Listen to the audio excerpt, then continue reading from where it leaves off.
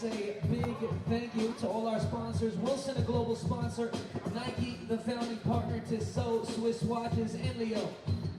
Chengdu, global center of all high-wave sports. Z-How Cultural, ThinkPad, Think Plus, San Knit, CDHT, SCBA, and Tian Fu Tong.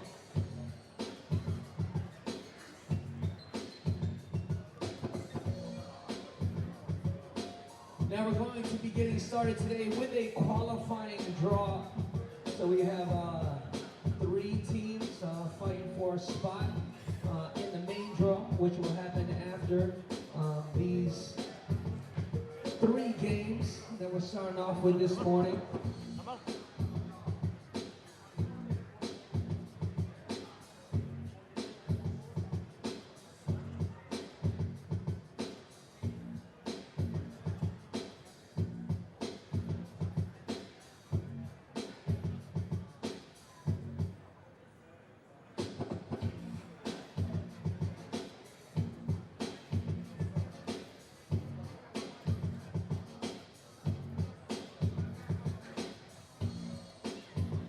And we also will be having our shootout competition qualifiers happening as well too this morning.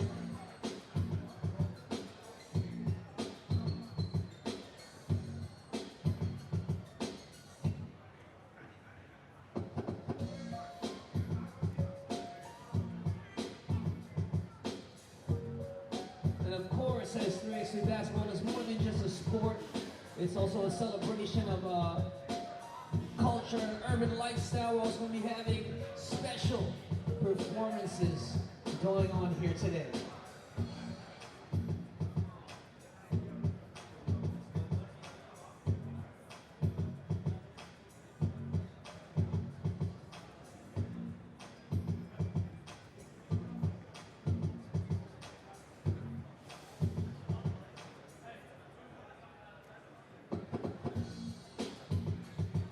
So teams here competing at the World Tour, first place will take home $30,000 US, second place $20,000 US, third place $12,000 US. So we are starting with the qualifying draw.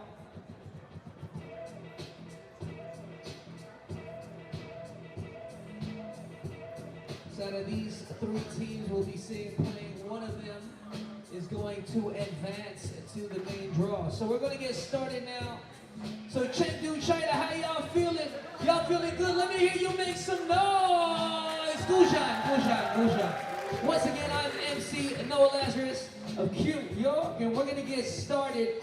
We're going to get straight to it.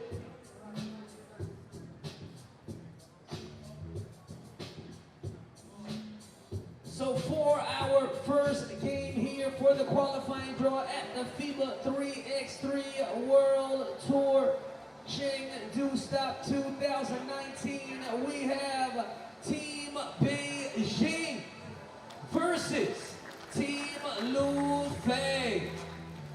Representing Team Beijing, number 3, Heidong Chen. Number 6, Heyonan Lee. Number 4, Yi Zhe. And number 5, Heng Yi Liu.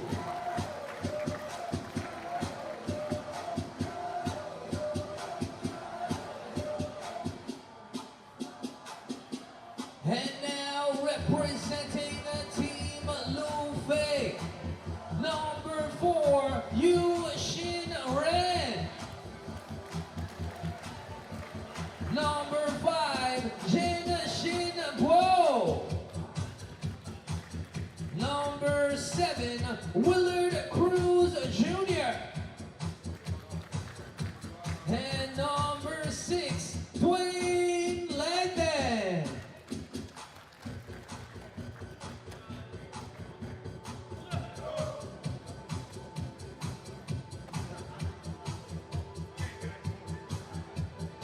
All right, qualifying draw. We're gonna have have 3 teams, 3 games, each team fighting for a spot in the main draw and a chance to take home $30,000 US for the first place prize. But of course, first place all the way to 5th place can take home some cash. And after this game, we will be having round 1 of the Shootout competition qualifier.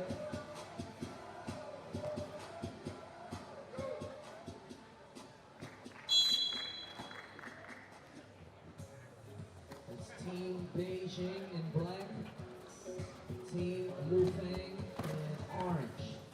Turnover. Crossover.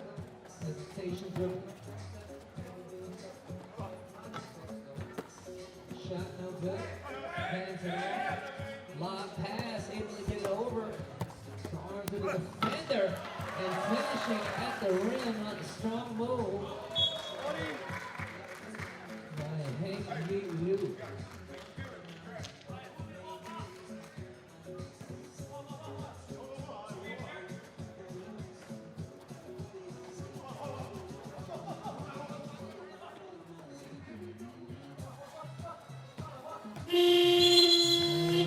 Shot clock violation.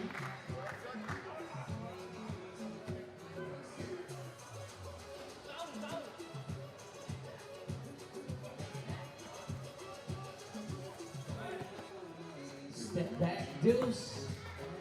Shot long. Offensive board. Resets. Kicks it to the corner. Shot short. Offensive rebound. Rolls off the front of the rim. And it's Team Lufeng ball. Reverse layup. And 1.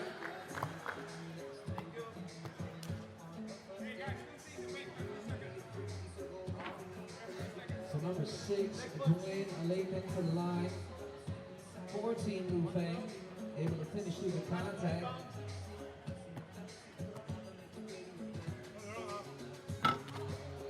Free throw short. Nice hustle play. Gets his own miss. Working the post. And a 3-second violation.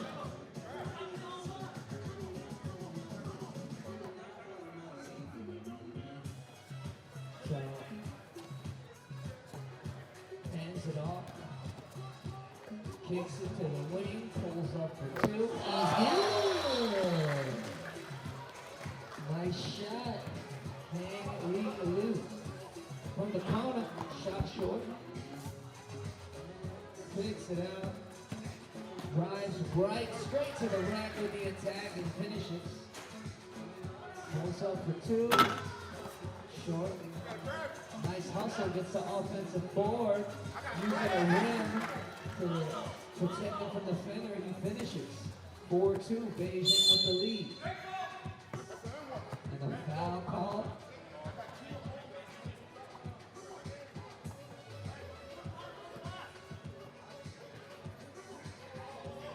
Team Lufeng ball. So Team Lufeng qualified for Chengdu to the CBA. Nice bucket down low, 4-3. Possession. Lufeng to the elbow. Goes up. Shot short. Out of bounds. Team Beijing ball. Both teams hailing from China. So Team Beijing, also the winners of the FIBA 3x3 2018 finals. Good.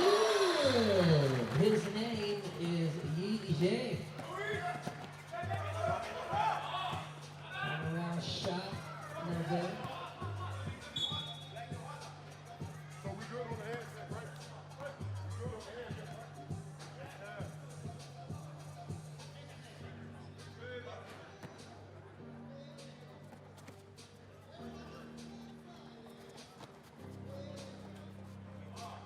up for Deuce. In and out. And California handle. And we had a foul on team Beijing.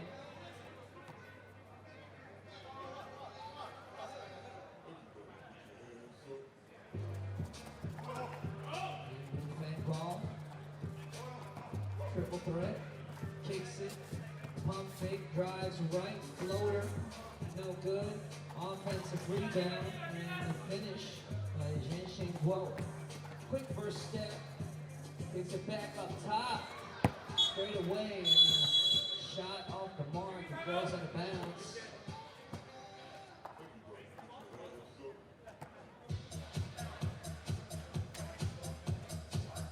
How you doing, Chengdu? Good morning. Clap your hands for me. Come on, Gagarin. Gagarin. We're getting the party started early here.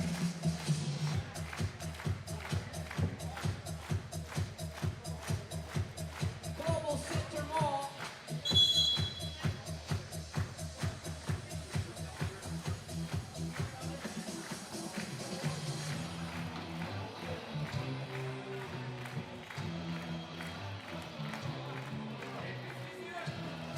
Oh yeah. FIBA 3x3 2019 Chengdu Masters.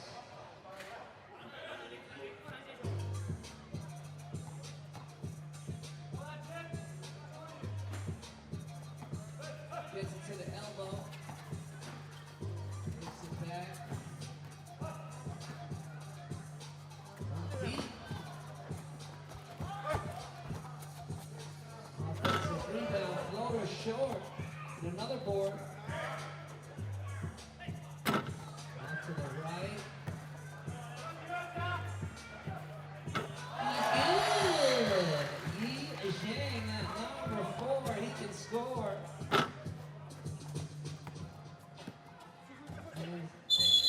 And out of bounds. As he stepped on the line.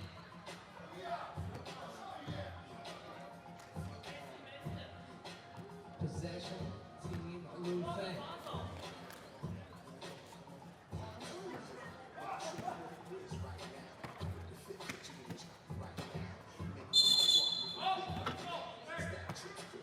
Foul call.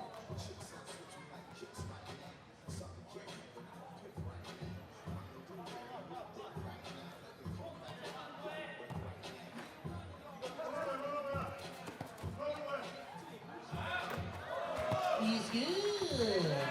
Pull up to Yushin Ren. Cause I can shoot too. Alley-oop. Oh, nice catch. A way to evade the defender. In and out.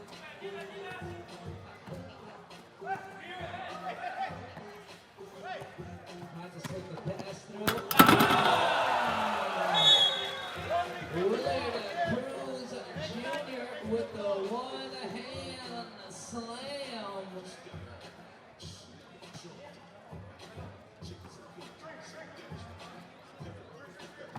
Oh, nice. Evasive maneuver. Fainting on the pick and scoring. He's good.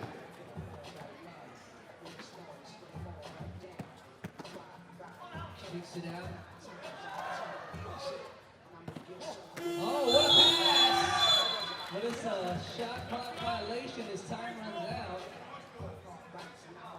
Now approaching the halfway mark. 5 minutes, 7 seconds.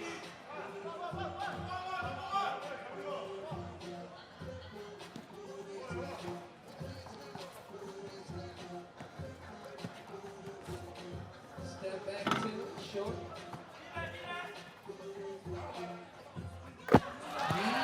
Bejing with the splash. We call it cash. Oh, got him off the fake and layup is good.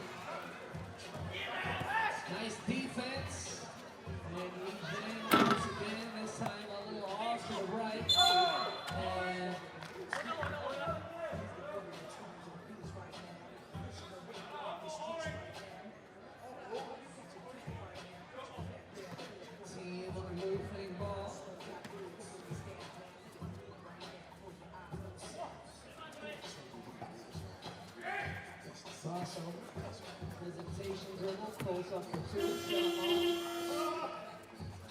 Nice pass, and a catch, and looks like you got a piece of it. And a quick ball movement. Score against the rim. For Team Beijing, leading by 5 against Team Lufeng.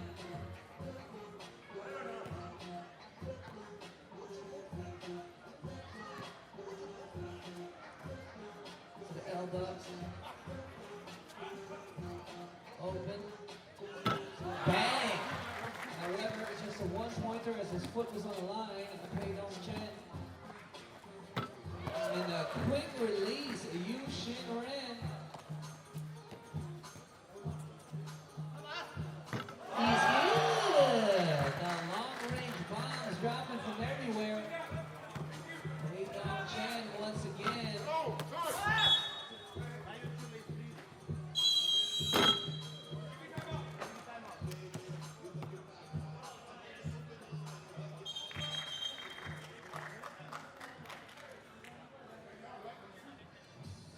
18-9 team. It looks like there's going to be a score correction actually. So, referee talking to the scorer's table, correcting the score.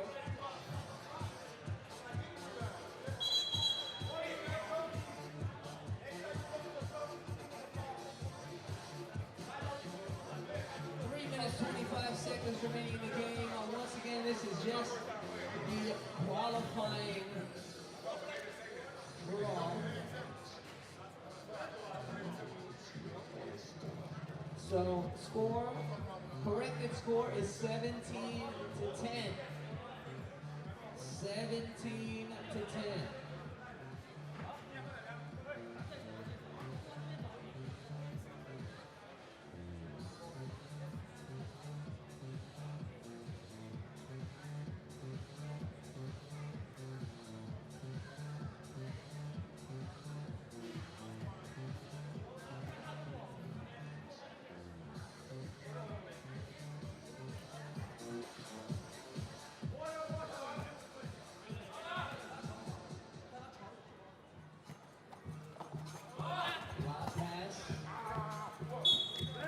But it goes on bounds and possession remains with Team Beijing.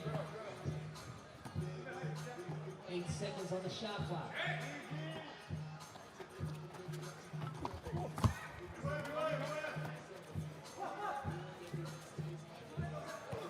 Dwayne Layton. Nice defense. Team Lufeng ball.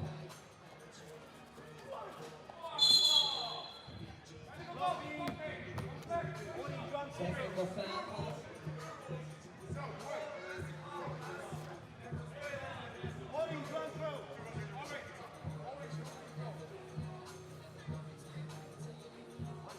Technical foul call.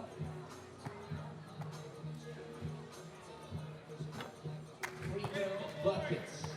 Dwayne Layton.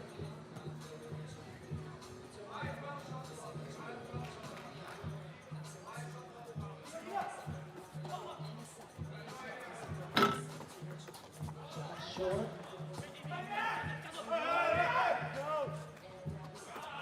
Turnover.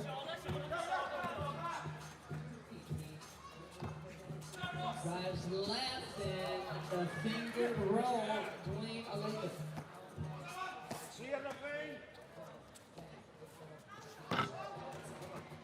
Offensive board. Easy to finish. Tailman lead.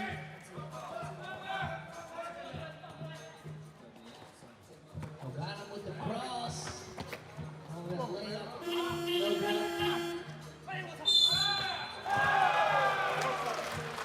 And one. So he can end the game here. They call him Bejing. Earning a trip to the free throw line.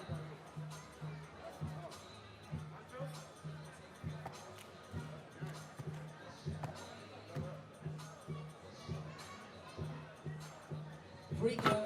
He's good. And Team Beijing wins against Team Lufeng. Final score 21-12.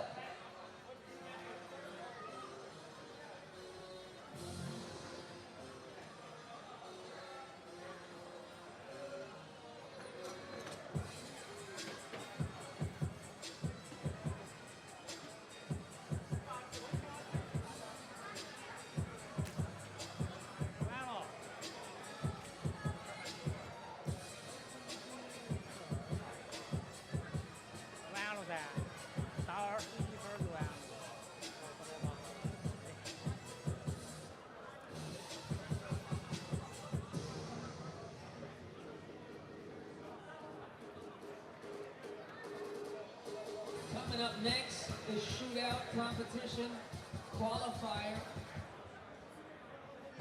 Round 1 of the Shootout competition qualifier.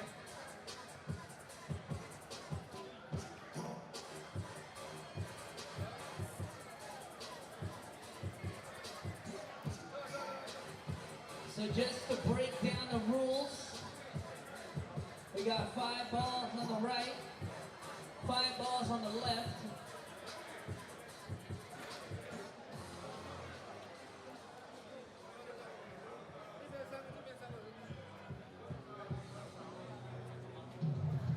So we'd like to call all the players now participating in the Shootout competition qualifier.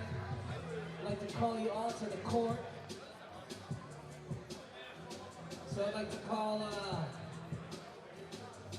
from Team Gagarin, Alexander Antonikovsky from Team Chengdu, Chiari Chen from Team Wst Melbourne, Peter Crawford from Team Ljubljana, Yasmin Herzegovats from Team Lufeng, Dwayne Liman from Team Novi Sad, Dejan Majstorovic, and from Team Riga, Norris Mieses.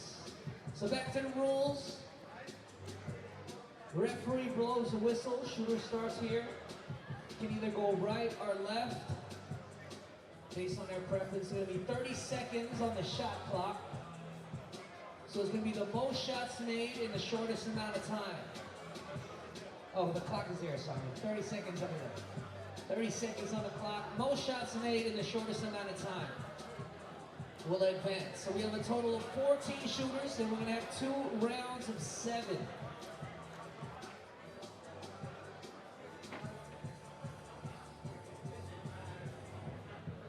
So if 2 players have the same amount of shots made, it's going to be the one with the faster time that will place higher. And we're going to get down to it here for the FIBA 3x3 World Tour 2019 Chengdu Shootout competition.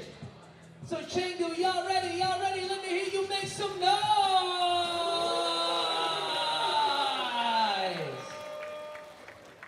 And let's get this thing going. So our first shooter, representing Team Gagarin.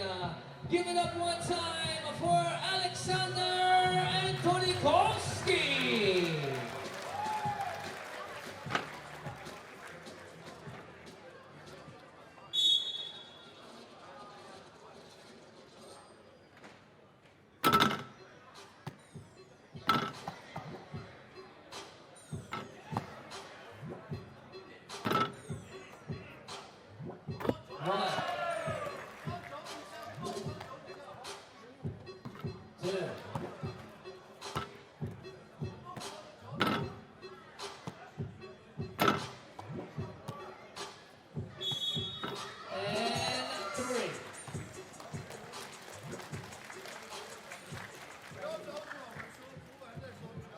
And our next shooter, representing Team Chengdu, Chiari Chen.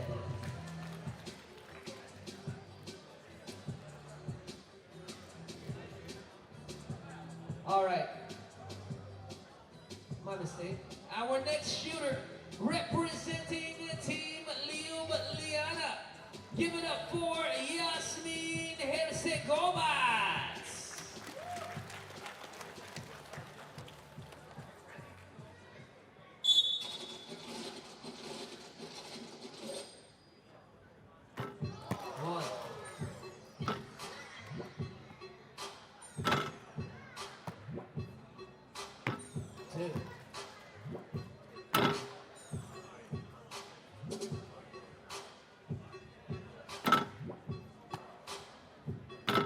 3, 4, and 5.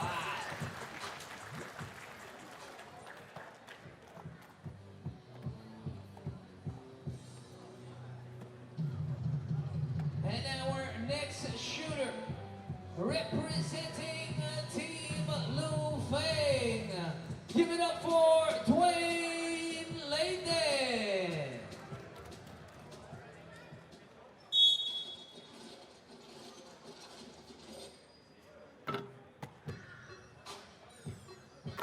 One,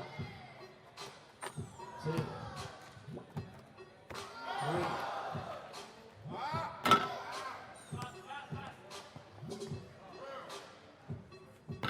4,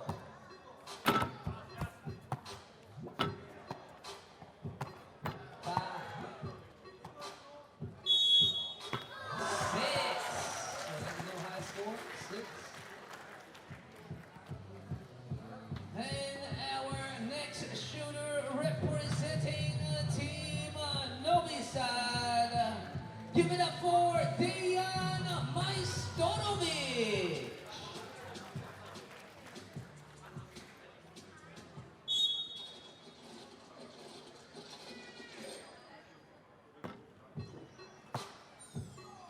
1, 2, 3, 4,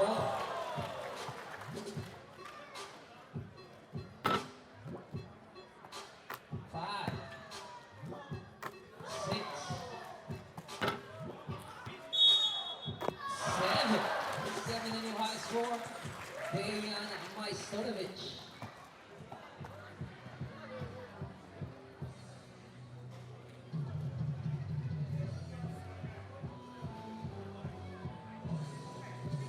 All right, and that concludes our round 1 of the shootout competition. Okay, all right. So, all right, and our final shooter representing Team Riga. Give it up for Norris Miezis.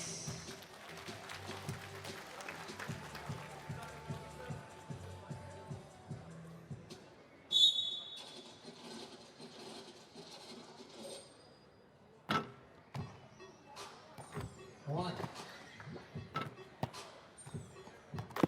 2,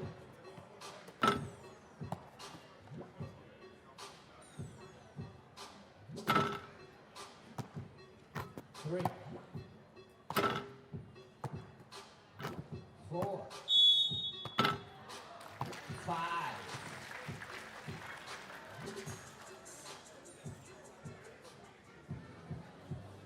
All right, and that concludes, now it concludes round 1 of the shootout competition qualifier.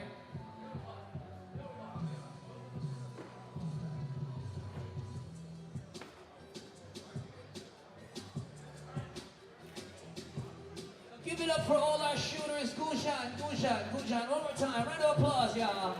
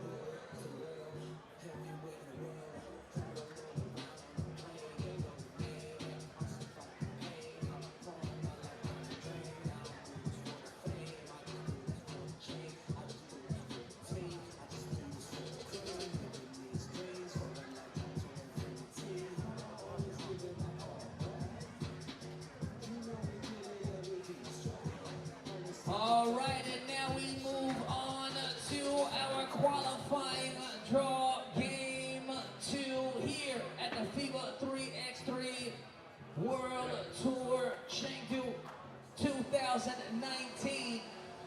And we have Team Diddy Pro versus Team Lufeng. Representing Team Diddy Pro, number 4, Andrei Kozemiakin. Number 3, Maxim Zakardayev. Number 5, Alexander Sizo. And number 6, Stanislav Timofeyenko.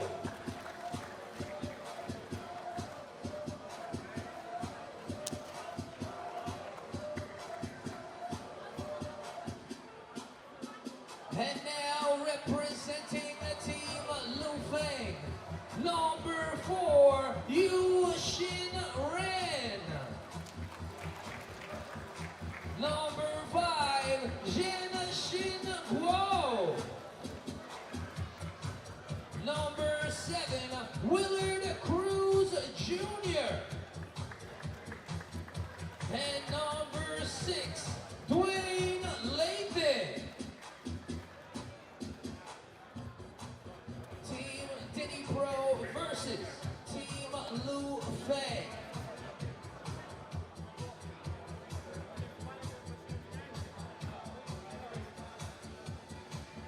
So once again, this is the qualifying draw. So the teams that you are seeing playing now are all fighting for a spot in the main draw.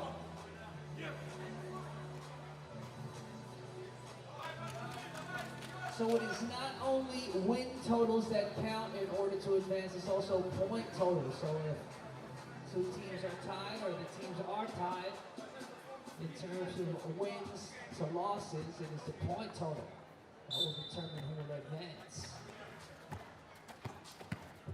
Team Lufeng ball down low. Nice defense.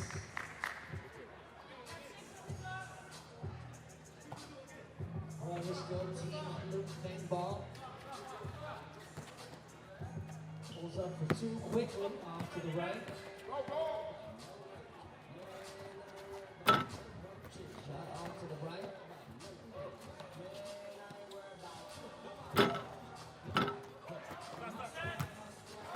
Nice defense. Number 2. He's good. Dwayne Lathan for the deuce.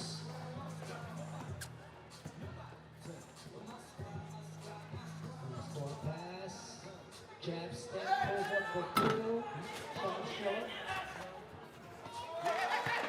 Easy hook shot. Stanislav Timofeyenko scores the line.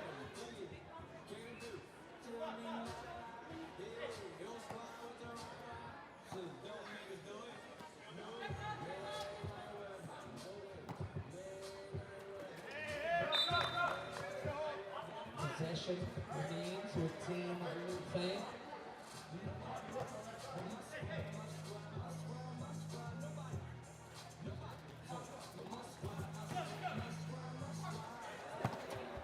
Trying to throw the overhead pass with a little miscommunication and the ball bounces out of bounds.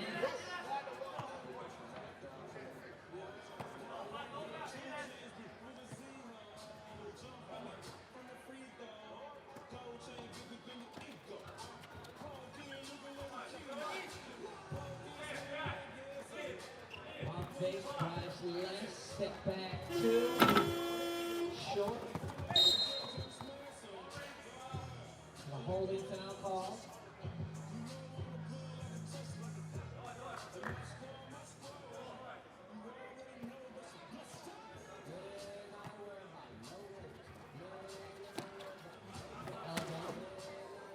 Power move, pull shot, strong. Nice pump fake, gets the defender to go by and a deuce. Alexander Sizo. Gets his own miss and easy buckets for Lathan with the hustle play. Is good. Alexander Caesar.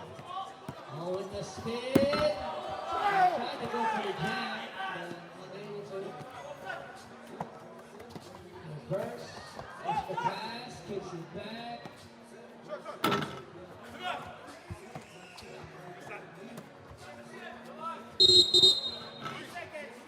3-second violation call. Possession to team Lufeng.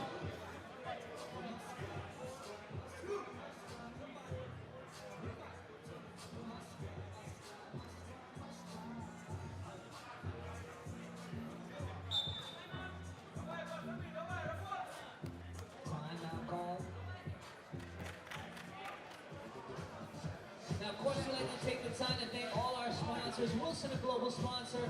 Nike, the founding partner. Tissot Swiss Watches, the official timekeeper. NBL. Skelby Sports. Chengdu, Global Center Mall. Highway Sports. See How Cultural. ThinkPad Plus. Sandman. CDHT. CDVA. SCDA, and Tiana Food Tom. And also a reminder, please follow FIBA 3x3 on all social media.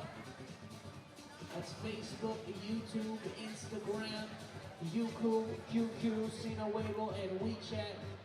A big shout out to Tom Montgomery, the Voice 3x3. You can hear him online doing all the play-by-plays, and be sure to follow him as well at the Voice 3x3.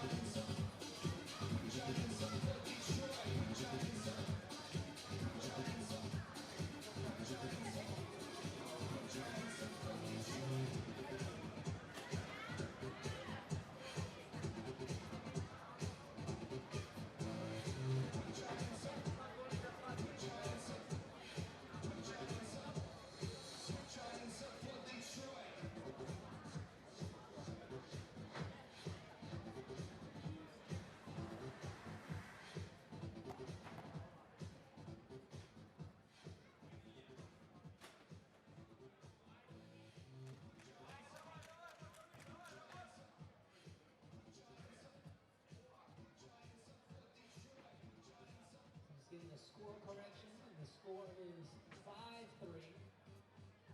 Team Dnipro with a 2-point lead over Team Lufeng. 7 minutes, 52 seconds remaining in the game.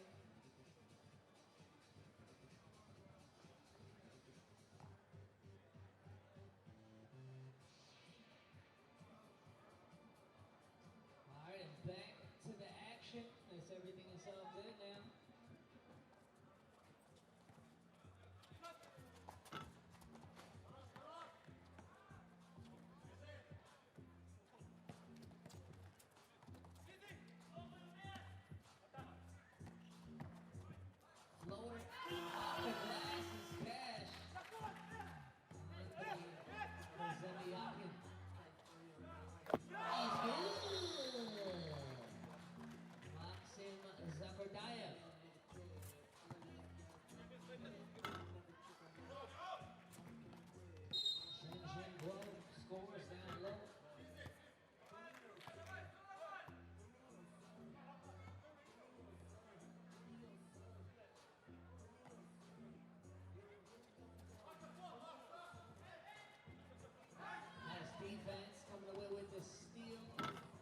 With the drive and a little baby hook shot. Liman scores and a deuce. Yushin Ren.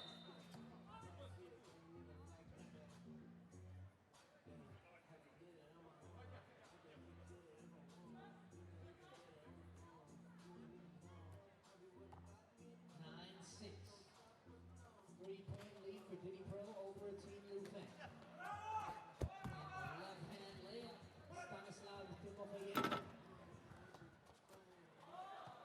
Nice interception.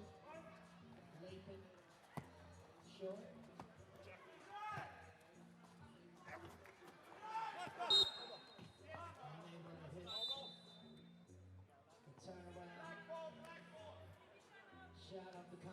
possession will be with Lufeng.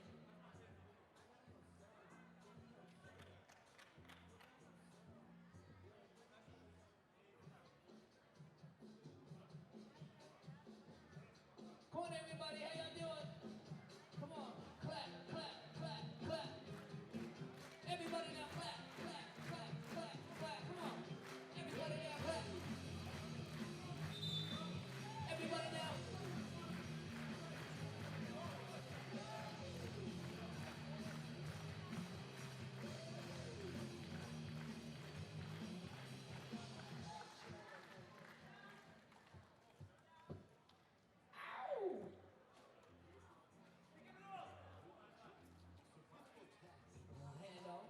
Fake jab step.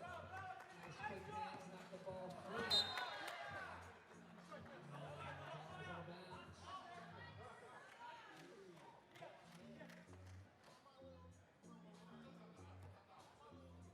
Diddy Pro ball. What's up for two? No good. Foul call as he tried to clean it up.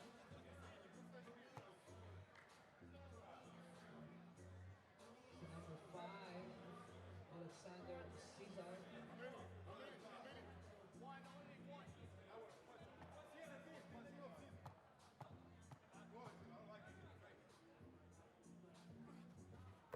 Free throw, win. Miscommunication, the ball goes out of bounds.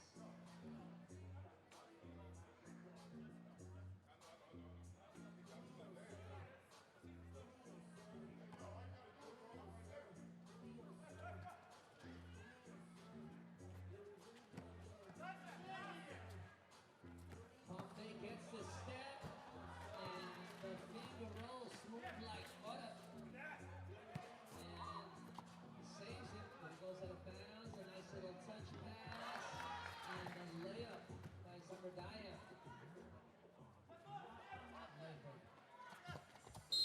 And a foul as he had a lane to the basket. 7-point lead for Diddy Pro over Team Lufeng.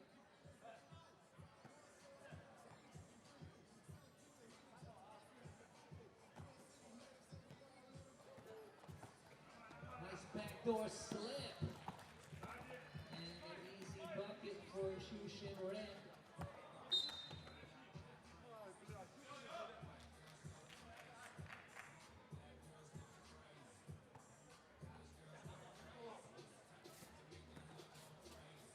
Pulls up, quick release, shot at the back of the rim.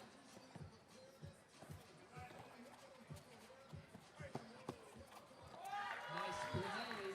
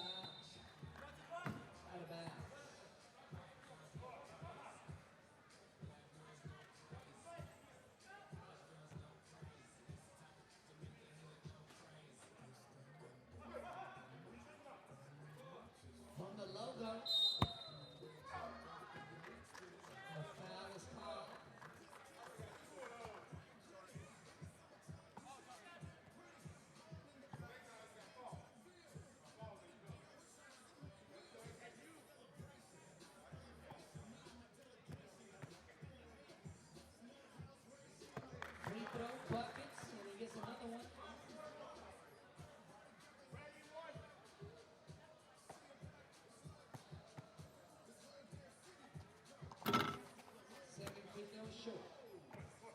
Rebound, Cruz.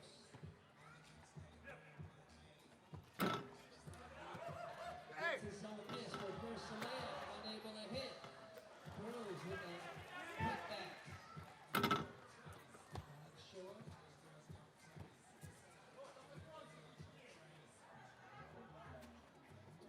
High pass down low to Cruz. Easy buckets in the post. Turnover, back to the corner. Nathan for two, off the mark. Nice pass. Unable to hit the little teardrop. Crossover. Bang! Willard Cruz Jr. with the bang. If I dunk the ball and it goes into my body. It's a TV timeout.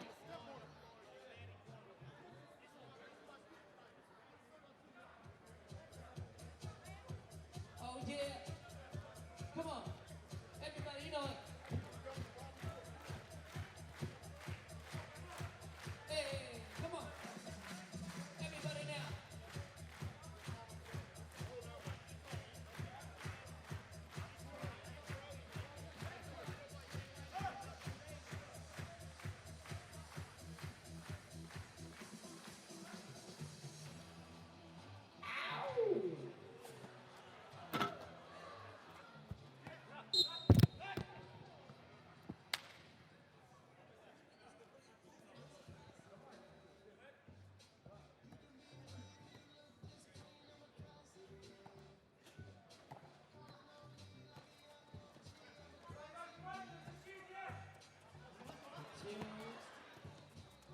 Nice save. And still out of bounds.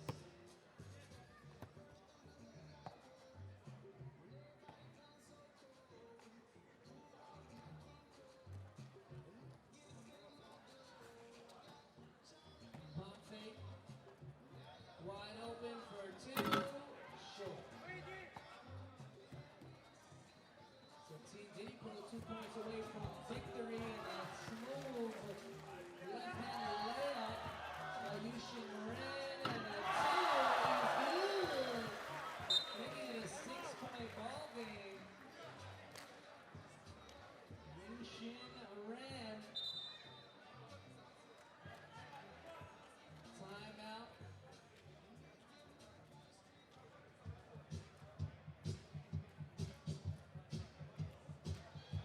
Let's go, come on. Clap. Your hands. Clap. Your hands. Ow. We got MC Chang in the house now.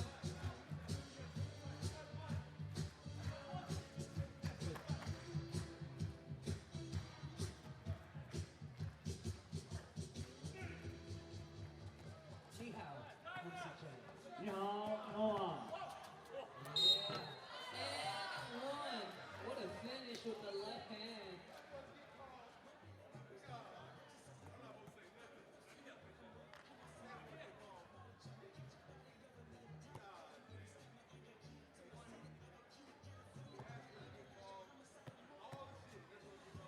And the free throw is good. And Team Diddy Pro wins against Team Lufeng.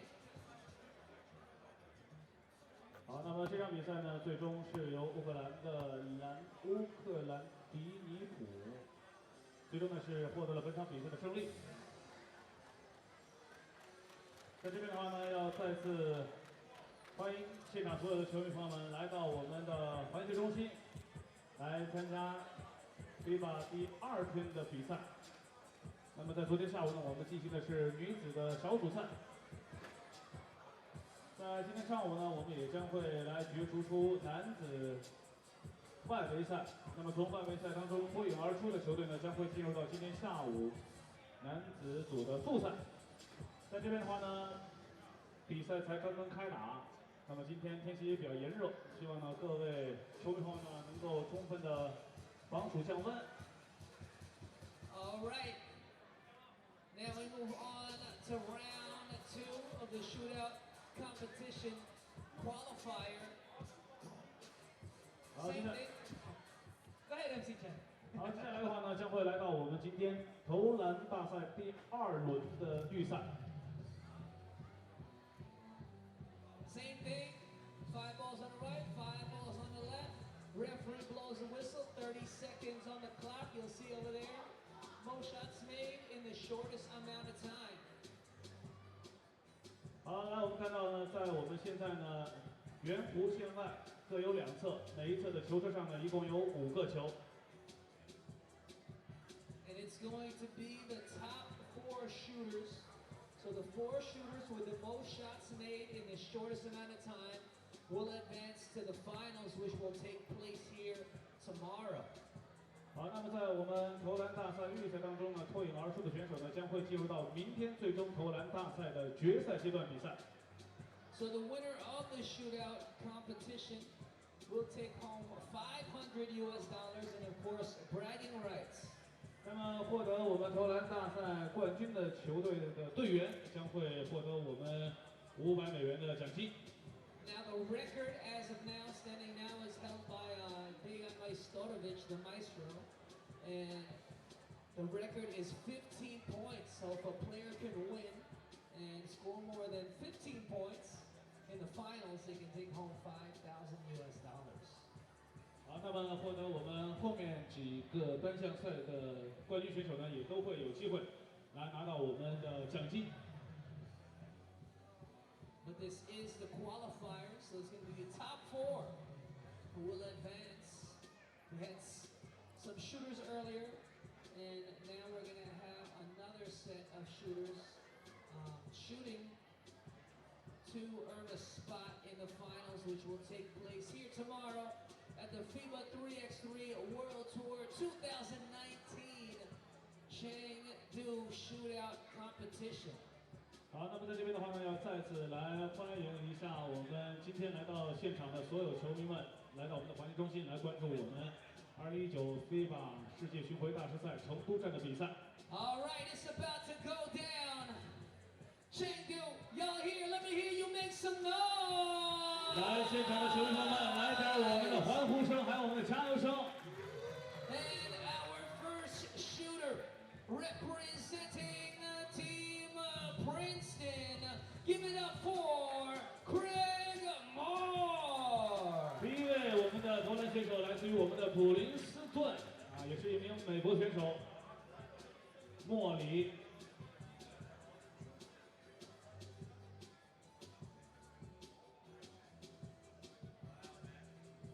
Fixing the racks, making sure everything's in order. Thank you, thank you. Here we go. 1.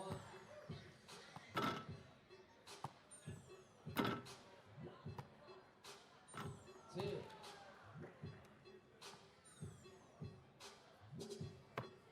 3. 3分、 4. 4分、 5. 5分。 And 6. 一共是拿到了6分，非常稳定。 And our next shooter, representing Team Auckland. Give it up for Carl Neuer. 好，来看一下我们的第2位选手，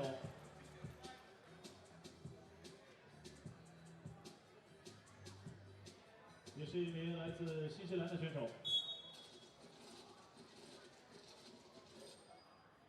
看一下他的第一个点位的尝试。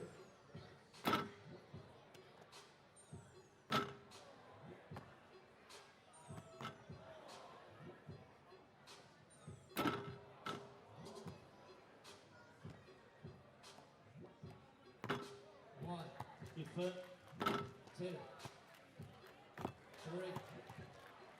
3分、 4, 4分、 and 5分，5球全中，这个表现差异还是比较大。 5.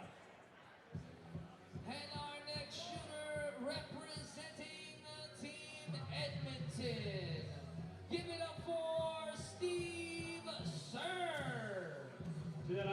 自埃德蒙顿队的球员 Sir。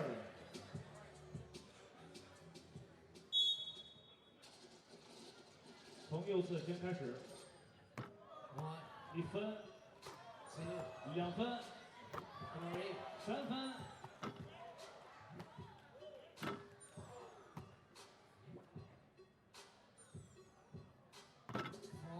4分。5分。6分。7分。非常不错。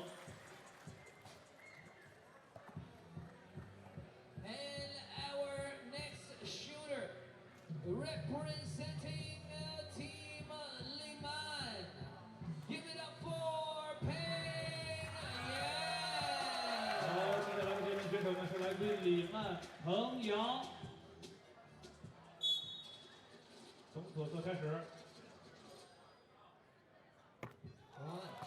1分。2分。3分。4分。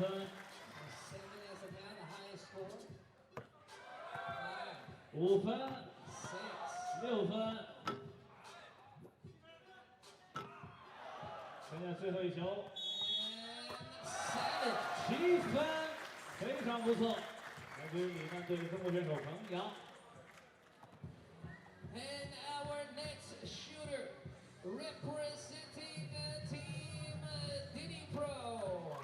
Give it up for Maxim Zucker-Dial.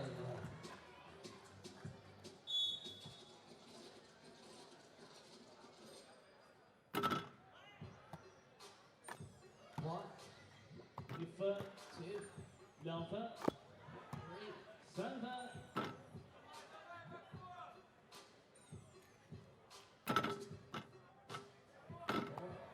4分。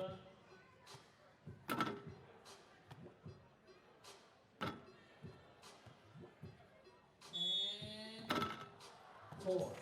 最终是拿到了4分。 And our next shooter representing Team Beijing. Give it up for Yi Zheng. 接下来是来自于北京队的郑毅。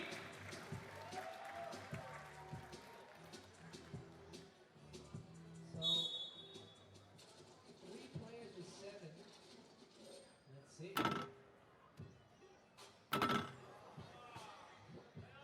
1, 1分。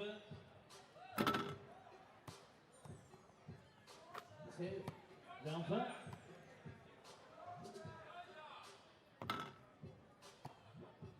3, 3分。 4, 4分。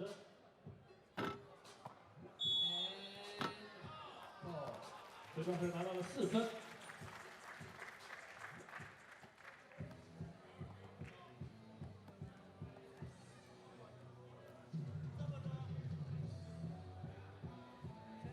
And that wraps up our round 2 of the FIBA 3x3 World Tour 2019 Shootout Competition. 好，那在我们第2轮的投篮比赛资格赛结束之后的话呢，将会稍微的等待一下，来迎来我们今天上午的第3场比赛。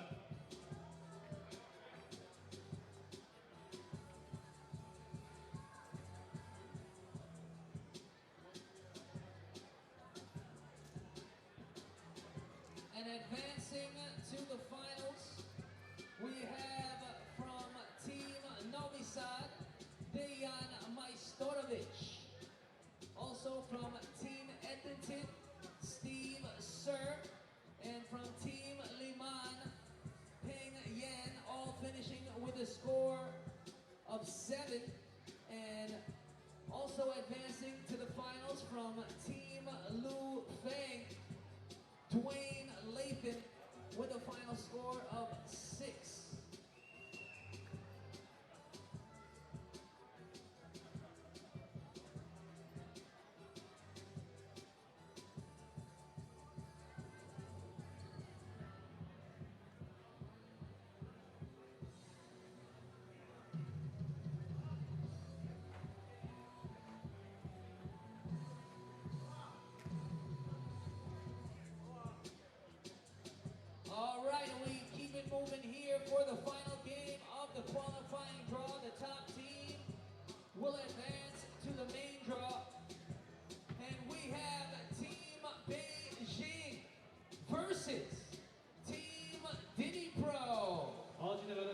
赛对阵的两边球队分别是来自于中国的北京队以及我们的乌克兰迪尼普队。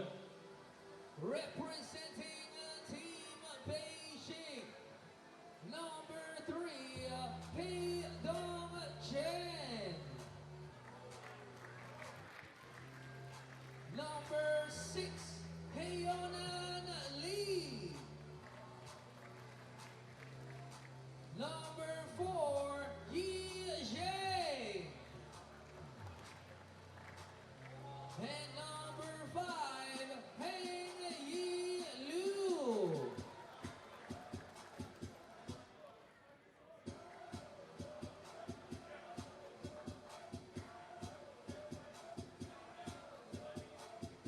And now representing Team Diddy Pro, number 4, Andriy Kozemiakin. Number 3, Maxim Zakardaev. Number 5, Alexander Cizo. And number 6, Stanislav Timofeyenko. Team Beijing versus Team Diddy Pro. 好，接下来的比赛呢是北京队对阵迪尼普洛。那今天上午呢，我们看到的呢是男子组别的外围赛。那从上午的比赛呢，打进我们下午复赛的球队的话呢，让我们拭目以待。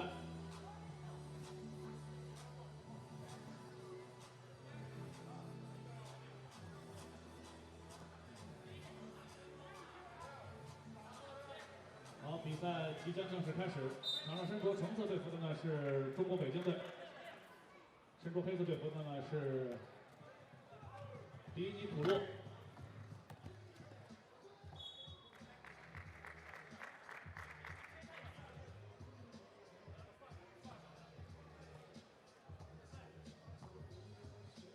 球权交替，高位挡拆，左侧前沿突破，吹罚了中国队的防守犯规。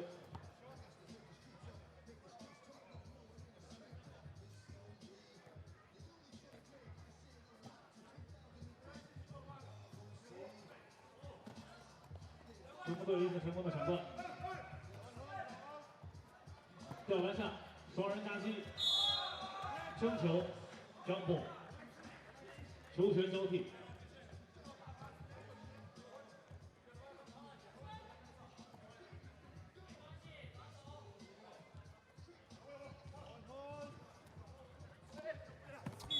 球传大了，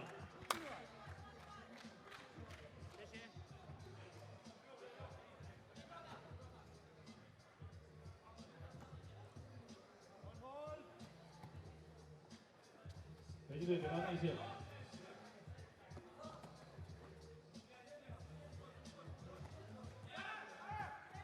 注意进攻时间。这样的话呢，是迪尼普洛队一次成功的防守，防成了一次12秒。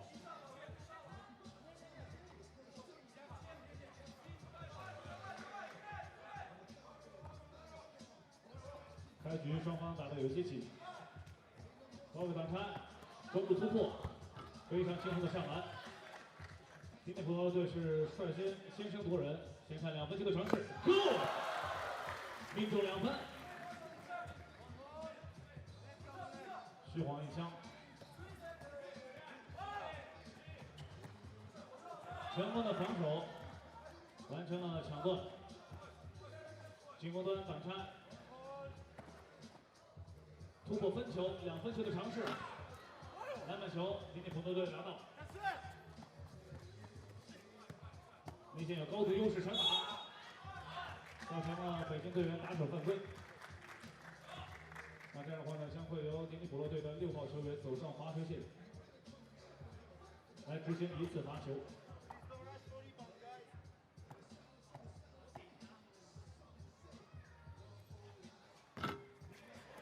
篮板球被北京队拿到。下顺罗队的防守非常有针对性。距离这次进攻时间还剩下了5秒。注意进攻时间，长突转身，难度很大。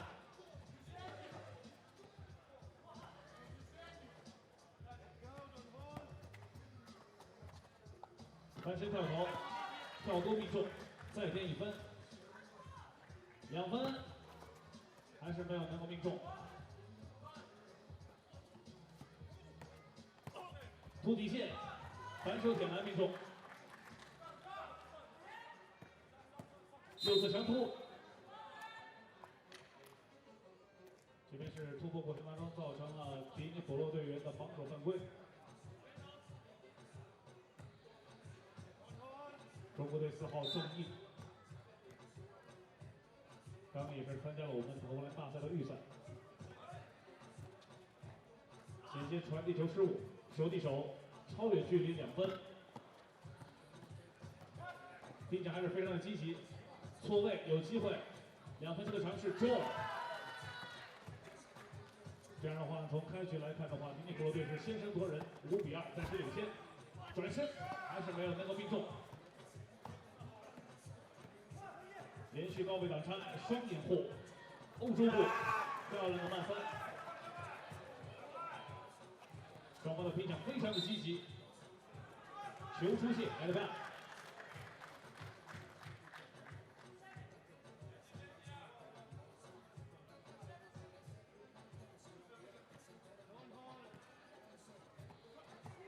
中路强突，急转身左手，还是没有能够命中。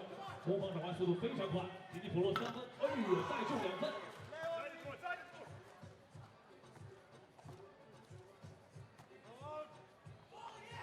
球到内线，轻了一点儿，球权还在，注意进攻时间。又是一次成功的防守反击，迪尼普洛队再拿1分，比分已经是来到了9比2。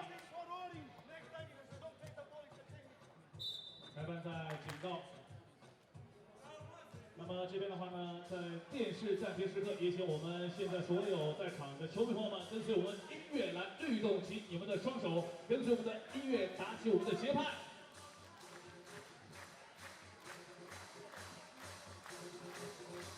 对，这里是成都，这里是非常非常燃的 FIBA 3对3。今天呢，室外的天气也是非常的炎热，但是我相信这并不会减少你们对于篮球的热情。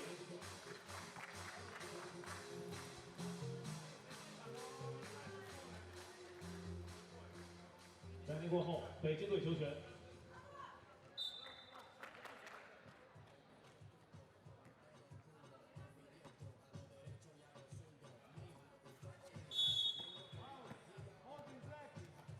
防守犯规。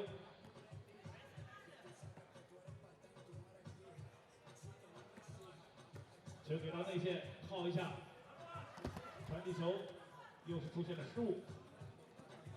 男子组别的对抗非常的激烈，进攻犯规。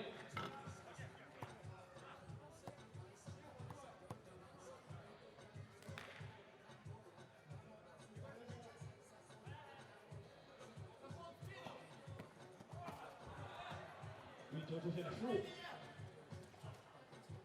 掩护质量非常高，外线出机会，投短了一点，篮板球的争夺又被迪尼普洛队拿到，轻松的过跳。挤住了防守队员，擦板命中，比分在逐渐被拉开。北京队的队员要一起加油，来，让我们给我们的北京球员们来加油！北京队，北京队，北京队！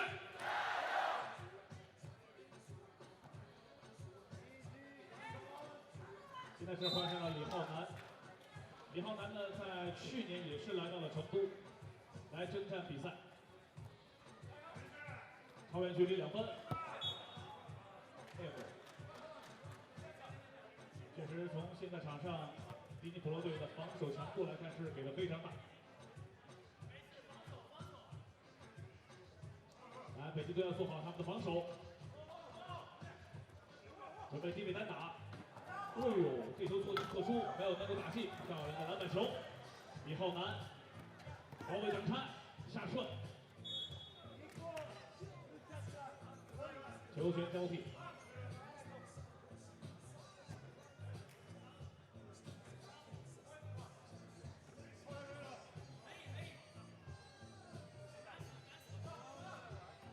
高位挡拆，抢走2分，4分4抢，补充1分。2分球的尝试，篮板球，嚯！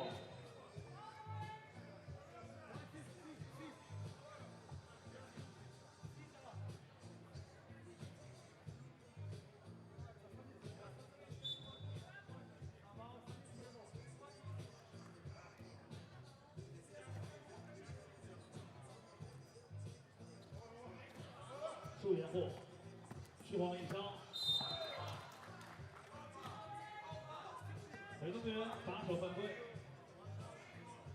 这样的话呢，将会送吉尼普罗队的6号走上罚球线。目前呢，两边的犯规次数呢，累计都是来到了4次。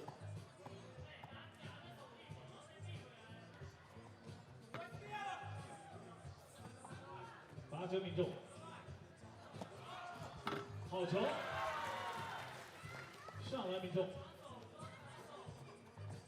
打进打出，抛投短了。篮板球的结果漂亮，吉尼普罗队确实非常的敏捷。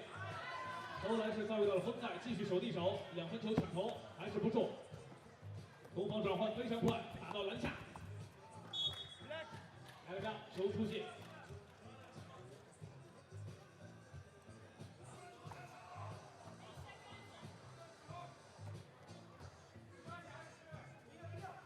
反掩护，接球又是2分。篮板球啊，北京队需要非常强有力的篮板球回应。李浩南，中路突破，抛投，命中，来自于4号郑毅，非常漂亮的突破。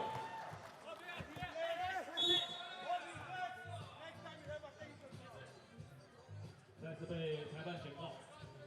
那么在3对3的比赛当中的话呢，球一旦是进框之后，那么需要由守方队员就地在篮筐下方进行开球。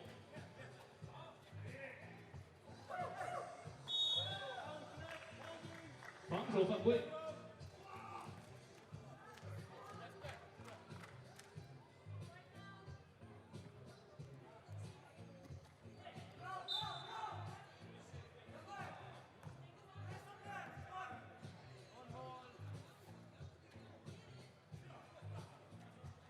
好球，球出界，非常遗憾。刚才是一次非常聪明的跑位，但是呢，传递球的时候出现了一些失误。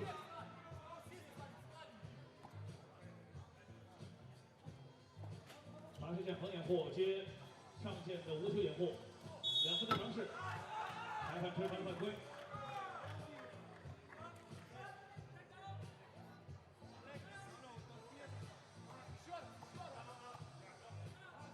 那这样的话呢，目前两边犯规次数累计同样都是5次。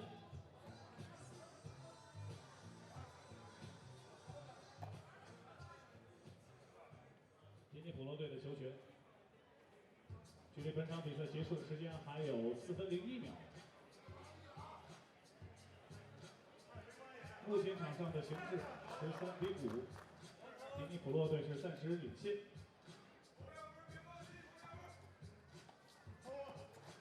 横掩护兜出来，直接吊篮下，哇哦！准备完成一次空中接力。好球，看一下有没有漂亮的下顺，经典的 pick and roll。防突破，防成篮板球的挣脱，再来看一下，篮板球又是被吉尼普罗队拿到。这场比赛确实北京队丢了太多的篮板球。运球出现了失误，球又回到了篮下，非常灵活的转身，翻身跳投再中1分。中毅持球，高位挡拆，抢投2分，中！关键时刻非常需要这样脾气的2分球的命中，8比15。看一下这边有没有机会，球掉内线，打到篮下，背转，好球，漂亮的脚步 ，nice move。看来打到现在为止，北京队是渐入佳境。哎呦，漂亮！身体失去重心的情况下将球命中，传球再次出现了失误，又被迪尼普罗队在篮下拿到了机会。第2次警告迪尼普罗队，那这样的话呢，是被裁判吹罚了技术犯规 ，taking foul。比赛再次来到了暂停时刻，来现场的观众们，让我们再次为北京队的兄弟们来加油，双手跟随我们音乐的节奏，律动起来。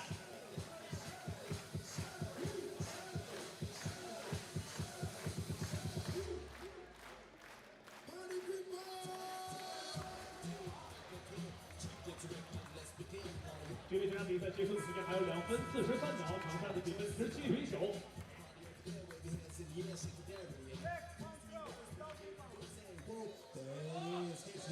好，那么这样的话呢，将会率先由迪尼普罗队的队员来执行技术犯规后的罚球。罚球不中，北京队球权。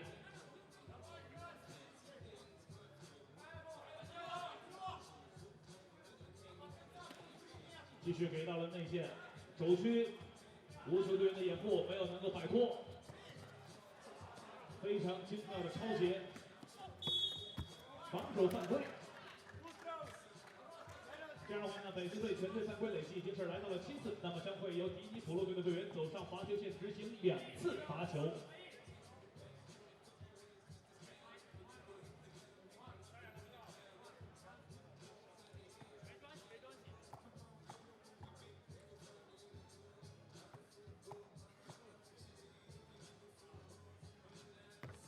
1罚命中，18分。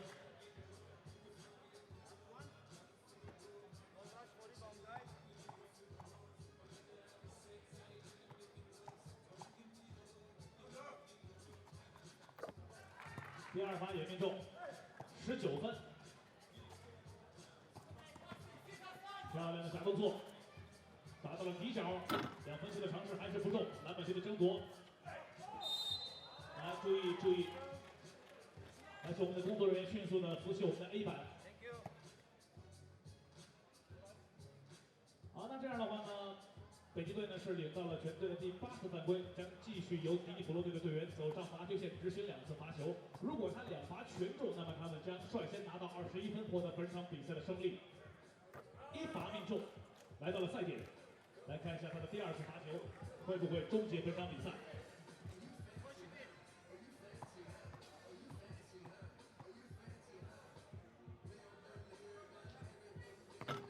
2罚全中，那么这样的话呢，迪尼普罗队是依靠罚球获得了本场比赛的胜利。北京队的兄弟们呢打得也是非常的努力，来，让我们把掌声送给2边的队员好吗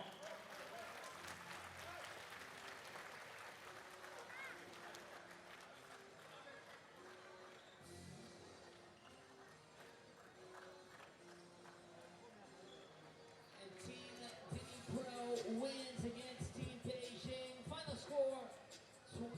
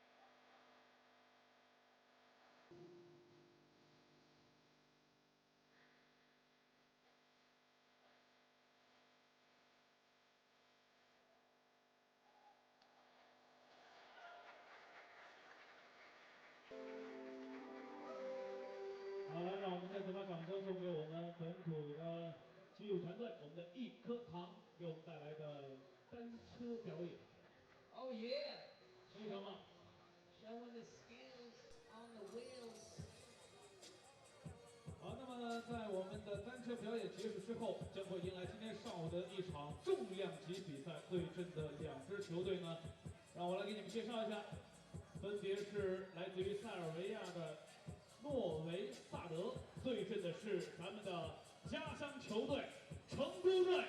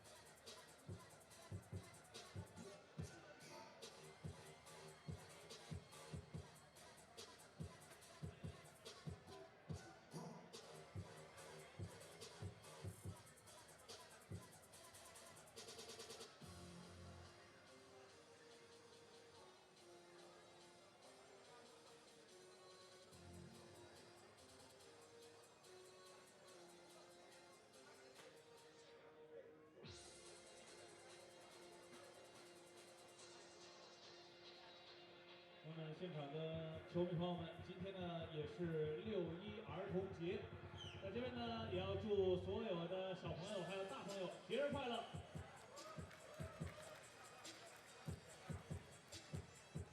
这边呢也要温馨的提醒一下，带小朋友的家长们呢，在看球的过程当中呢，一定要照顾好自己的小朋友。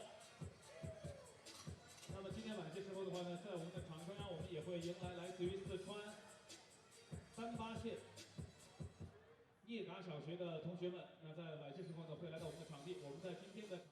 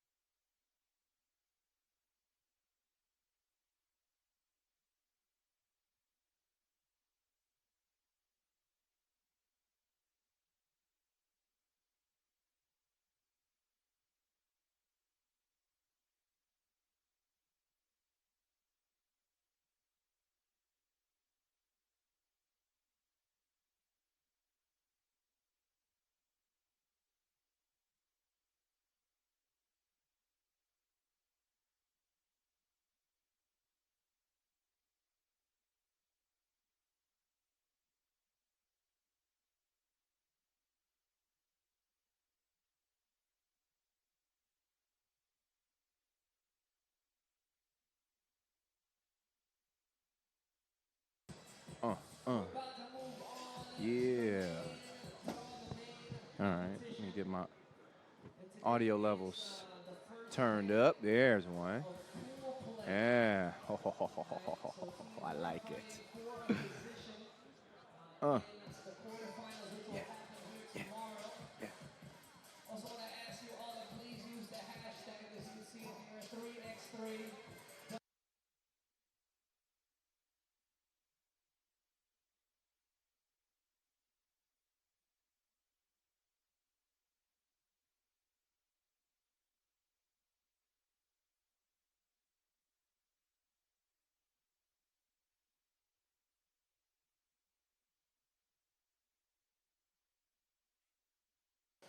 从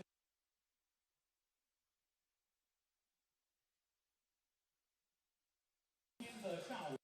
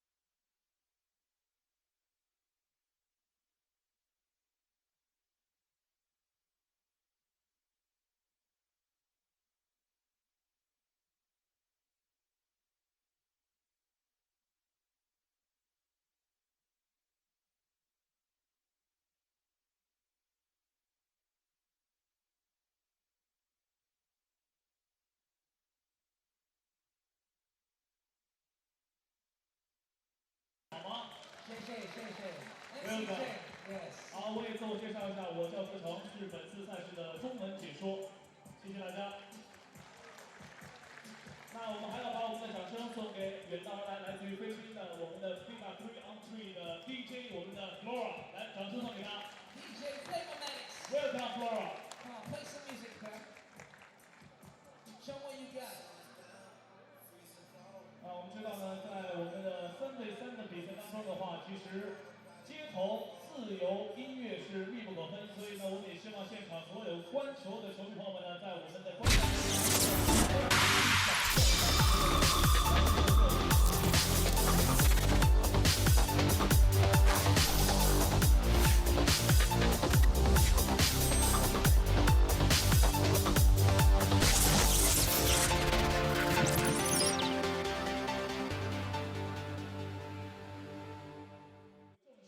Oh yeah, the FIBA 3x3 World Tour is back in full effect, this time from Chengdu, China for our second Masters of season number 8. 12 teams from around the world with one goal, that is to be the last team standing after 19 games and 2 days of action. Getting to the top of the hill though, that's gonna be more difficult than Chinese arithmetic. The field is crazy loaded and they'll all be gunning for $30,000, that's the grand prize. Kyle Montgomery, AKA The Voice, back in your ear, calling the action from start to finish. Let me tell you, we got a diverse group of teams here in Chengdu, y'all. Squads from all over the globe, as I said, Oceania, Canada, Russia, Serbia, America, and of course, Asia. As always, we'll have 4 pools made up of 3 teams. Top 2 from each group advance to tomorrow's quarterfinals and compete for, of course, the Masters title. We only got 1 Masters winner thus far. That will be Riga Ghetto. They're looking to go back-to-back. You'll see them featured in Pool C, but yeah, you check out our groups here, and I mentioned some of the best teams from around the globe. Novi Sad, of course, your reigning World Tour final champs. They come in looking a little bit different. No Dushan Bullet, but they still headline Pool A. They do appear less threatening to some without Dushan, although I'm sure Dejan Majsorovic, fresh off an MVP at the Novi Sad Challenger, would disagree. They're matched up with a very dangerous Edmonton team that has proven they can go toe-to-toe with Novi Sad. They beat them in the Beijing Challenger pool phase. You also got local favorites Chengdu in the group as well. It's going to be a tough road for them to hold. And Pool B will have another Serbian powerhouse, Liman, who are still without Stefan Stojicic, recovering from an ankle injury. They'll contend with 2-time World Tour final winners Ljubljana and Auckland. That Auckland team fills the same 4-man squad that repped in the Asia Cup just last week. Pool C, that's one to keep an eye on. Might feature the game of the day. Definitely has potential to be the game of the day. Riga Ghetto and Gagarin. Riga fresh off that win in Doha, their first Masters win. And Gagarin, obviously a Russian powerhouse. They got a couple of heated encounters under their belt already. Melbourne stateside, don't sleep on them. And then finally, Pool D. A couple of the top dogs, so to speak, with Amsterdam, also Princeton. Amsterdam runners-up at the Kunshan Challenger.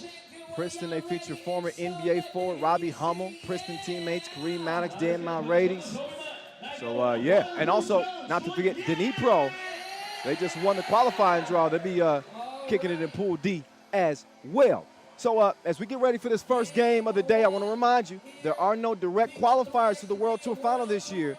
Our 12 teams competing will cap the year at the Wst final. It'll be comprised of the 12 teams that lead in tour points regardless of numbers of wins. Obviously, Masters wins give you the most amount of points, tour points, but it kind of does not reward the one-hit wonders, so to speak, over the more consistent teams with more presence on the tour. So let's see who follows Riga Ghetto. Well, let's see if Riga Ghetto can win again here. It all starts right now. Dejan Majsorovic, the bullseye firmly on his back. He has been showing out so far here in 2019. And longtime teammate, Marco Zero, Sub-Zero, the defensive specialist, knockdown shooter from the corner. And Marco Savage, I think the most unsung hero on this Novi Sad team, really. He does not get nearly enough credit. And there are whispers that he might be the best dude on the squad. And last but not least, half man, half monster, Tomasz Ivosev, who was originally from Hungary, but started with Novi Sad way back when, 2012, and has made his return the previous couple of years. Got an MVP under his belt. Man, he's ready. We ready. Question is Chengdu ready? Whew, it is going to be very interesting, so to speak. And I'm not underestimating them, but we're talking about the top overall seed, Novi Sad, 3-time World Tour final winners. They got 18 Masters wins, okay? So just letting you know what Chengdu is up against, but here they come out. Filip Kalujarovic, Heltian Wang, Xiaoru Chen, and Yi Gu. So they got the wild card as the host. They come in seated number 10. They have competed in a couple of challenges, finished 6th in the Wuxi Challengers and 11th at the Nanjing Challenger. So again, we'll get a first look at them on the Pro Tour here. They do have a local tie with Filip Kalujarovic. He's originally from Novi Sad, so he's very familiar with Novi Sad's body of work, and now he's gonna get a chance to get up close and personal with the top dogs. I didn't mention the money.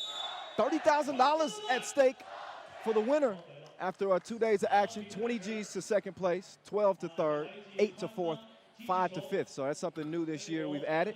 Top 5 finishers will all get paid. That doesn't pay off the first possession for Chengdu. Novi Sad on the attack. Again, playing without superstar Dusan Bullet. Sub-Zero went for the steal. He doesn't get anything. Nice rebound here underneath.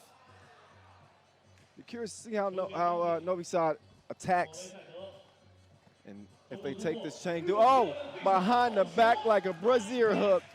The big man got sauce too. I'll talk about how much of a brute he is. But how about Ivosev showing the vision? Novi Sad out front, 1-0.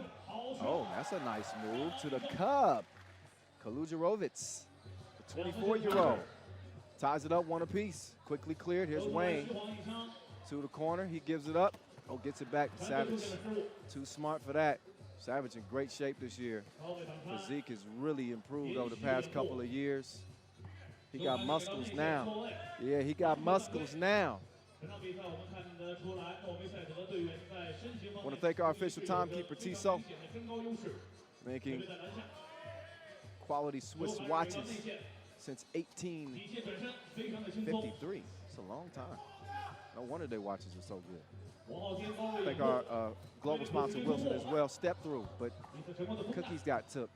Ivosev hands it off, dumps down. Oh, and a beautiful pass, Savage. Dissecting the defense. And another one. This ain't fair. Ivosev misses. And Maestro coming off that MVP at his own challenger, Novi Sad challenger. Shout out. I hear that thing was just absolutely bananas as they won their inaugural challenger in their own backyard. Novi Sad trying to start things off on a good foot here. First day of action for the men. We saw the FIBA 3x3 Women's Series. First ever open up action yesterday. They'll be wrapping up today. We'll crown a champion once the men are finished. And guess what? You're going to have to listen to me all day long. Buckle up. That means you too, Bogdan. All day long, I'm in your ear. Sub-Zero. Cruising. Straight to the cup, 5-2, Novi Sad. That's a strong move there. But Gu couldn't get it to go. Couple of fouls apiece.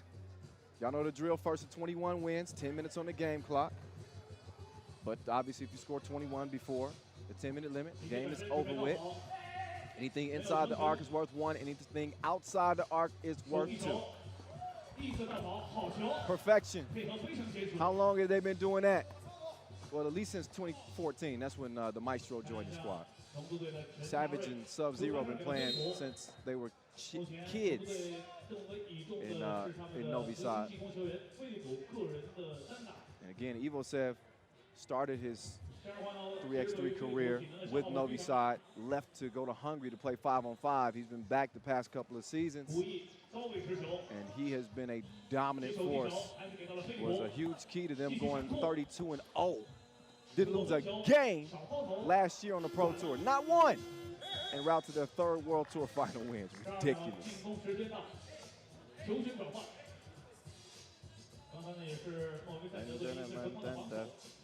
It's the lyrical dancer. Shout out DJ Flavor Maddox too. Q York, he and Noah Lazarus keeping us entertained, or I guess you could say accenting what we're seeing on the court, the music. It's a nice feed. Sub-Zero's in trouble. Hard to handle that big body down low.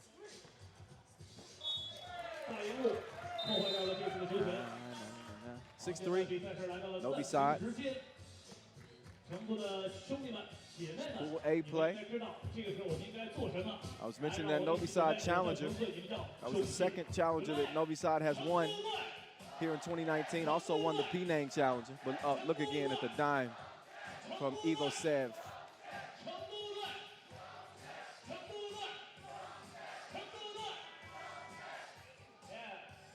And Dejan Majstorovic, he is the man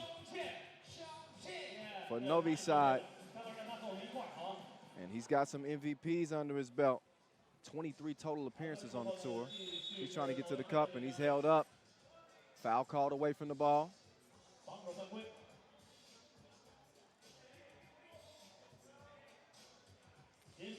And there's Ivosev, misses, but he stays with it.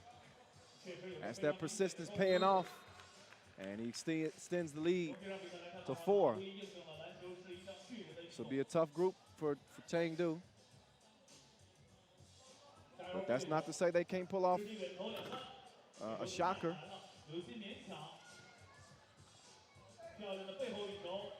But I think most would consider Novi Sad and Edmonton the two heavy favorites to come out of this group. More motivation for Chengdu to maybe shock some people. We'll see. Splash ball. Kalujarovic getting it done, makes it a 3-point game. Now, how do you contain that man? Put him behind bars. I think that's the only hope. Easy crib right there. Chen gets in. Now Ivosev, he only needed one hand for this. 10-6, step back 2, no. Ivosev, give me the rock. Maestro jab step, run up, get done up. I'll tell you, Maestro's been on a tear. Dude scored 57 points in the Penang Challenger. 57 points. He averaged 11 a game. Any case, Maestro gets it back. He's on a little scoring tangent in this one too, as Novi Sad leads it 13-6, 7-point cushion. And Maestro whistle for the foul. That's number 4 on Novi Sad.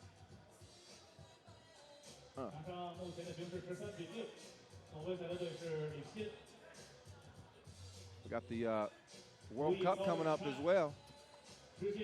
Oh, this month, as Savage stepped up only to get splashed in the face. It's like a morning wake-up call. Sub-Zero. He's hot. 15-8. That's a good strong move there. Goo is goo.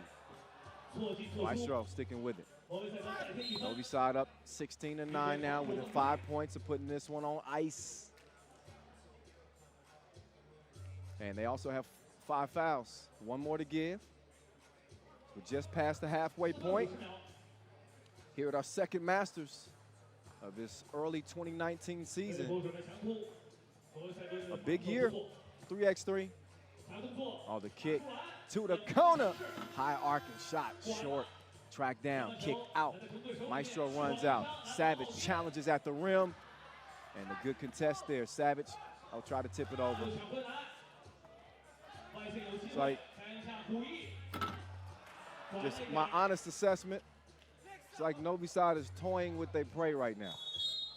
You ever seen a cat just kind of slapping the mouse around a little bit and letting the mouse run, and then when they want to pounce again, they do it. That's kind of what this reminds me of.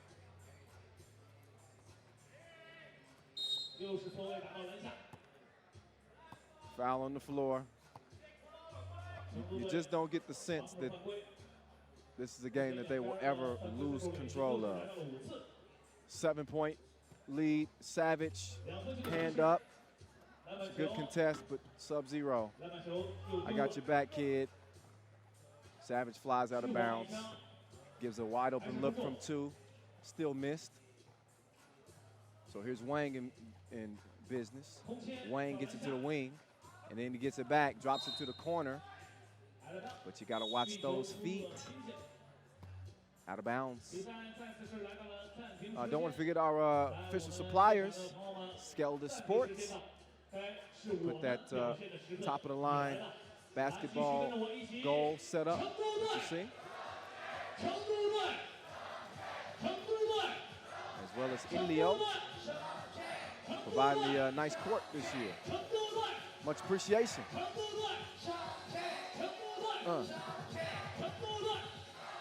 Chengdu, popular destination for 3x3. The U18 World Cup here. A couple of years ago, Chengdu Masters, I believe this is the 3rd edition. I'm going off memory. Remember in 2017, Team Piran won it here. Last year was Team Liman. And yeah, third edition. Correct me if I'm wrong. There's Ivosev at the stripe, the big man smash. I call him Frankenstein. Kick out, open sesame. Oh, Tedero, his pass is stolen. But an 18-11 comfortable lead for Novi Sad. Ivosev got a hand up. And Zedero comes down with the rebound. Feeds it down low. The big man was hungry. He's prevented from getting the bucket, but only because of a foul. That's 7 now on Chengdu. A couple of free throws will follow now for Tamash Ivosev. Ivosev hit the game winner in the final against New York Harlem at the Novi Sad Challenger. He was swamped on the court. He misses the first free throw, though.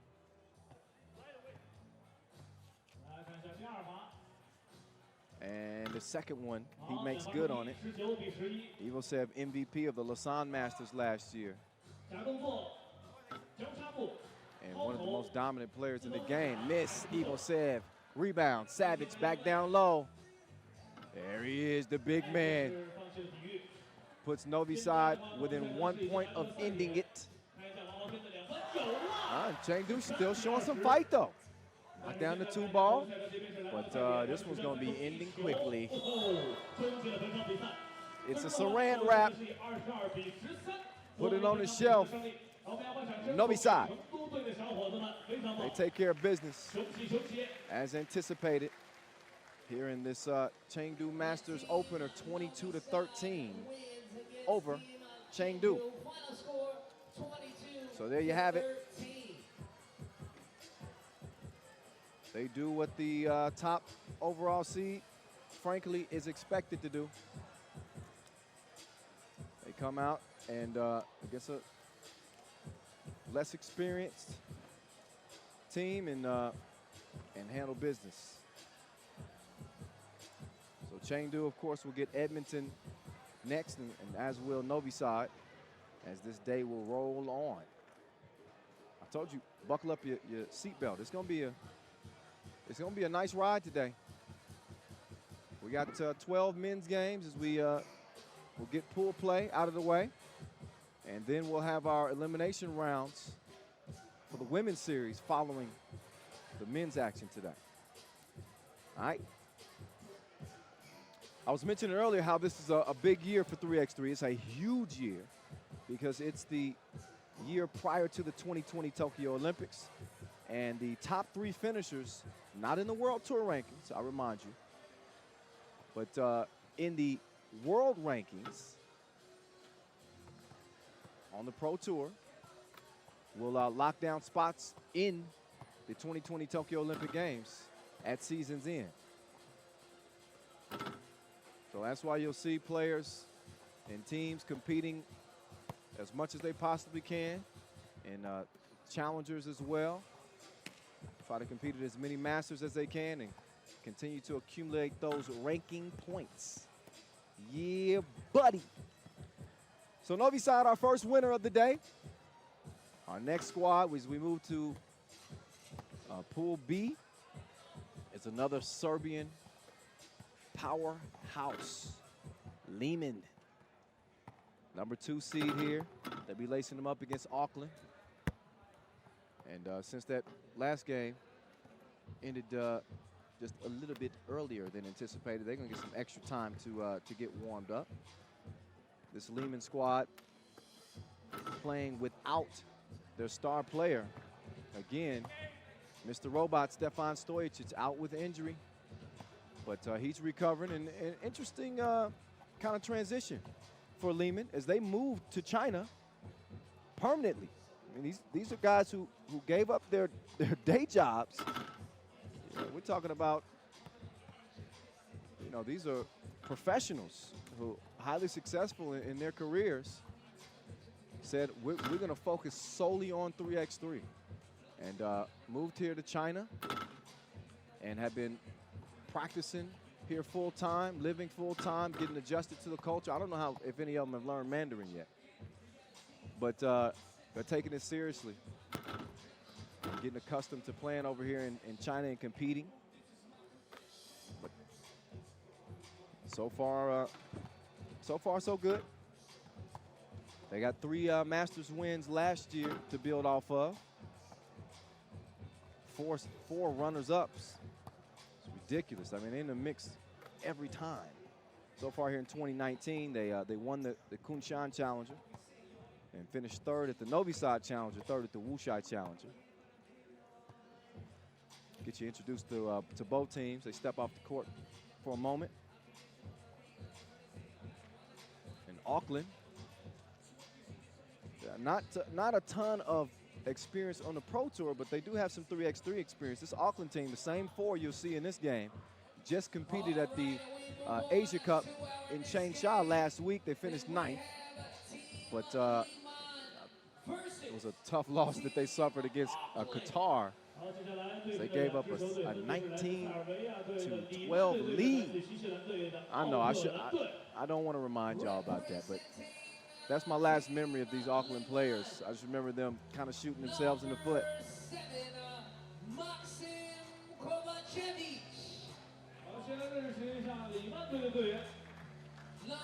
So here's Maxim Kovacevic. He's taking the court. Mihailo Vasic as well.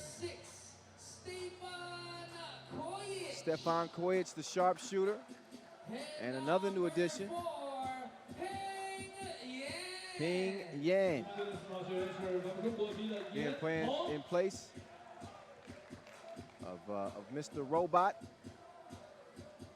as well as Alexander Ratkov.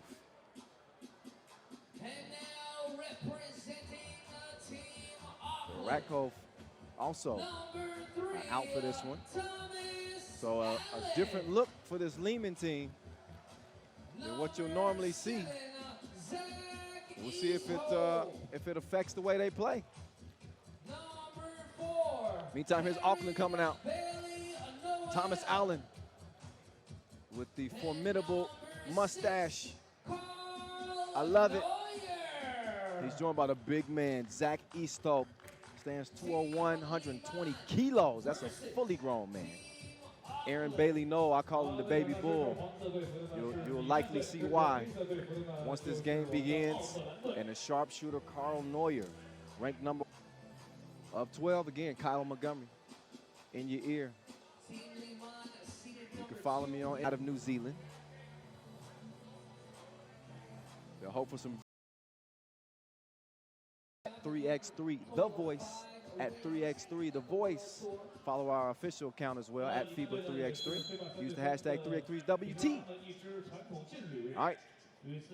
They still got their most dominant big, Mihalia Vasic. He is virtually uncontainable. It's going to be fun to watch him and Aaron Bailey Noel do battle. Kojic, there you go, to Vasic. He hands it off, Kojic. Quick trigger on the two-piece, missed it. But Kovacevic is there to recover it, and he puts it up and in. Kovacevic making his third appearance. He's replacing Stojicic. He made his World Tour debut last year at the Chengdu Masters, believe it or not.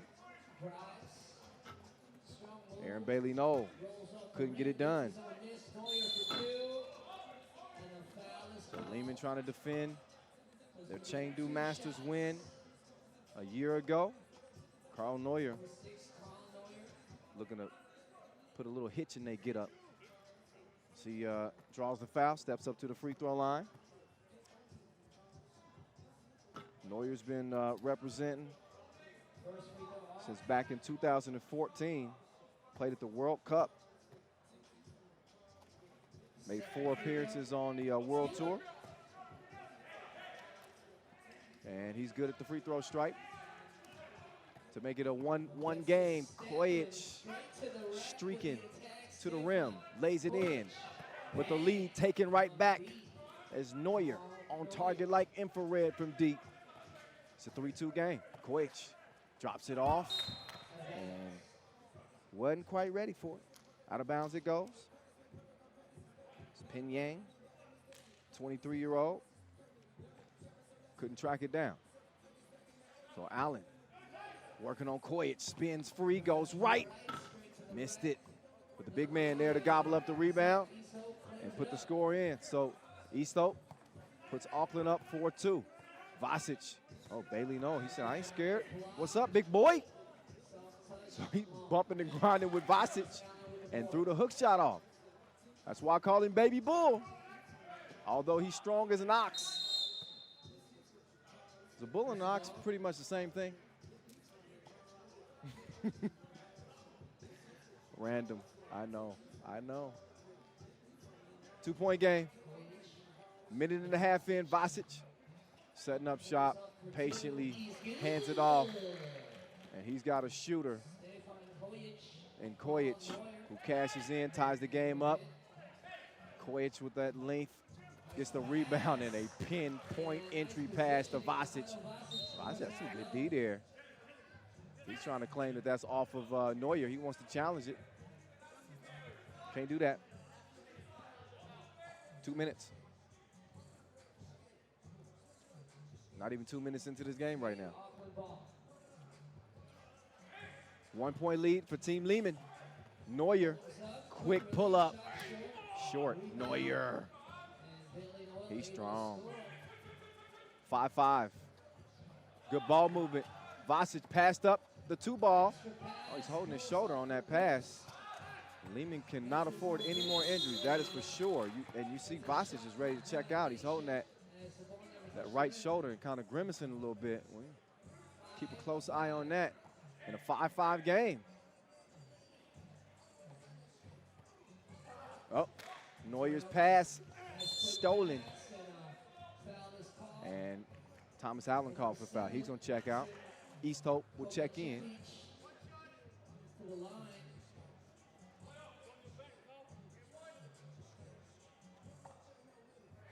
So that puts Maxim Kovacevic on the line, and he makes it count.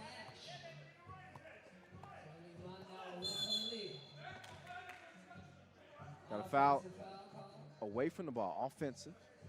Foul number 3 on Auckland. Skitty. Kojic looking for another 2-ball. He's fouled on that attempt. Eastlope didn't give him any room to come down. Also might have had a little contact on that elbow as well. Got to respect the shooters. Kojic is one of the best, no doubt. Matter of fact, 2016, Kojic was crowned King of the Rock World Champion in the Red Bull King of the Rock tournament in Belgrade. Top scorer of the Kunshan Challenger. Finished ninth on the scoring list on the tour last year as well. So there's his rundown as Aaron Bailey-Knoll on a beeline straight to the rim. He scoops it in, and it's a 7-6 game. And Auckland racking up the fouls now. They're up to 5. We still got 7.5 minutes to play. Under that, and they only got one more to give. And you know, Team Liman's not going to give him any slack. They're going to put the pressure on them. They were trying to run the screen and roll, and they got whistled for the offensive foul. We've seen that become a more commonly called foul as our referees are really tightening up on that pick and roll offense. Oh, Bailey-Knoll, hoop and the harm. That man is stronger than no deodorant. He's not the biggest body you're going to see out there, but don't let that fool you. Big things come in small packages. And not that he's tiny. He stands 193, 105 kilos. It's just weight room. Genetics. Makes the free throw, 8-7. 7 minutes left in the game. Competitive thus far. Liman being put to the test by this Auckland team. They got a chance, especially if Carl Neuer heats up. He caps him from distance, makes it a 3-point game, but Vasic answers right back. One possession ball game. You know they're gonna be looking for Neuer again, or Bailey-Knoll. He misses the hook underneath. Vasic all day long. Cashed it in. Now Neuer showing off the ball handling ability. He elevates on Kojic. Missed it off the rim. Vasic clears it. What a pass. A risky pass, but a skillful passer in Maxim. As Liman takes a 1-point advantage. Kojic open all day long. But he couldn't knock down the 2-ball. So now he's going to play a little defense. Got a hand on that, knocked it out of bounds. He's going to leave Auckland with 8 seconds left on the shot clock. But they won't get to business until they come back from a TV timeout. 1-point game. 6:08 on the clock. See the boy, the big boys banging off screen a little bit there. Neuer ain't afraid to mix it up a little bit. Not Neuer, excuse me, Aaron Bailey-Knoll. And we've seen that sharp shooting from Kojic that we have grown accustomed to seeing over the years. Pool B game 1. Auckland trying to shock the reigning Chengdu Masters champs.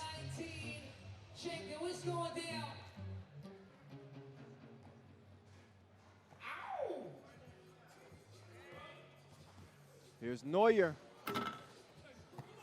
That one he couldn't find the target on. That Liman's gonna let that go out of bounds. Take over the rock, top of the key. Stefan Kojic. Gives it up, gets it back, steps behind the screen, gotta look. So he had the range, but no service. Bailey-Knoll, Kovacevic wouldn't let him go nowhere, put him on punishment. But punished him a little bit too much. Whistle for the foul in the process. Oh, another nice pass. Bailey-Knoll, an underrated part of his game. Oh, him and Vasic. It's getting dirty down there. Well, oh, Kovacevic swish. We call him Kovacevic swish. He keeps shooting like that. 13-11. Ref Ed is going to get them together. Bailey-Knoll and Vasic, these are two physical players. They're doing a little bit more than bro hugging down there. So they're going to keep him in line. That's because you got two dudes who are completely unwilling to give up any ground. I love it. Quick catch and shoot Allen, short. Vasic is going to take him down low. Oh, don't do him like that. Pulled the Houdini on him. Now you see him, now you don't. 14-11.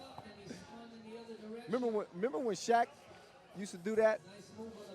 As soon as he would feel the contact, and people were so used to him just using that strength, he just hits you with that little finesse spin. Beautiful move. That was last possession, though. This is this possession, and that one goes out of bounds. 14-11, 5:07, 5 fouls apiece. Appreciate you guys for watching the live stream. We got fans from everywhere watching. Shout out New Zealand. Shout out Serbia. Vasic, he got out of the paint smartly. He almost got whistled for 3 seconds. Kojic got a little cute on the pass. They got 3 seconds to get it up. They got to fire it. Maxim does just that, and he fires a blank off the 10.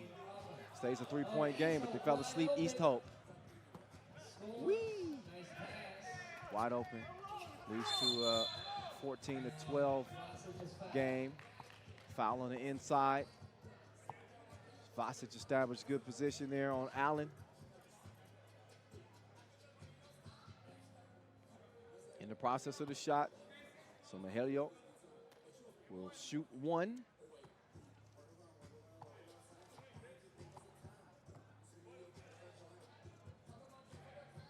There's Vasic. Smart dude, studied psychology, played basketball at the University of New Haven. And he gives Liman a 3-point lead. Oh, and then Bailey Noel got in his ear a little bit. He big boyed him. He sunned him. Said, go to your room. 2-point game. East Hope. He clears it himself, sets the screen. Neuer coming around. He wants a look. Couldn't make a deposit. So it's going to stay a 2-point game. 4:16 officially left. And a 10-minute sprint to 21.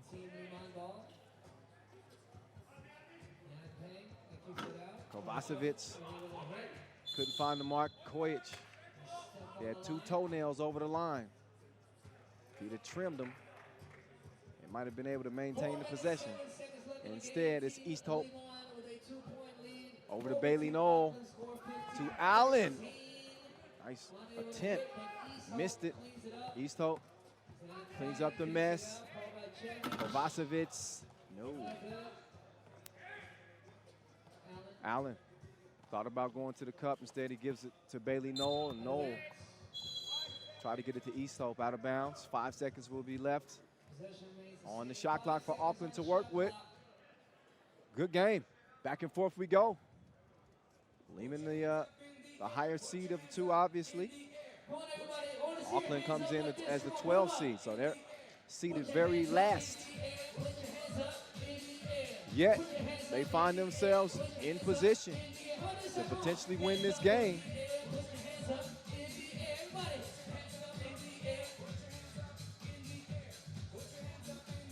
Appreciate all the local fans here in Chengdu, just outside the Global Center. Largest indoor space in the world. They got everything in there. It's a mall, it's a water park, it's a vacation destination. It dominates the skyline here in Chengdu. Can't fully appreciate it until you get right up on it. It is massive. Kojic couldn't find the target. Neuer, that looked good, but a little too much sauce on it. Vasic decides to swing. Kovacevic, ooh, he missed the layup, missed a couple of them. Stays with it though, and oh, he missed the third one. Vasic falling down to the ground, managed to grab the rebound. Kojic, oh, the step through, but $1 million move, $5 shot, missed the crib. Liman missed on an opportunity to extend their lead to 2, so it stays 15-14, and just over 3 minutes to play. Hey Cam, I know you watching back in LA. Mwah. 1-point game. Hi, am I? What up, Makai?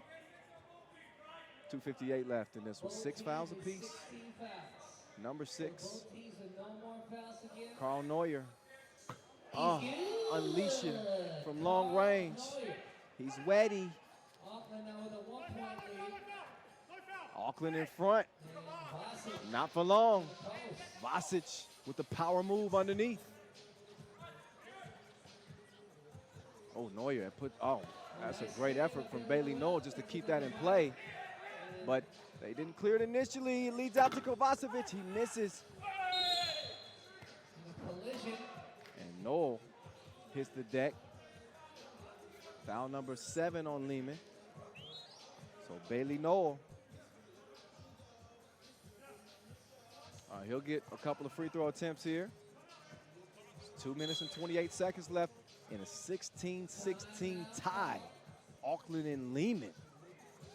Like a tug-of-war contest between these two teams built on strength. Liman making do without 2 of their top players. Definitely their MVP. No Stefan Stojacic, a.k.a. Mr. Robot. No Alexander Ratkov, a.k.a. we need to find a dope nickname for him still. In any case, neither one of them are here.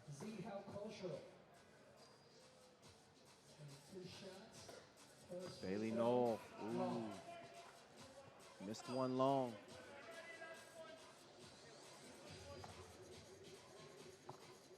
Couldn't break the tie.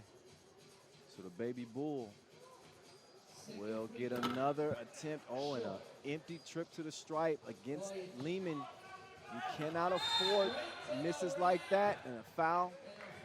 Yep. Koic got hacked on a drive. He's going to be rewarded with a couple of free throws. Two shots. Number 6, Stefan Koic. First free throw, splash. First free throw, knocked down.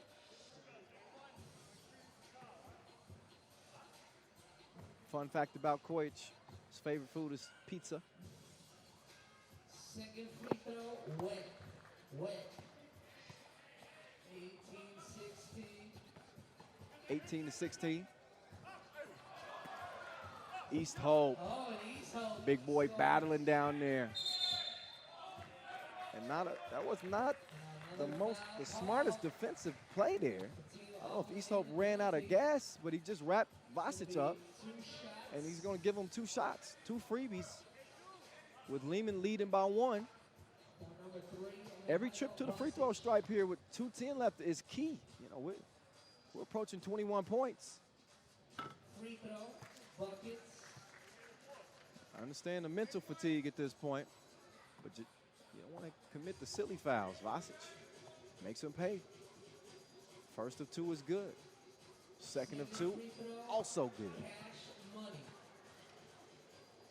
Neuer fading out of bounds. That was absolutely ridiculous. But it won't matter. Liman wins it, 21-19. Despite a great effort from Auckland, they are going to start their day in the L category as the reigning Chengdu Masters champs take care of business. 21-19. Big hit though there from Neuer to make things interesting. But Mihailo Vasic and company, they get the W. As we get it down to Tristan Lovalet, who's with Vasic right now. Tristan, take it away, my friend. Mihailo, tough game. Must be very happy to get through that. Yeah, I mean, every first game of the tournament is a hard game. This was a very tough game for us. We didn't play the way we wanted. We didn't play good in defensively. We gave them a lot of easy shots. They made those 3-point shots, and at the end, we make some free throws. They didn't, and that's the reason why we won this game. You had a new player in Peng. Was it difficult to incorporate him, or do you think you'll get better in time? I mean, he's doing a good job so far. He's maybe just a little bit nervous. When he lose himself out, he will be very good for us. I mean, he can be the player that we need. And what do you think the team needs to improve on for the next game against Ljubljana? I mean, we have to. Next game is going to be completely different than this game. This game was fast. The game against Ljubljana will be slow pace. We have to play fast against them. We have to stop their post game, and we have to make shots if we want to win this game. The next game. Thanks a lot. Congratulations on the win. Thank you. All right.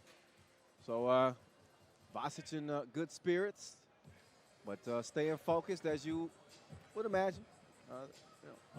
They've been there, done that. They take control late, and were more consistent at the free throw stripe. This was not a gimme game though, not in the least bit. This was a game where Liman was really tested, and although Carl Neuer made it interesting with that two-piece in Auckland's final possession, anything could have happened there those final couple of minutes. But that speaks to the experience of, particularly when you look at Vasic and Kojic seizing the moment in the final stretch of the game, as they are able to win it by 2 here in the early goings of day 1 of this Chengdu Masters. We'll move on to Pool C here momentarily. Enjoy the rest of the highlight from this one. But on deck for you, it's going to be Riga Ghetto, and Wst Melbourne stateside out of Australia. That's coming up.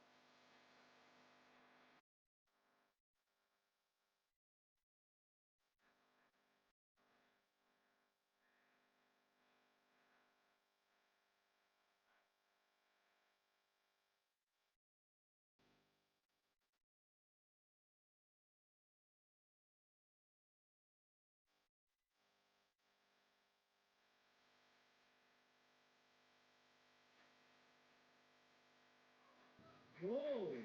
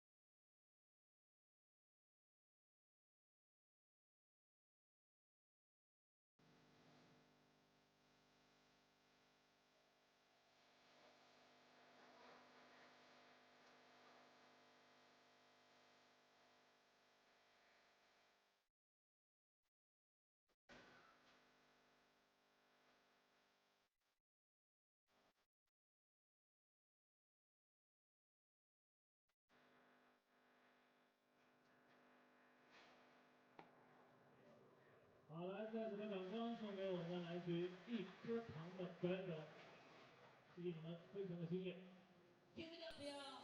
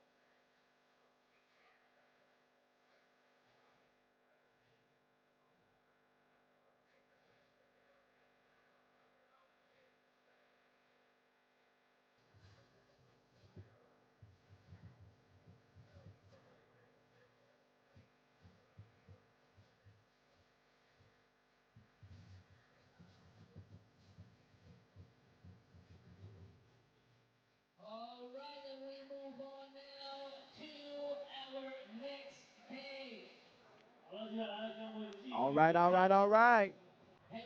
Kyle Montgomery in your ear, have no fear. Bring you all the action, start to finish here in Chengdu.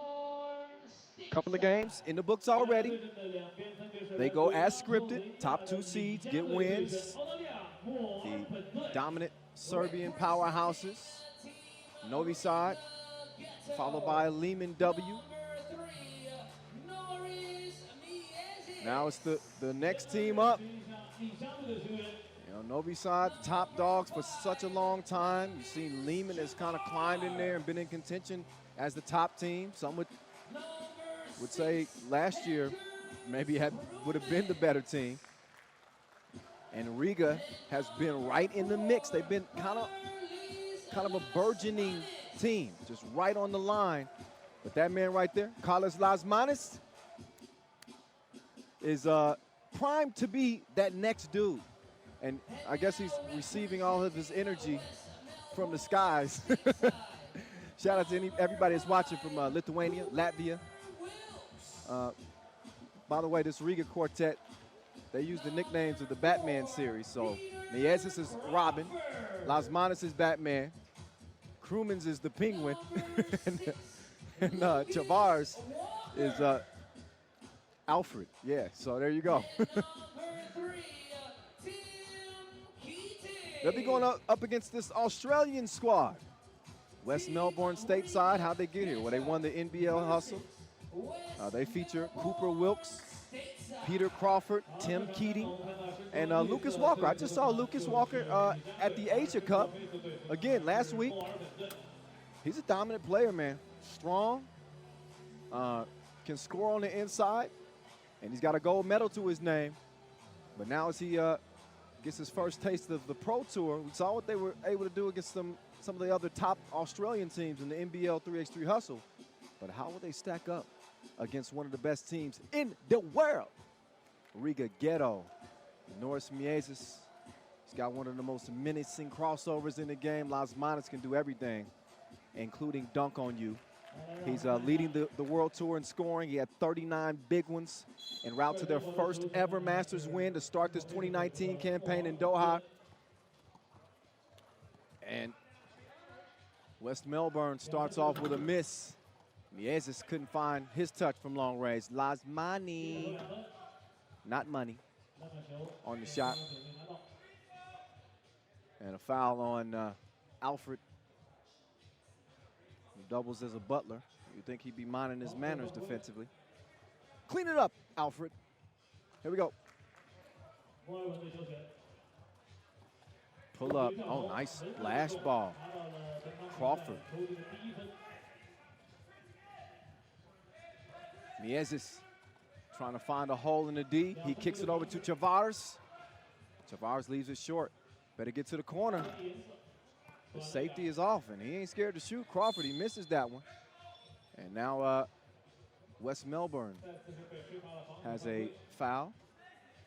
Encouraging to see the growth of 3x3 in Australia. I mean, it's catching on like wildfire globally now with the Olympics approaching.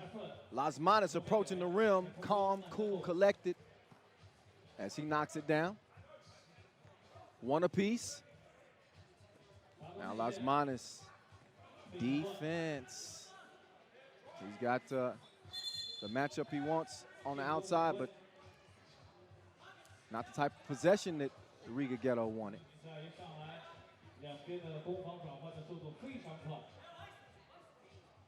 They were hoping that amounted to a score, but instead, offensive foul.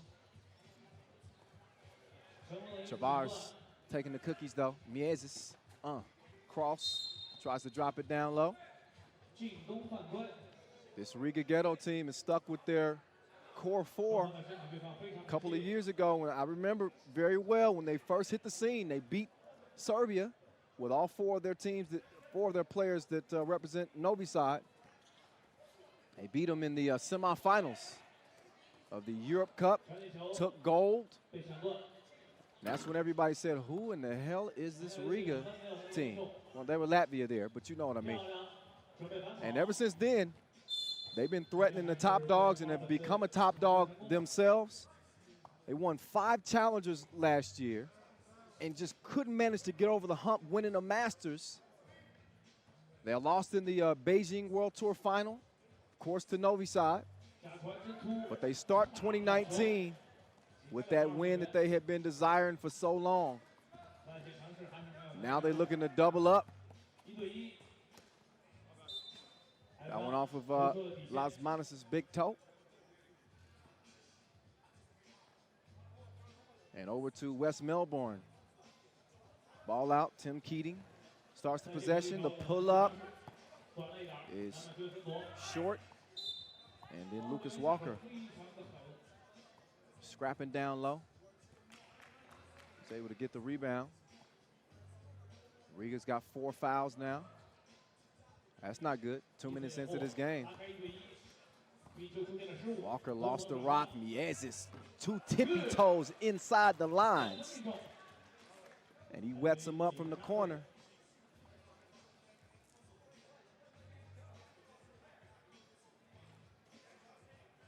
Miezis is an interesting dude, man. Talented player. The rest of his family members are deaf. So he had to learn sign language. But obviously communicates well with them and communicates with his teammates on the court. Somebody should have communicated that you got a shooter in number 4. Peter Crawford, wet, 6'4". Chavars to Krumins, back to Las Manos from the logo. He came through dripping. 6'6".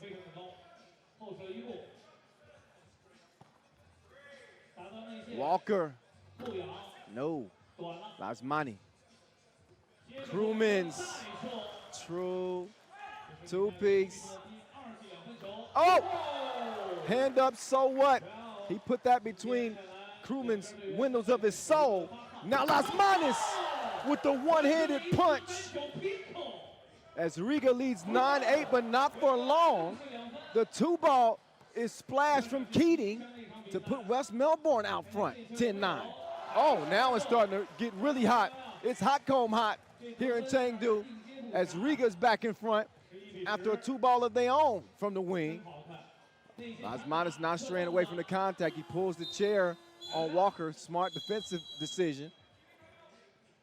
But we've seen a flurry of deadly shooting from both teams here in the last couple of possessions. This is a high percentage shot right here. Yummy. Las Manos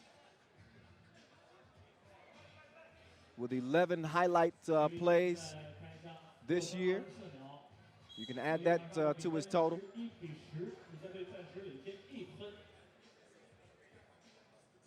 Good game. We had some good, with the exception of the opening game with Novi Sad and Chengdu.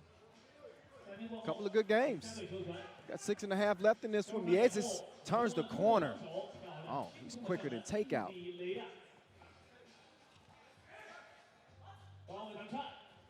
Nice move. Skywalking on these haters. Splish. Bump in the bucket. Walker.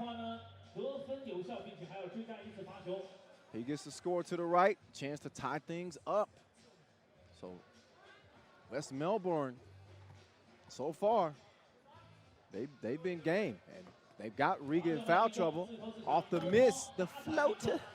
High off the glass, 12 apiece. And the 2-piece, too strong for Miezis. So if they didn't see Crawford on the scouting report, they're well aware of him now. Las Manos, a little late on that pass. Tavares couldn't get the rock, tipped out of bounds, but they'll have 10 seconds left on the shot clock to work with. Miezis, they worked that to perfection. And Las Manos going up like he stole fizzy lifting drinks. Las Manos steal and the deal. And Krumins gets the score. Pass underneath. Hard to stop that. Wilkes got the score. Las Manos left all by his lonesome. He couldn't capitalize. Walker quickly out. Shoots the 2, leaves it short. Krumins, he can shoot that, man. He misses it though. And then Krumens, who's battled with left knee injuries for the past couple of seasons. He is a trooper. And Miezis to the rack makes it a 15-13 game. Riga Ghetto in front by 2 under 5 minutes to play, but they have no more fouls to give. That's foul number 6. That puts them in a little bit of a pickle. With, again, just under 5 minutes to play. They can't be as aggressive as they normally would defensively. And Wst Melbourne not helping their cause. That's an offensive foul on them. Ball over to the guys in green.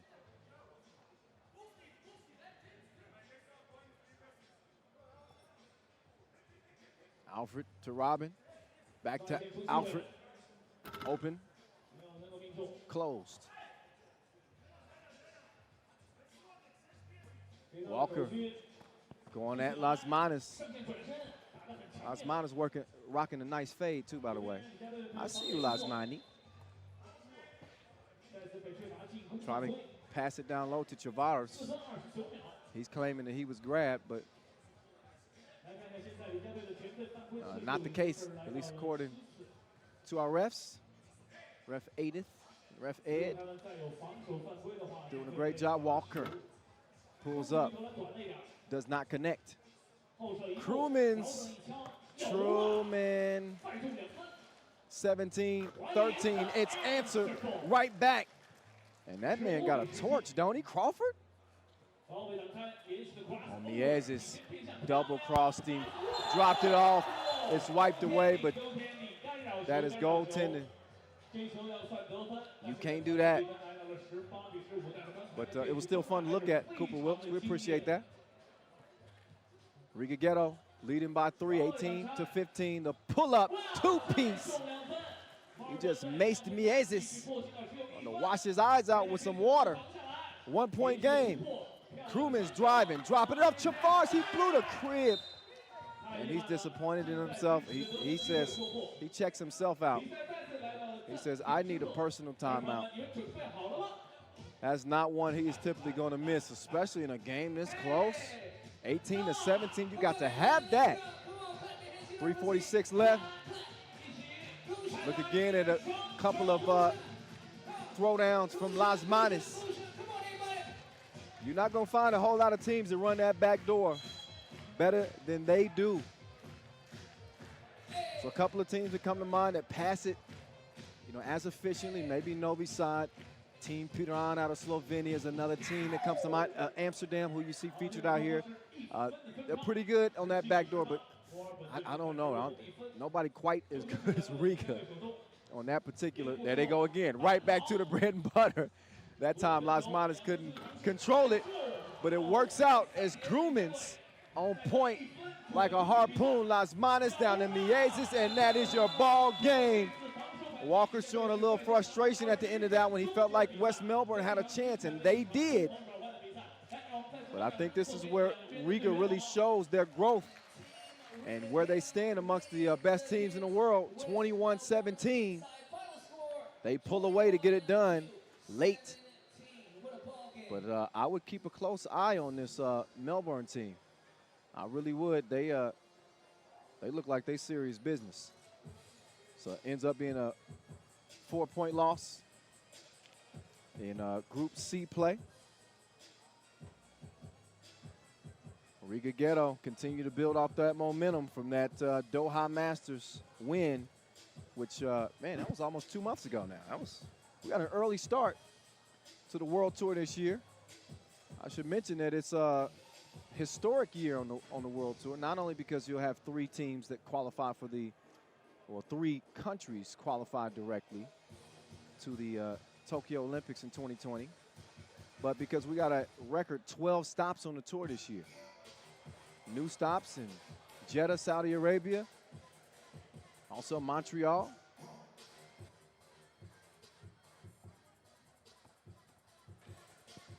So as we enjoy the highlights from that one, a couple of mashes from Lasmani in a competitive game. We'll step away from the mic, or I will step away from the mic for about 5 minutes. That's before we get our next game underway. So we'll see our qualifying draw winners, Dnipro out of Ukraine. They'll be going up against the Orange Lions out of Amsterdam. It's coming up in about 5 minutes. So stick around if you want to watch these guys warm up for about 5 minutes, or get yourself something to eat or drink. In any case, we'll be back in 5 minutes and get this one underway.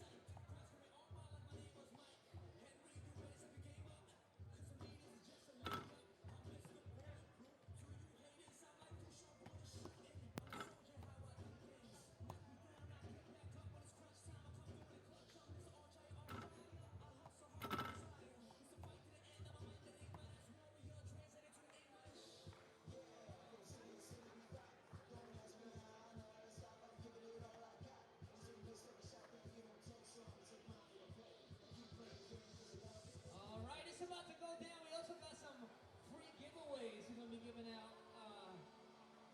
later on today. Chengdu, y'all still here? If y'all still here, let me hear you make some noise.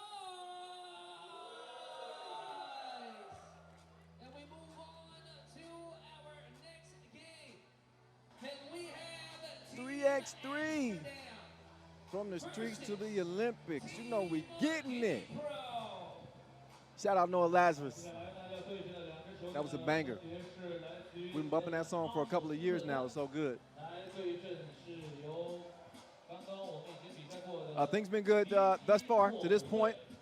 We got 3 games in the books of a 12-game schedule, pool play. I remind you, top 2 from each group advance to the quarterfinals. 4 groups of 3. That's a pretty good group we got right here. Amsterdam representing the Netherlands. Aaron Royer, solid. That's as solid as a point guard you're gonna find. He can do it all. DeMeo Vanderhorst. I think oftentimes he can be the X factor for this team, depending on how aggressive he is. He can ball, pass, shoot. Jesper Jobse, he's the heart and soul. And a longtime teammate, Sjurjord Van Vilsteren. I've been messing his name up for now 4 years. I just stick with the Flying Dutchman. Meantime, Dnipro. They're the team that emerged from the qualifying draw, which started our day. Got a 21-13 win over Lufeng, then a 21-9 win over Beijing. That locked down their spot here in the main draw, joining Group D.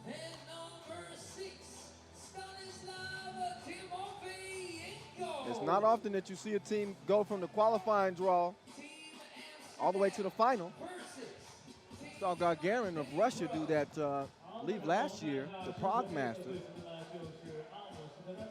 Novi Sad did it once, I believe, as well. But that just shows you the task ahead. Coin flip is out of the way. We got our teams on the court, referees on the court as well. Amsterdam, they qualified to play here after finishing second at the Kunshan Challenger.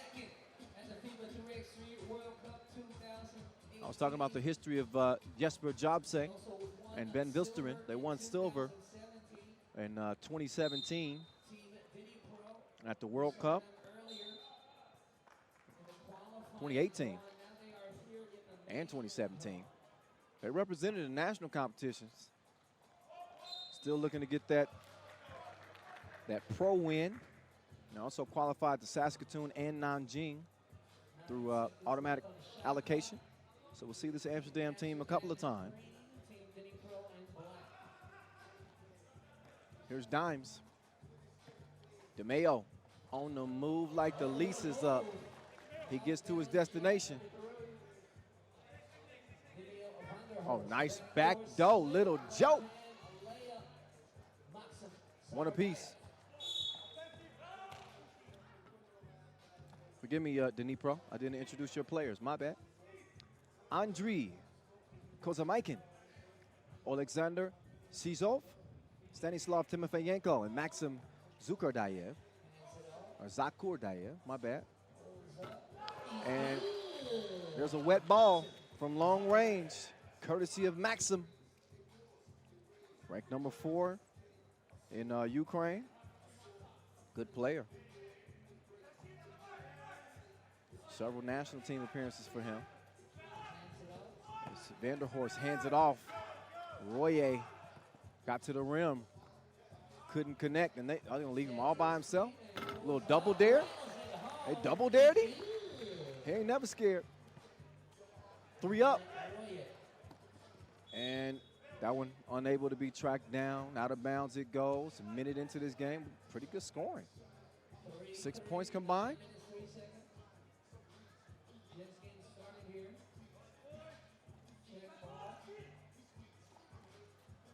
Flying Dutchman gets it over to Royer. Royer to the job.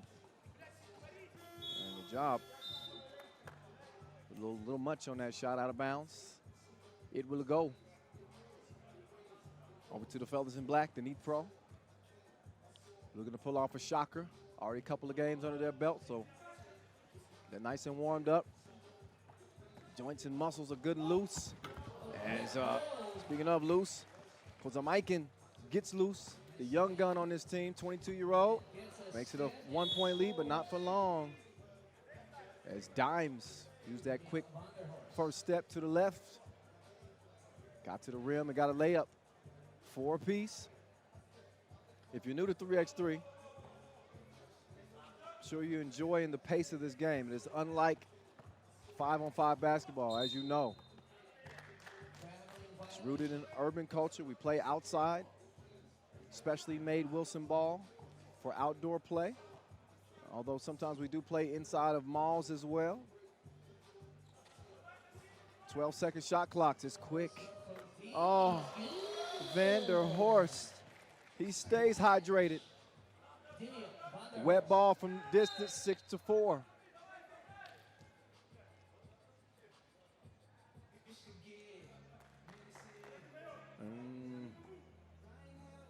Royer gets it over to Dimes. Dimes like been in the weight room a little bit this year too. The running hook. I was talking to the Flying Dutchman this morning at breakfast. He said they haven't been quite as in sync as they would like to be. They also play 5-on-5 in Netherlands.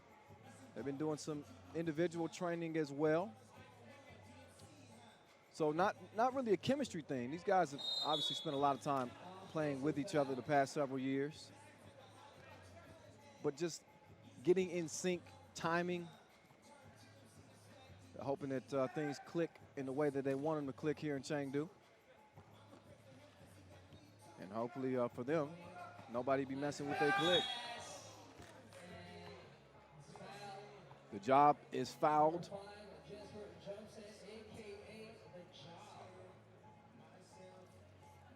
Jesper will shoot one here. Jesper's been playing 6 years on the World Tour. Finished 5th overall at the Wst Masters last year. He had 24 points. They had some good showings. So far, Amsterdam up by 3. And layup missed. Missed opportunity there.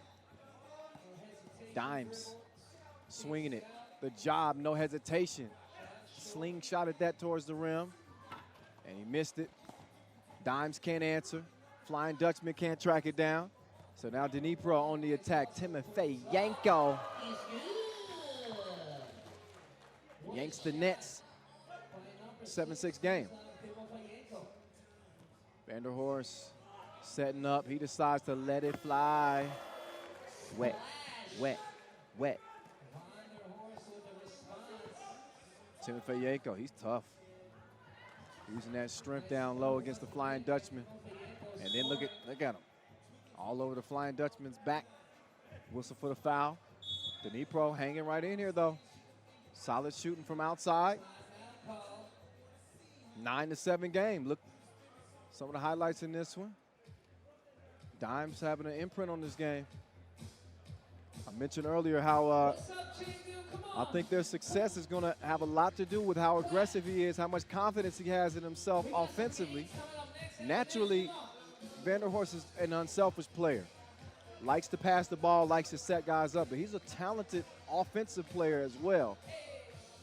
But I think he got to get big mad to have a really big game. So far, so good. There's that back door. And then a nice reverse. Dimes from Royer. Royer, he sets the table like a waiter. As the save, almost had a chance of making the save. That was crazy. Royer to the cup.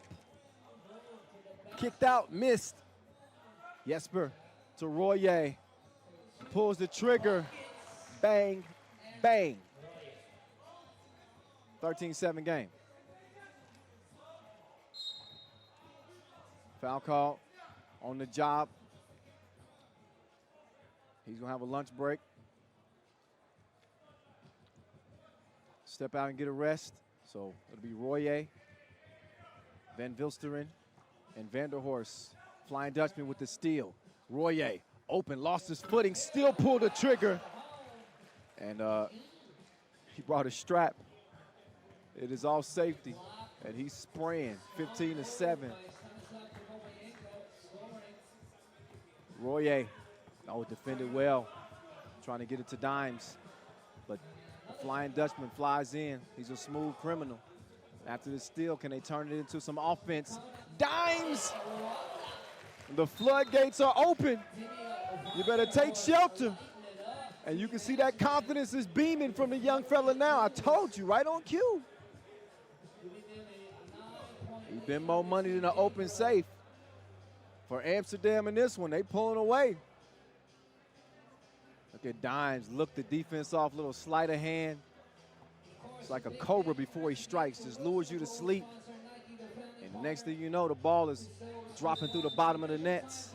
Chengdu, Global Center, Highway Sports, Zihao Cultural, Pink Pad, Pink Plus, Sanit, CDHT, CDA, CDBA, and Tianfu Tom.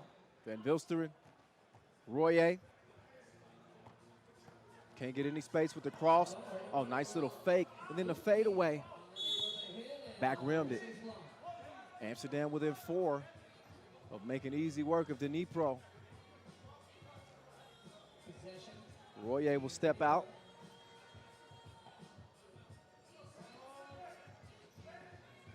Every one of these Amsterdam players have represented the national team, winning silver at the World Cup 2018. Oh. Flying Dutchman, he felt like that was out of bounds off Black, but Vlad says no, it's off of you.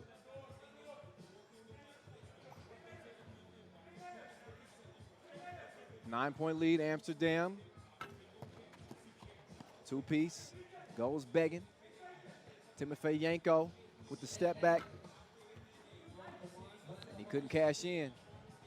Dimes, he's been that dude thus far. Oh, look at the step through and the sauce. Dimes.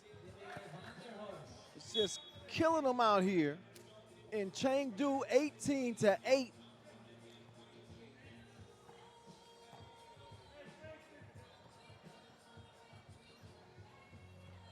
Now Dimes, nice dime from Dimes. Great touch on the passes. The job finishes it off, 19-8. Little gimme layup there. Kozimiakin makes it a 10-point game, but this one's probably gonna be over with. If not this possession, then soon. This one a foregone conclusion. I don't think I've seen a 19-9 comeback. I've seen a 19-12 comeback. 10-point cushion this late typically spells doom for whoever is the team on the bottom. Royer decides to give it up to Dimes. Why not? Dimes fouled on the pass out. Only the 4th foul on Dnipro. I think Amsterdam was accidentally attributed that foul. There we go. We got it fixed now. Concrete jungle. Royer's pass stolen. And then a little defense to offense. Zakardayev. Flying Dutchman. Easy breezy. Game point, Amsterdam. Timofey Yanko. No. Royer swings through. Oh, decides to pass up the shot. I was saying earlier how Royer loves to distribute. I mean, he's a guard, obviously. Every Masters they competed in last year, he was a leader in overall key assists. Also one of the top rebounding guards for his size.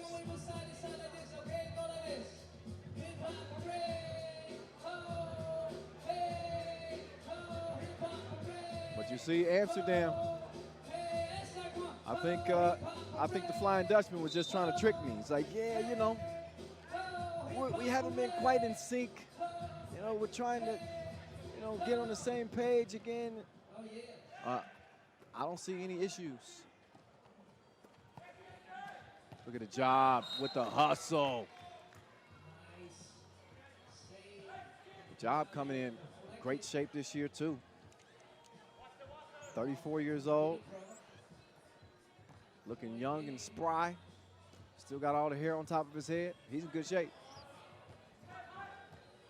Dimes taking his time, decides to kick it out. Oh, and Yabse couldn't find the mark from long range. Timofeyenko trims into the lead. Still very comfortable. Dimes, he says, I want the screen. They run the pick and roll quite well, but Dimes passes it up, decides to launch the two, missed it. Approaching 3 minutes left in this one. Game point for Amsterdam. Two point to make for Dnipro would make it somewhat interesting. 5-point game. Back-to-back 2-point makes would make it very interesting. Although Amsterdam within one score make that done. Get the director share it. It is a wrap. It is over. And it is an Amsterdam 8-point victory. 21-13 over Dnipro. So all the top seeds have stayed the course thus far. Amsterdam the latest to get it done here in Pool D. Again, 21-13 W. They managed to get it done. And although DeMail Vanderhorst was probably the star of that game, we got to get it to the team leader, which is Jesper Jobse, who's down with Tristan Lavalette for a post-game interview. Tristan, it's on you, man. Congratulations, Jesper. The team looks like they've come to Chengdu very confident. Yeah, definitely. We feel really confident. After 2 weeks ago in Kunshan, we played really well there, and we find our rhythm and try to continue that right here. And how important is it for the team when Aaron's hitting shots? Definitely, you know, it's really important if Aaron and Mayo are making their shots. Like, we're an unstoppable team for sure. Got another tough opponent next in Princeton. What are you expecting in that game? No, we want to go for the challenge with them because we see them right now. In 3 weeks for a home crowd in Amsterdam at the World Cup, we see them again. So let's make a statement today. Congratulations. Well done.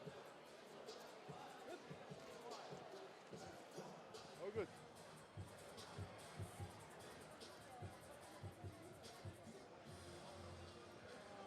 All right, so yeah. Good job on that interview, sir. And welcome to the team this year, by the way, Tristan. Look back at the highlights in this one. We had some tasties, and what we're seeing is some of the less experienced teams. They're finding a way early on to make it interesting, but that experience really starts to show in the last 5 minutes or so of each game. These are guys that understand the moment. You can see the maturity really in Dons Vanderhorst as he took control of that game. I mean, he was getting buckets out here. So for Amsterdam, they'll hope that he continues to be as dominant, as aggressive as he's been offensively. Timofeyenko, pretty much the lone bright spot for Dnipro, but he couldn't do it all by himself. So they were a little bit top heavy, and as a result, they cannot hang with the big dogs out of Amsterdam. Speaking of Amsterdam, I should mention, we got the World Cup coming up in 3 weeks from Museum Plain, Amsterdam. I fell in love with the city after going to the Europe Cup a couple of years ago. So it is going to be lit in Amsterdam, June 18th through the 23rd, as we'll get back to our national competition. Speaking of national competitions, this weekend you need to be checking out the U18 World Cup in Mongolia in conjunction with this tournament. But yeah, shout out to Amsterdam, not only for the win, but hosting the World Cup. I'm gonna hop off the mic for a moment. We got a little bit of a break before we get back to it. Our next game is gonna feature Edmonton out of old Canada and Chengdu. That's coming up next. Scheduled to start at about 1:50. So we got about 19 minutes before we get to that one. So you got a little bit of a time. Stick tight.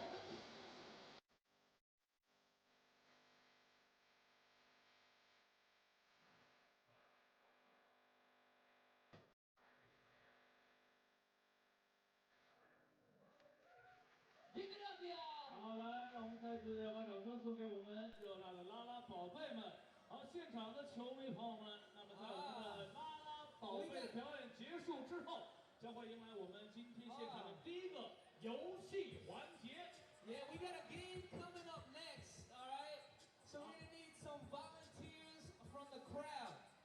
果在游戏环节当中你胜出的话，你就有机会得到我们赛事指定的精美的专属篮球 T 恤一件。好，现在让我们一起来选出待会儿要进行游戏的球迷朋友。如果你对你的投篮比较有信心的话，可以踊跃的来举手。 But if you want to be 好，来让 chosen, 我看一看，我需要2个男生，1个女生。好，我先选女生。 you gotta make some noise if you want to be 来，让我看一 chosen. 下女生在哪里？ Make some 女 noise, 生 yeah, 在 come 哪 on. 里？来，有没有？我要一个女孩子。 All right, 好， let's 来， see. 来， You. 身着黄色球 Yes, 衣。 you. 好， Kobe. 来，就是那边。接着， All right, 我看 show 一下 you. ，3、2、1，安，同胞们。 And we need a lady, a lady. What lady? Oh, which one? Okay, you. Come on. 好，让我看一下。好，那个穿带高的，穿带高的那个。好，你来。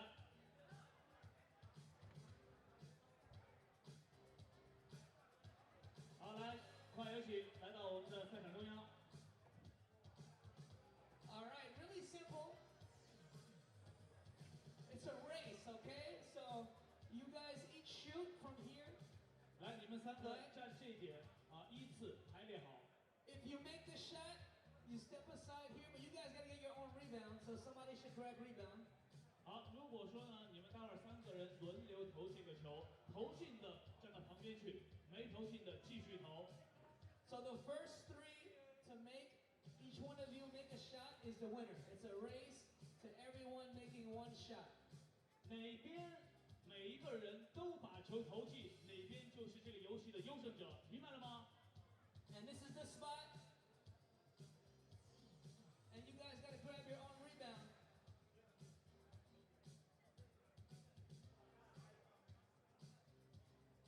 Okay? OK， All right, so you guys ready?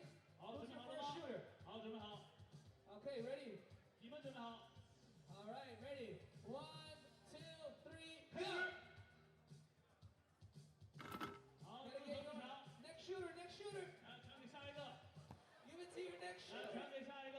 Go back, go back. 好，看一下，哎，有没有？ Oh, one. You stay here. 看，你站那边去。 Or you can 好 grab， 准备 rebounds. 投篮。传 Oh. 给下一个，捡球传给下一个，传给下一个啊！ Oh. 准备排到后面， Okay. 快点球 Oh, go, 传给下一个， go. 来准备。 Come on. Oh, you gotta get your own 来 rebound. 看一下，还是差一点。 Come on, hustle, hustle. 快一点，来来来，加速加速。 Go, go. 好，快一点。 Nobody in on this side. 来 Oh, 快 gotta 攻击 go. 球， Come on, work out. 来给他们点掌 Exercise. 声好不好？ Here, 来， ooh. 对击球，好，可以稍微的近一点。 There it is, money 哎，快 time. 点，快 Oh. 点，加油！来，球权交替，来，多毛接传，好， Money. 进球。好，最后一位，我们有机会获得胜利。看一下有没有？不强，来，继续，不要放弃， Oh, come on. 来，继续传， Oh, 可以 yeah. 稍微退一点，哎， Oh, one. Next. 看一下有没有？ Oh. 一点，进球，来帮他 Helper. 出 Two. 去。 All 好， right, 停了， final shooters. 都只剩女队员了。 Winner chicken 最后 dinner. 还是我们这边获得比赛胜利。 Congratulations. 来， Good job. Congratulations. 好，也非常的感谢 Congratulations. 你们的 Good 参 job. 与。 All 好， right, 非常 here. 感谢你们的参与。 This is, are you Oh, small? okay. Small. They have medium and oh, let me try to get another M. 好， Hold 没 on. 关系，待会儿还有 And 其他 thank you 变化。 guys too. Thank you. 还有 Shake, 其他变 shake, 化。 shake. 好，非常感谢他们的参 Give 与。 it up, y'all. Bushan. 来把掌声送给他们。 Here is a medium. There you go, sir. Good job. Good teamwork. Good teamwork. Ah, that was exciting. She hit the clutch shot.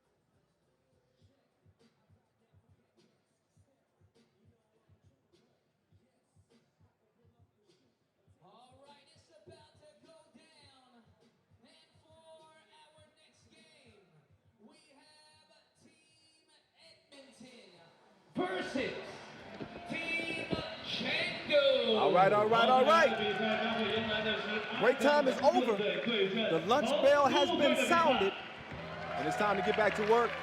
And we do so in group number A, and we also do so with a little bit of broadcast help from one of my favorite players. Everybody that comes on is, you know, I like everybody, but in my now 5th season on the mic, the job has been one of my perennial favorites. Just a, you know, blue collar type worker for Team Amsterdam. What's up, the job? You make me shy, man. Oh, please, man. Thank you very much. You deserve the compliment, and congratulations on that opening win. Thanks. Yeah, you guys played well. How about Dimes in that game, man? Hey, if Aaron and Dimes like shoot like that, man, it's easy. I was saying that his aggression offensively is a lot of the key in terms of how confident he is in his offensive game. No hesitation. He was obviously key in that win for you guys. So definitely. And you're familiar with this Edmonton team. You guys have split with them in 2 meetings this year in 2019. Yeah, like we started the season pretty early, so we played them already twice. The first time they really surprised us, man. Like, they're a great team, and they have good players, and they're intelligent team. So it's, they got you guys at the Wst Challenger, right? Yeah. But you got them at the Nanjing Challenger. Yeah, 1 week later we beat them. Yeah.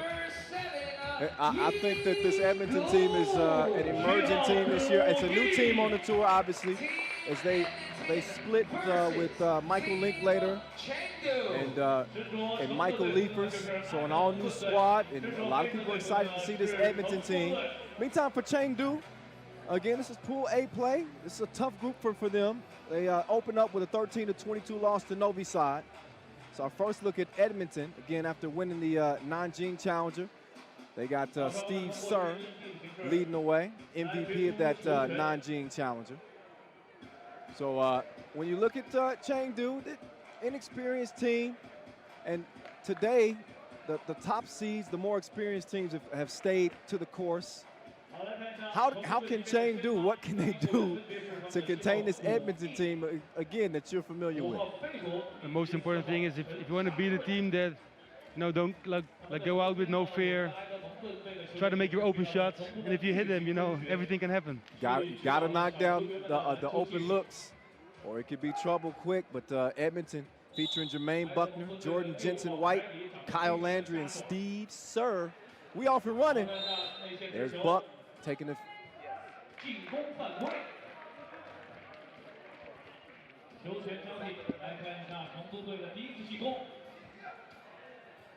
So Edmonton will now defend. Nice entry pass from Buck. Hating like the bouncer at the front of the club. Don't come in here.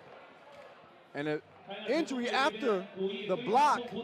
And that looks like number 7 for Chengdu. Yi Gu is down.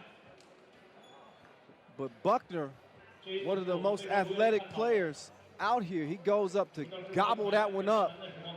But more importantly, we're hoping that Yi Gu is all right. But man, how about Buck showing that athleticism? My goodness. That was a nice chase down. Yeah, he likes to play above the rim. And Gu is still down. He's gonna get some applause from the crowd and some medical attention, but he's gonna walk it off. Oh, that's good. Good to see Gu up. Buck giving him a pat on the back. Saying, I'm glad you're all right, but that ain't gonna stop me from blocking your shot again. Still scoreless games. Sir, down the Buck. Oh, he drops it off. Beautiful connection, and the throwdown from Kyle Landry, standing 207.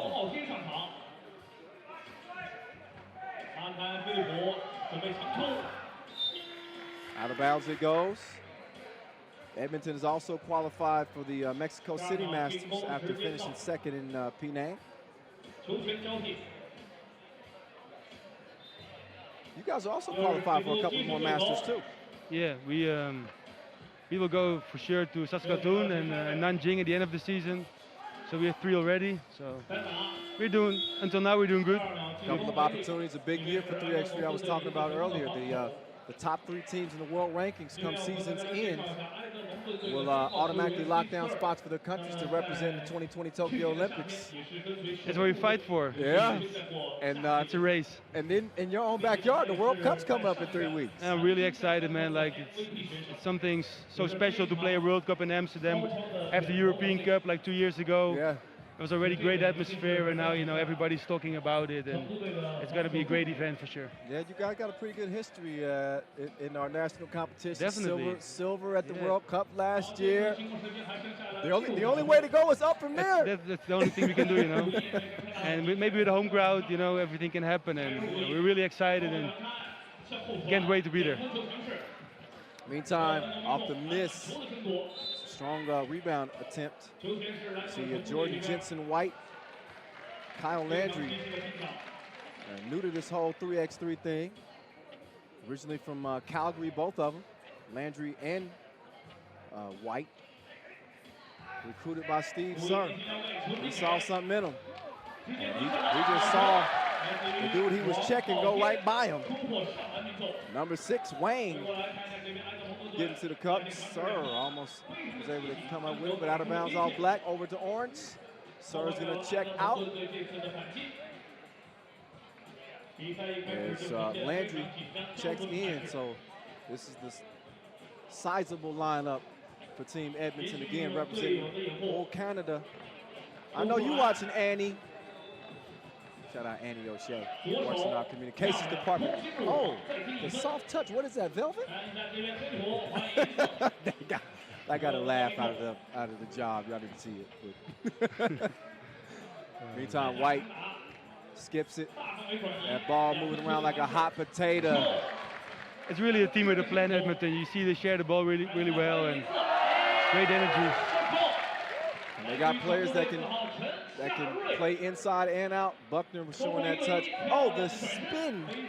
And they have Steve Sermon. You can't leave him open. Oh, you cannot do it. Oh, that's a beautiful no look. You got vision like the 3-eyed raven. And a 1-point lead for Edmonton. Buck kicks it out. White open like a double click. He's got no problem connecting. His VPN is good out here in Chengdu. 7-4. Long ball. Oh, splash. So Chengdu, they ain't scared. Kalujrovitz makes it a 1-point game, and then he gets to the cup, draws the foul. So as solid as Edmonton has been, kind of a new team, inexperienced team, it's easy to kind of get back on your heels and say, whoa, but we see Chengdu is answering. They're right in the mix right here. Yeah, and they're not scared. Just go to the rim, they shoot. And this is a good player, man. Yeah, out of Serbia. I think he's Serbian. Yeah, Kalujrovitz. Representing Chengdu. Sir comes off the screen. Oh, just rolls out. Sir said one of the biggest tasks for him has been getting the new guys acclimated to the game of 3x3 after playing 5-on-5 for so long. He says after a few challenges, they're starting to get it. They're starting to get that chemistry. 8-7 game, step back. Missed it. Dumped it down, Steve Sir pulls up, a little too much. Missed it, gets it over to White. He turns around, he shoots, he misses. But it's recovered, and it is scored. Kyle Landry cleaning things up. 9-7 game, Kyle Montgomery here, along with Amsterdam star forward Jesper Jobsen, a.k.a. The Job. Too long on the 2-ball corner pocket. Oh, White trying to give him an Academy Award. He should be playing soccer. Or, I guess football. See, they go with football, You're right. It's like, ah! That's worth the replay. So is this. The 2-ball splash. Chiaru Chin. I was talking to the Flying Dutchman, and he was saying that you guys in the off season, you play 5-on-5, do a lot of individual training, and he was saying that the chemistry is always there, but sometimes when you don't have as much practice time, it takes a little bit of time to get that timing back. Yeah. I couldn't tell. No, like we started the season really early, and you know, I didn't play 5-on-5 this season. Sure did, and Aaron DiMeo as well, but the main focus is always 3x3. So as soon as the 2 months came up, you know, they quit 5-on-5 and they stepped in the season, and they were there from the beginning. And we needed some time to, you know, because we're really a team which play into structure, and the timing have to be right. And you know, and now it took us 2 tournaments, but after that, you know, we find our rhythm, and now we're a different team again. Yeah, I was highlighting some of the most dangerous passing teams, and obviously you guys, the pick and roll, you run it to perfection, but it's being called a little bit differently this year. A good D on the inside from Buck. Yeah, we have to adapt a little bit, you know, because the push and roll thing, so it's a little bit more clean, but you know, it's just a mindset that you still believe that you can score out of a pick and roll if you just set a nice and clear screen, and it works as well, you know. It forces you to focus a little bit more, make sure that you're playing it, but I say I don't know anybody that runs the pick and roll better than you guys, so I was just curious to see how you guys adjusted, but again,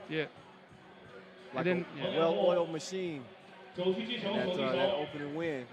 10-7 game here, Edmonton in front, and that one is airmailed, overnight delivery. Out of bounds and over to Edmonton. But it's great, you know, we have a great facility back home. It's our team, it's Team The Hague, you know, we can practice together every day. Yeah. Just bought a shooting machine so we can take a lot of shots right now. Yeah. So, you know, we have all the whole facilities there to prepare ourselves the right way, so that's really nice. And it speaks to, you know, I was saying the 3x3 is really catching on like wildfire with the Olympics coming up next year. Globally, you're seeing more and more tournaments in China, Australia, but I think you guys were a little bit ahead of the game. You know, like you said, facilities, half courts made specifically for 3x3, and you know, it pays dividends. I think that's great. With the Olympics coming up, it's really a chance for us to really write basketball history in our country, because, you know, in 5-on-5 we never will make it, and now at 3x3 we really have a chance. Anytime, another strong layup. Kalujarovic keeps Chengdu in it within 3. The turnaround from Landry is missed. Landry kind of, for some reason, reminds me of Pau Gasol. We had a conversation, right? Yeah, definitely. It's the first thing we told each other. Oh my goodness! I keep having to stop myself from saying Gasol with the D.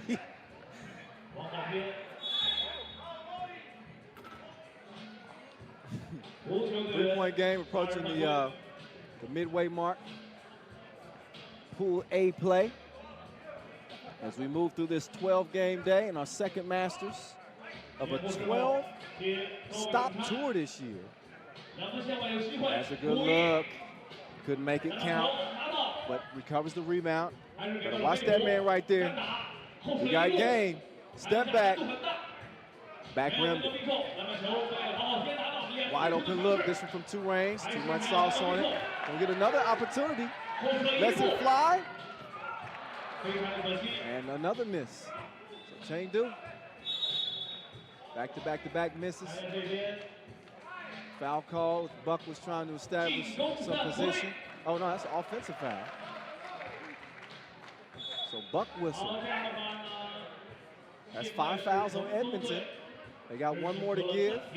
Chengdu with only 1 foul, but Edmonton, I guess most importantly, with the lead. Chengdu playing with the confidence they need to give themselves an opportunity here. The crowd is in it. We hope y'all are too. We also hope that you're not only following us on social media at FIBA 3x3, but I also hope you're using the hashtag 3x3WT. Y'all know typically I'm giving shout outs at some point throughout the tournament, but I can't give you a shout out if you don't use that hashtag. So I'm here with Jesper Jabse. Amsterdam coming off the 21-13 win off Dnipro. They're playing in Pool D. It's Pool A action here. Could potentially see one of these 2 teams, but it would have to be tomorrow and potentially in a final. A lot of basketball to be played from now to then. We don't know who's going to lock down spots in the quarterfinals, but we do know the top 2 from each group. We'll move on to compete tomorrow. $30,000 up for grabs for the winner. And no automatic qualifiers this year. Yes, for winning the Masters. I think How does that change things? it changed things a little bit because we're one of the teams. We're really like committed. We play a lot of tournaments. We try to qualify for as much World Tours as possible. So I think this is more realistic scenario. You just have like. It eliminates kind of the one-hit wonder when you got teams that have been to 5 Masters. So it will be like the overall top teams, like in the end of the season together. And that's what you want to see, I guess. Yeah, top 12 as Buck capping on Chengdu. He brought out the big gun. He's got a couple of 2 pieces under his belt. 14-9, make that 14-11. There go that man again. Kaludjerovic, wetter than swim lessons for Chengdu. But Buck going buck wild. Oh, nice move. And then the scoop underneath. 3-point game. Landry pulls down the rebound. He misses, but Buck is a tidy fella. He cleans up. Kind of wild on the closeout, but he isn't made to pay. Sir, who will compete, by the way, Steve Sir, in the 2-point shootout final tomorrow. One of 4 competitors. But his top priority right now has nothing to do with the 2-point shootout final. He wants to find a way to hold off this Chengdu team. They got the home crowd behind them. Edmonton with a 4-point advantage. Riding the back of Big Buck underneath. And he's a tough guard. You can appreciate how physical he is, because you're one of the guys who has to get physical down low and deal with players like Buck. Yeah. That's difficult. I think for guys like him, his motor, not only the size and the strength, but it's just they're quick off their feet and there's no quitting. That makes him even more dangerous. Yeah, but the thing is for us, you have to take the advantage outside then and see what you can do against them. There's Gasol with the rebound. I mean Landry. Just over 3 minutes to play. Edmonton with 7 fouls. So in the penalty, Chengdu's done a beautiful job playing clean defense. Oh, there's a clean look after the screen, but couldn't connect. Here's White. Oh, he inadvertently hit Kaludjerovic in the face. He's down. It's 2-on-3 right now. Kaludjerovic is still down, but now he's up. He might have been playing possum a little bit. He got no sympathy from the refs. It was like, all right, dude. I see no blood. 17-12 meantime, as Edmonton starting to key in on the W, but with 8 fouls. I have to sit and watch a couple of free throws. Chiaru Chin. I should mention that a win here for Edmonton will automatically lock them into tomorrow's elimination rounds. This will be Chengdu's 2nd loss in the group, which would automatically disqualify them. Buck with the rebound, get to the baseline, and drawing a foul. Foul number 2, he'll shoot 1. Named Buckner. So a lot of experience in Canada's Pro League. He's bringing it to 3x3, loving the game. I'm loving watching him. Played at the World Cup last year. I think that was his first tournament. Huh? Yeah, and he hit the scene strong. But he's been doing his thing in Canada, at least for the national team, since 2007, played the Pan American game. So he's a seasoned player. Too much seasoning on the shot. Out of bounds it goes, 2:23 officially left in Pool A game number 2.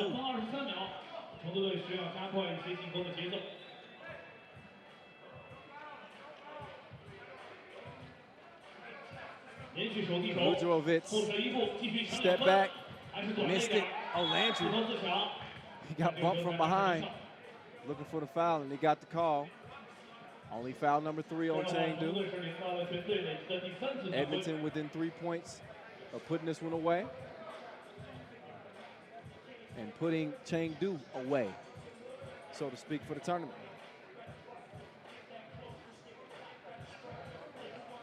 Buck waiting for the screen. Getting to the rim. And ain't a whole lot you can do.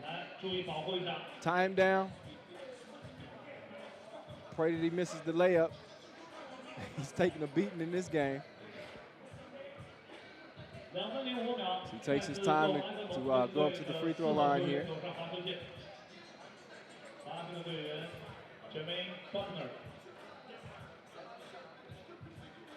Are you excited for the World Cup? Oh, you know I am. I've been anxious to get back to Amsterdam. Great people in that city. It's the first time after 2017 you get back there. First time I go back. So I'm missing my stroke waffles, man. You know, and I didn't get a chance to actually get in a boat and go through the canals last time I was there. So I want to have a chance to do that this time. Landry is fouled. It's gonna be 6 days as well, huh? Yeah, 6 days. Longer than before. Yeah, a little bit longer. So I got to make sure that the vocal cords are ready to go. But I don't think it'll be a problem. It is my most trying tournament in terms of what it demands out of me physically and mentally. I understand, man. 20 games a day. Men, women. Oh, men and women. But I'm ready for it. I'm ready for it. Are you ready for your last game of the day? Against Princeton. Against Princeton. Yeah, that's the one I've had circled on the schedule today. It's interesting because 2 of the players, they're also in the USA national team. Yeah. They're in the same group as us. Yeah, Robbie Hummel. And Kareem Maddox. Yeah, Kareem Maddox. The wind almost hated on me just then. Not on paper again. I saved it. Foul number 8 on Edmonton meantime. Couple of free throws. Here to maybe make this a little bit more interesting here. Yigu. Still close, huh? 9th foul. And so Edmonton, one more foul will give Chengdu 2 free throws and possession. And we're looking at a one-possession game. So Chengdu, I'm thinking this thing is over with, and they right in it. Buck with the step back. I can feel my face when I'm with you. He don't love that. Kalujovic. Yeah, he gonna have to wash that out of his eyes. Some water. My goodness, Buck. Game winner. That's the way to close the game. Oh, yeah, close game. And props to Chengdu.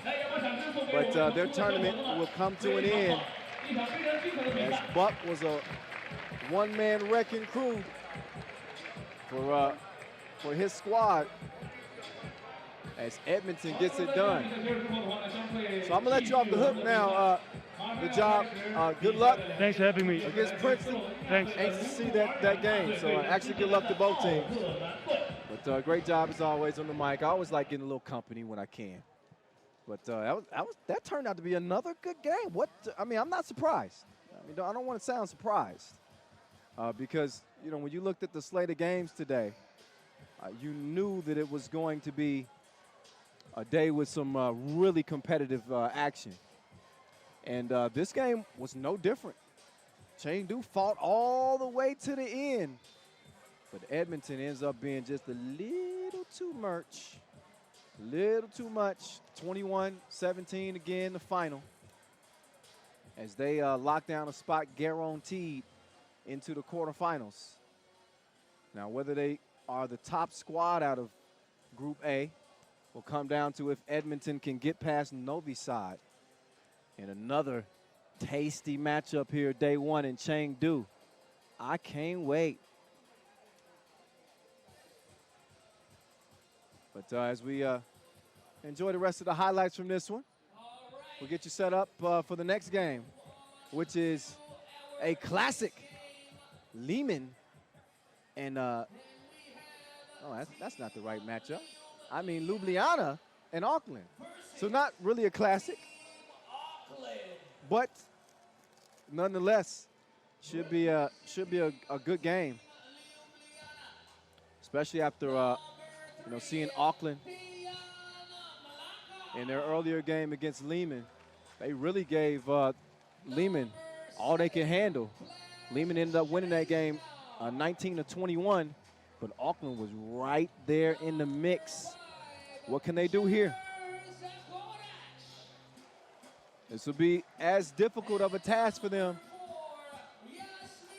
When you look at Ljubljana, don't forget, they are two-time World Tour final winners. Jasmine Hercegovac, MVP of one of those. The Abu Dhabi World Tour final. He's joined by longtime team-man Birdman Kaka and Zagi Zagoratz and Dejan. He always gets mad at me because he's like, you never say my name right, man. Malakar. That was my best effort. Don't get mad at me. Ljubljana, they come in the 7th seed here. Automatically qualified based on ranking. They're rocking the green. Auckland coming out in the all black.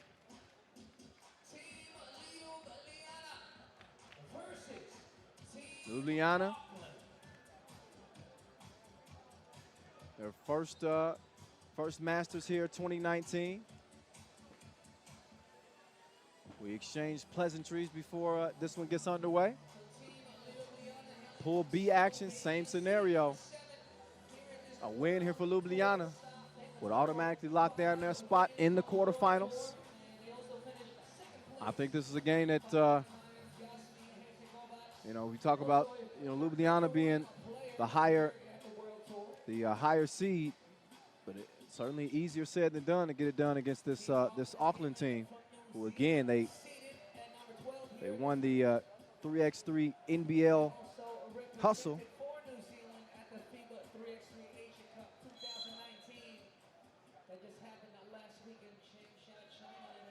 And the same four who finished 9th at the Asia Cup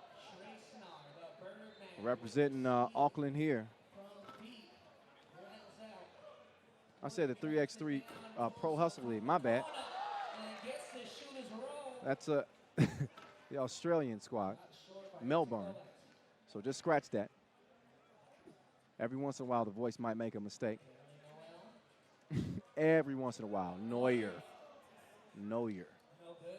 He misses, but he stays with it, and he's got a crib as Auckland is up 3. That makes it 3-2 now. It's Dion putting a little mustard on that one.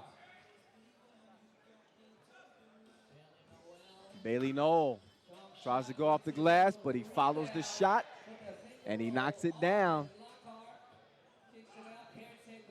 Hercegovac. Mr. Iceman. He misses the 2 and then misses the follow. Been fun watching Jasmine Hercegovac over the years, too. I would consider him amongst the 3x3 legends. And he's got an absolute torch. And he's starting to heat up. 4-3.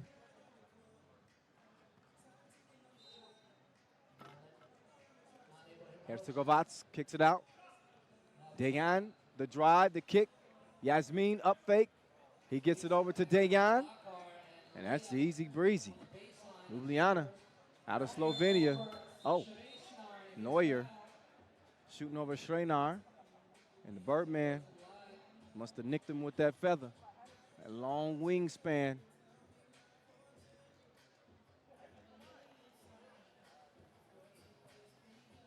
Ljubljana with 5 wins all time on the World Tour. Most recently at the Mexico City Masters last year. Again, it was that Abu Dhabi final. They won it in 2016. How do I know? Because I was there. Also the Prague Masters 2016. 5-3 game. Dejan lets it fly. Had the range, but no service. Birdman is able to bring down the rebound. I don't think I have to give you this stat, but he is the tallest player at the event. 7'1". I think that translates to 216. He is a walking skyscraper.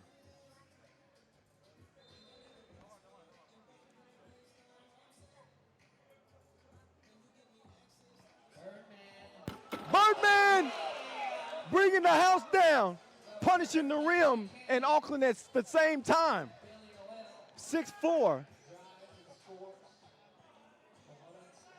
Yasmin misses it to the left. And Birdman with the contest. Oh, that one bounces out of bounds.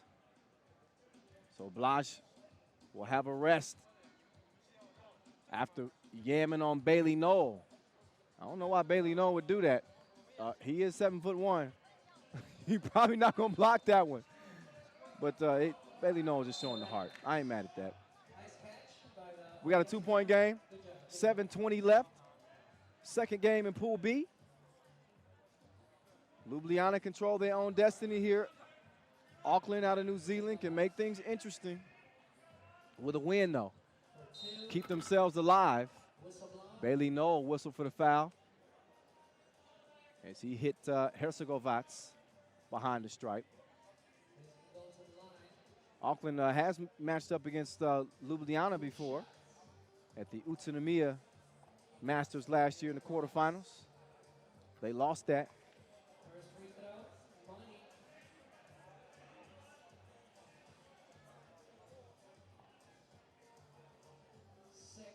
Second free throw is good.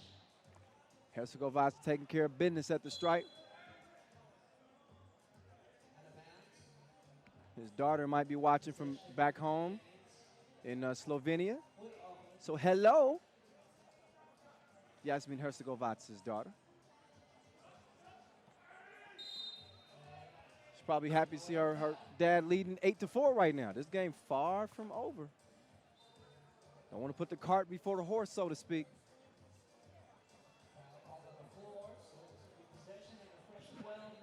Neuer, good contest from Degan.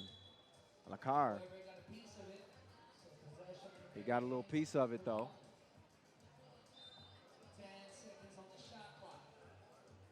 10 seconds for Neuer. Bailey Knoll. Oh, good D. Bailey Knoll tried to save it. I think he tipped that. That goes off of Herzegovac's hand. So 3 seconds left on the shot clock. TV timeout. 6:53 officially left in the game. Herzegovac left wide open. That proved to be a mistake. He's a lethal long-range shooter, especially if you're going to give him all day like that. So everybody doing their part to chip in for Team Ljubljana.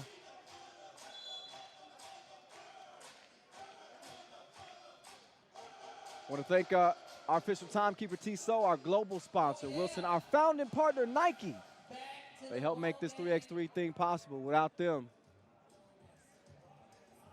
we couldn't bring you the product that we bring you.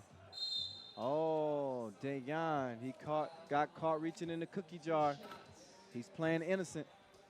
He's saying, who, me? Ref Ed said, yeah, you. And look at Malachar. He said, couldn't be. Ed said, then who? My kids love that. I know. The adults are like, all right, the voice, we've heard it before. Some things are just fun for me to say. It's a fun game. The miss, though, keeps it an 8-4 game. Zaggy. Oh, Zagarac gets it back. Nice touch pass from the Birdman. You could say soft as a feather. And Dayan streaming to the cup. He gets the bucket, and then he gets the cookies. Can they put it in the cup? Oh, they can. Oh, they cannot. Zaggy? Shacking the food. Shacking the food. Can't miss that. Zagarac, luckily for him, his team's got a 6-point lead. Zagarac represented Slovenia at the 2006 FIBA World Championship in World Cup basketball. They got hoops in the family. His brother Sasha also played on the Slovenian team that won the Eurobasket in 2017. I'm guessing Zagorats takes a little bit of credit for how good his brother is too. Zagorats not going to take credit for that foul, even though he was whistled for it. So what did I do? He's going to take a rest. Dejan is in with Herzegovats and the Birdman. Yasmin. He goes right. Oh, little hezzy, little cross, little up fake, and a little scoop. Which flavor you want? Vanilla, chocolate, strawberry, Neuer. Missed it to the left. It's rebounded, East Hope. No, but yes. On the second attempt, still a 5-point game. Dejan couldn't give him a taste with Tiger playing in the background. Oh no! He lost him with the crossover and scored it to make it 12-6. So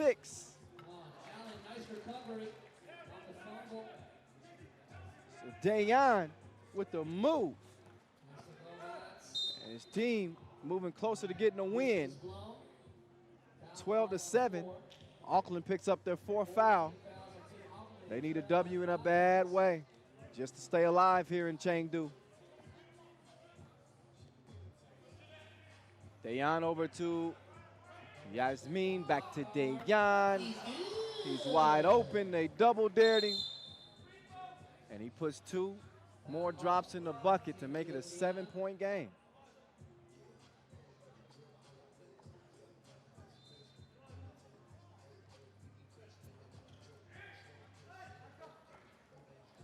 Cross-court pass stolen. Zagorats to the Birdman. Watch your head.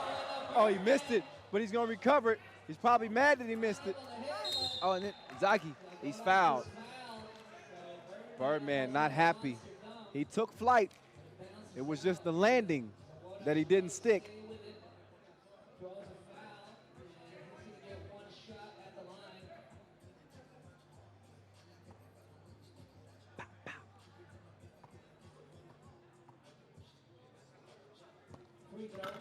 Free throw, too long. Still a nice lead for Ljubljana. 14-7. We're under 5 minutes to play.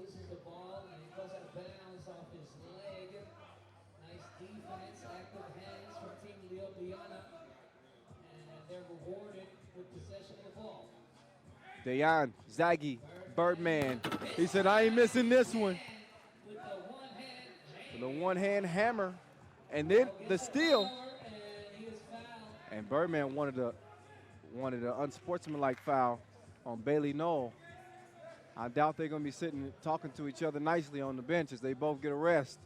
But another look at Birdman. I was going to say the elevation, but he's so tall he can stand on his tippy toes and dunk it. Dejan misses. Zaki, though, great awareness on the entry passes. Lacard extends the lead, 16-7. They left Thomas Allen wide open. He couldn't hit it, but a little bump in the bucket underneath.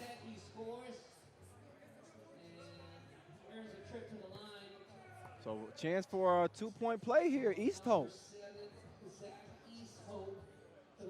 Zaki saying no hard feelings, bro. Didn't mean to foul you like that. Ljubljana, though, in control. And still a 7-point lead even after the made free throw from East Hope. Zaggy kicks it. Oh, Malakar. Peace out. 17-9. Neuer. With the defense all over him, he still pulled up and he still missed it. Now Dejan to Herzegovats. Had the range, no service. Left it short. East Hope trying his range, and he's got reservations for 2. Zaggy using the size. That bucket is waved off. Foul before the shot. Nihao. 6-point basketball game. And a 7th foul on Auckland. So in the penalty situation, You do not want to be there. But they find themselves putting Ljubljana on the free throw strike. Already working with a 6-point advantage.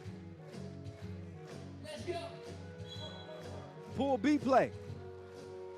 An Auckland loss will put them out of the mix officially here in Chengdu. And the two-time World Tour final winners, Ljubljana, poised to put them away. Zagarats not so poised on that first free throw attempt. So Zagi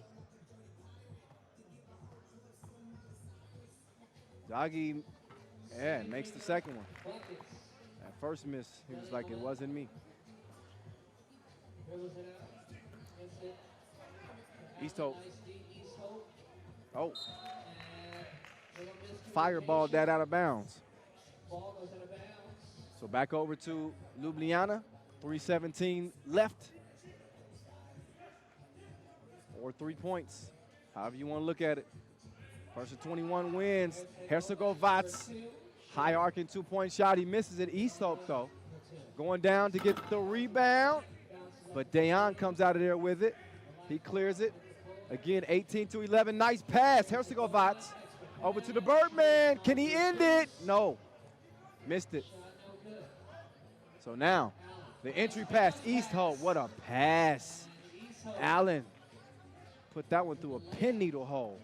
I don't know how he did that. Birdman fading like my barber.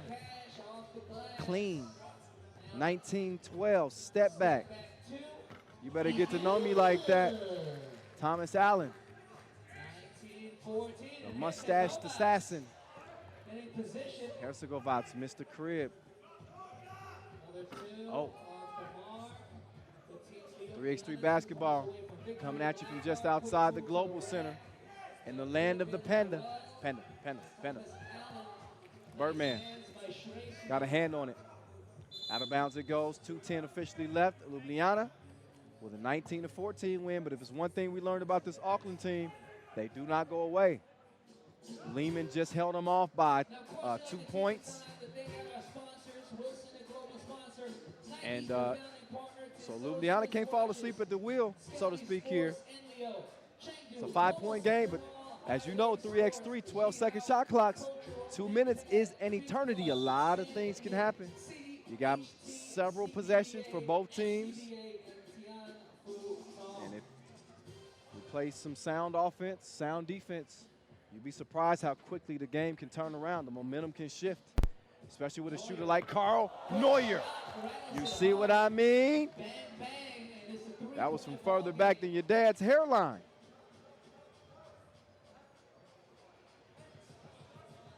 Like, speak for yourself. Next time I will. 19-16, Hercegovac swings it. Birdman, oh, halfway down, comes out, but Zagi patiently waiting for the rebound. He gets a couple of boards, and he misses a couple of shots. Neuer, and had he knocked that one down, this place would have been going crazy. Hercegovac, Zagi, can he end it? Ljubljana, they need to get rid of him, and they do.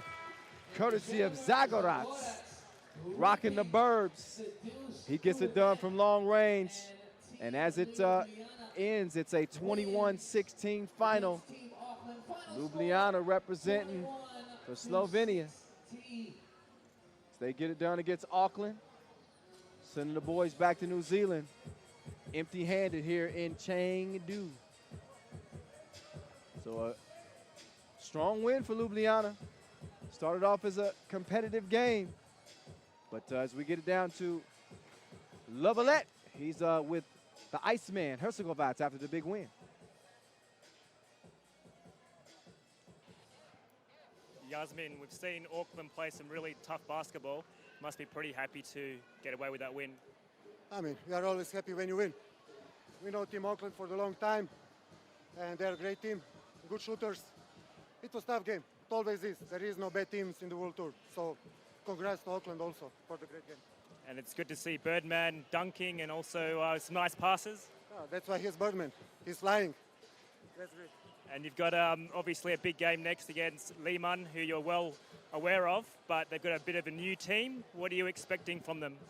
I expect a tough game, as always, against Liman, against all the top teams. It's going to be tough. Detail is going to decide. And it's going to be a great game for the audience, that's for sure. Congratulations, well done. Thank you. All right, the Iceman, AKA Mr. Always Good Like Grandma's Cookies, Yasmin Herzegovats. Got to be pretty pleased with his team's effort in that game. He was able to find his stroke and help the effort.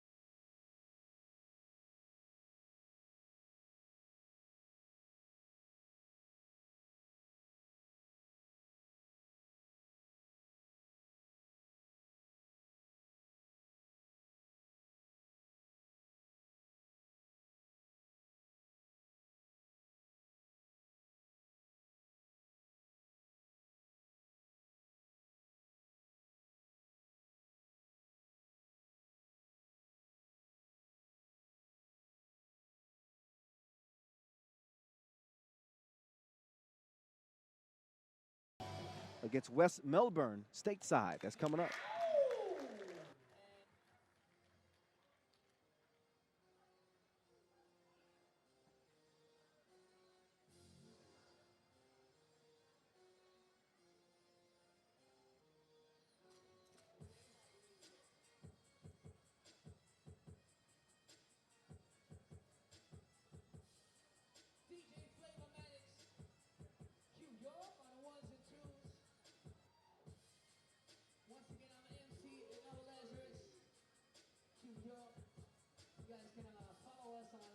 Social media at Q_New York, Instagram, Twitter.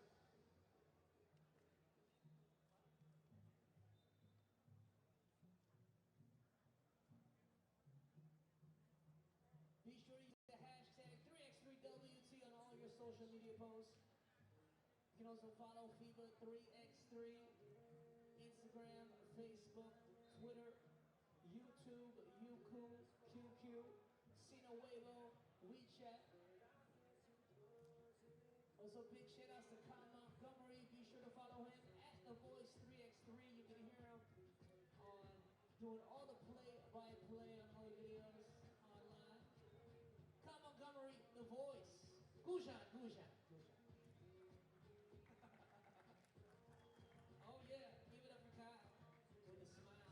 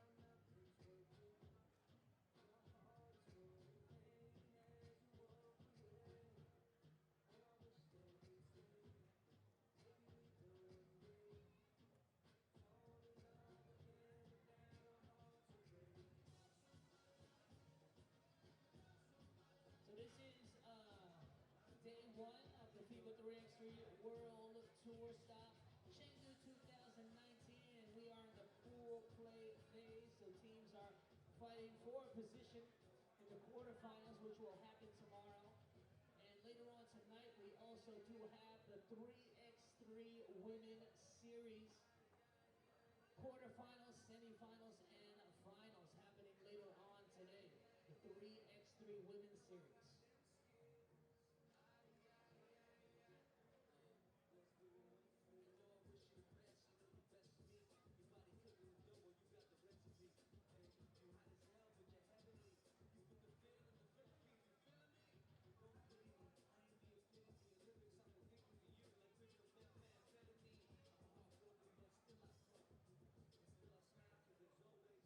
All right, and we move on now to our next game.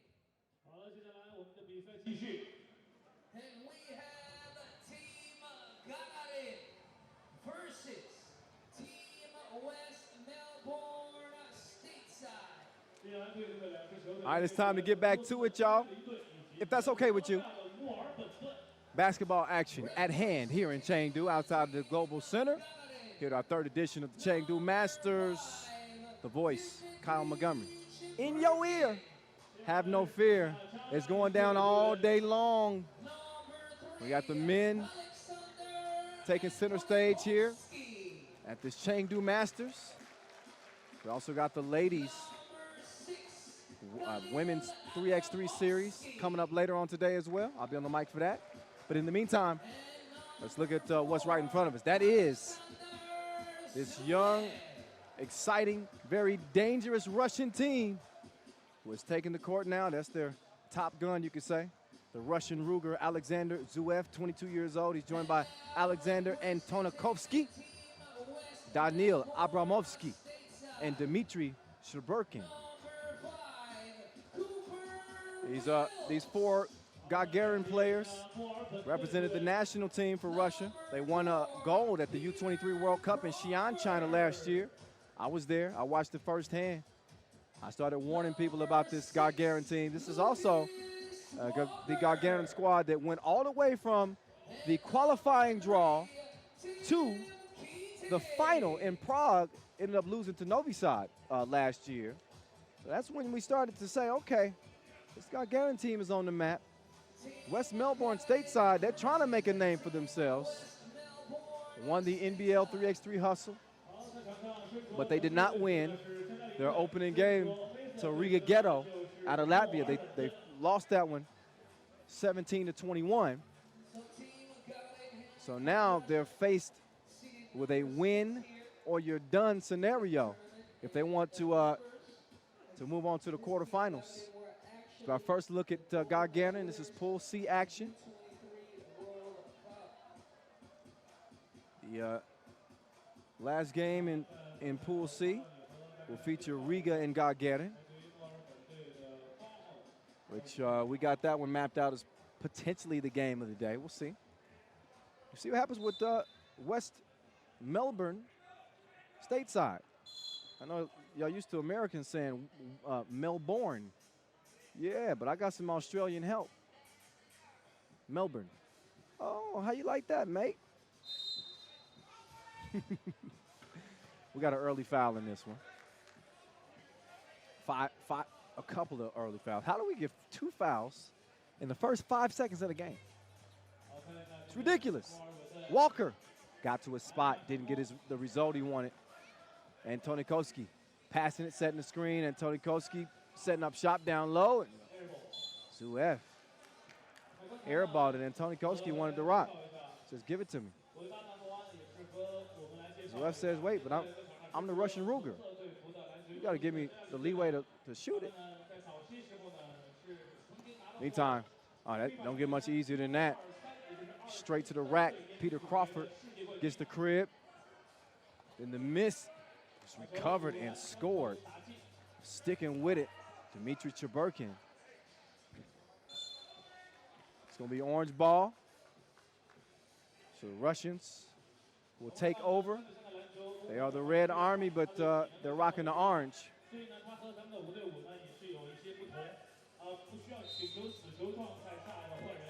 1-1 game, 9:12 on the clock.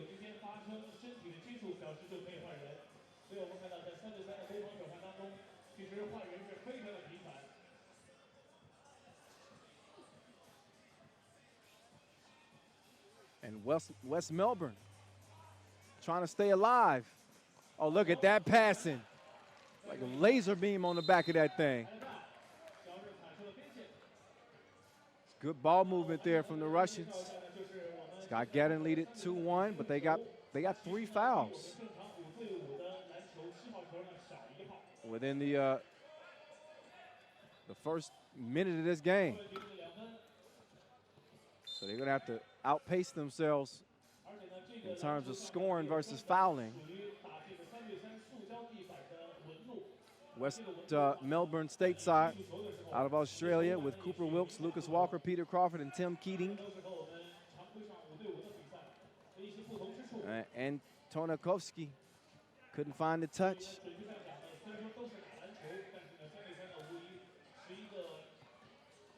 Oh, and Tonakovsky couldn't track it down. Ball over to Black. Walker spinning left, ran into trouble, kicked it out. Oh, nice step through, right through the teeth of the D, but couldn't finish the crib. Now it's time to D up. Here's Zuef coming to the cup and getting the layup.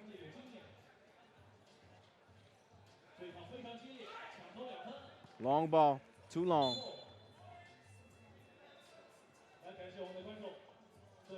So Gagarin, they did finish second at the Wuxi Challenger.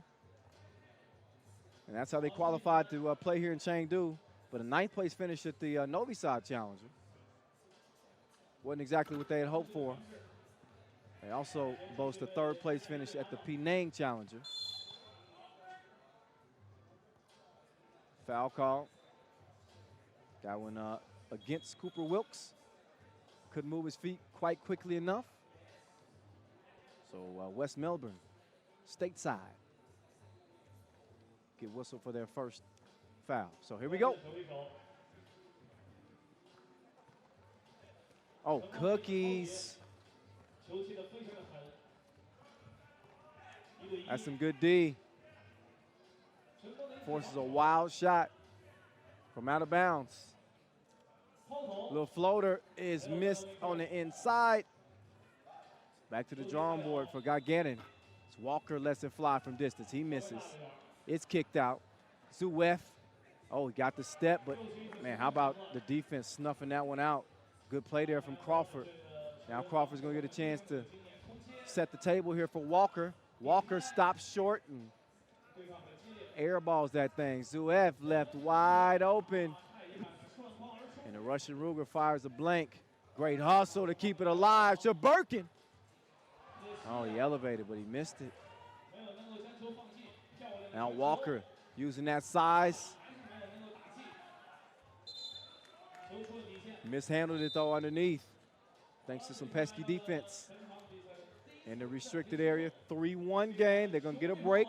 6:48 officially left on the game clock. And Wst Melbourne,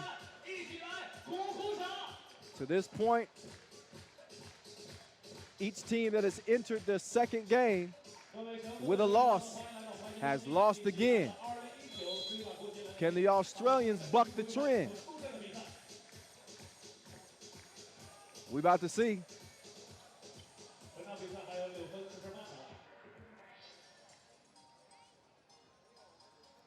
And Tonakovsky starts the possession. Shaburkin trying to decide what he wants to do with it.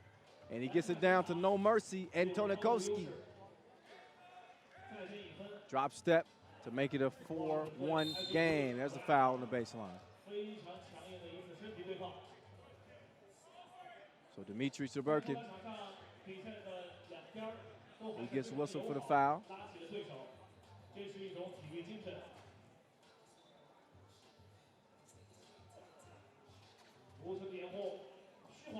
Little pull up is short, recovered, and that one is knocked down.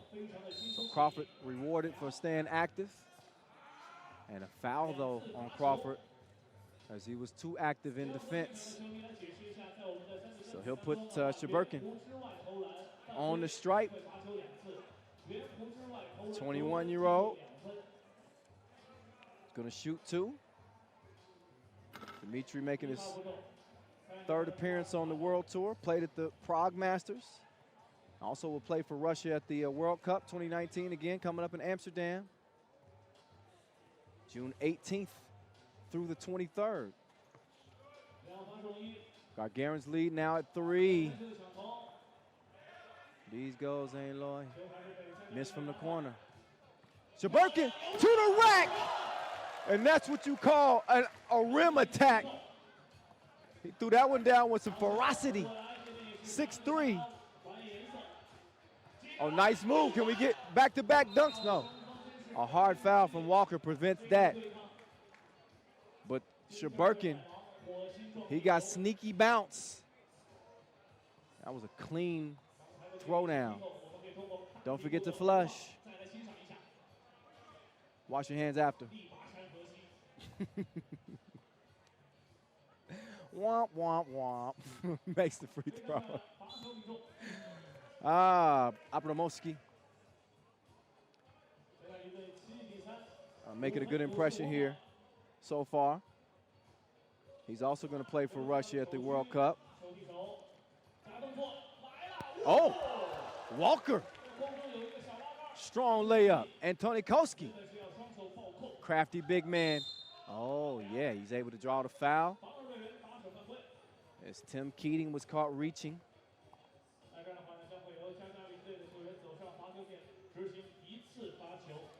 So Antonikoski. He will shoot 1. And he will miss 1.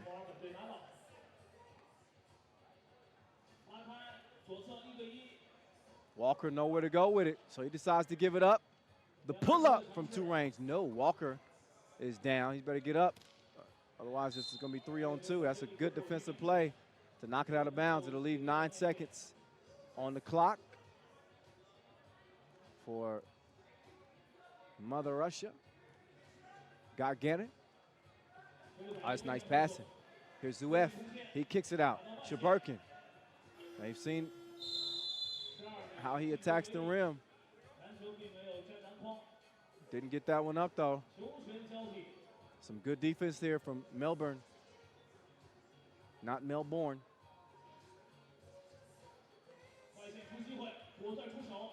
Approaching 5 minutes. And Wst Melbourne stateside has had a tough time finding the offense. Only 4 points. Gagarin hasn't necessarily lit it up either themselves. They got 7 halfway through it. Some good passing, but 1 pass too many. Ran out of time on the shot clock.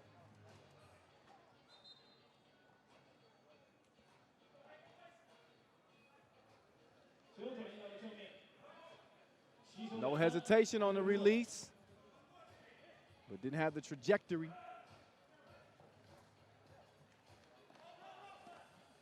It's good D. Zuev making things tough in the corner. Walker's fade away. No go. Zuev drops the shoulder and then drops it off to Antonikoski. He didn't have the touch, but he's got a good teammate. He's got his back. He's able to lay it in. So after the Abramowski score, 8 for 4. 3-point game. Antonikoski, too cute on the layup. I think he was too busy looking over his shoulder rather than looking at the rim. Missed the opportunity. Speaking of missed opportunities, Walker couldn't get it done. Kick out, Walker's down. Slow to get up. Gagarin still couldn't capitalize. Somewhat of a sloppy game. And right on cue, Zuev misfires out of bounds on the pass. Gagarin, the 6th seed. A lot of people expecting some big things out of this Gagarin team this year. They've gotten the experience that they need. Starting to really be competitive here in every tournament they compete in. but just not have been able to be proficient in their offensive endeavors. I'm giving you that TI vocabulary right now.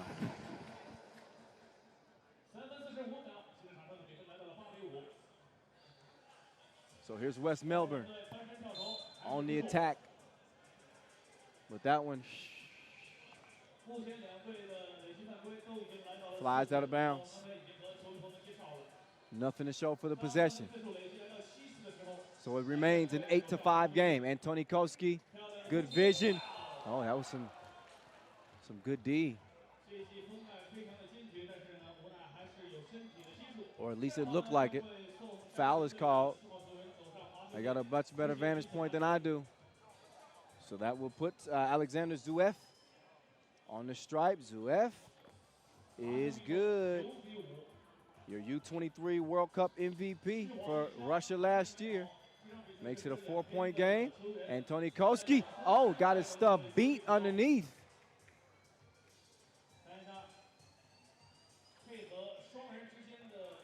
And Thomas Walker elevating. Oh, look at the passing. Just precise down to Antonikoski. Good heads up, offensive play. And there's a big hit right there. Wst Melbourne needed something. Tim Keating does the honors to make it 10-7. Zhuev, up fake, wide open. Couldn't find the target, but he does stick with it. He does get the feed from Antonikoski to make it a 4-point game. After the up fake, still nothing happening. Crawford couldn't get it to go. And then Antonikoski out of bounds. Sherburkin couldn't handle the pass, so under 3 minutes to play. Gagarin, 11. Wst Melbourne stateside, 7. Pass is tipped. Got him a lazy pass there from Zhuev. Walker. Too much sunscreen on his hand. Slipped. Ball over to Gagarin, and this time they find the mark. That was on point like a harpoon, courtesy of Daniil Abramovsky. So the lead now out to 6 for Gagarin with 2:23 left. They got to be breathing a little bit easier now, as the offensive buckets have been hard to come by. Nonetheless, that last two-piece makes it a 3-possession game.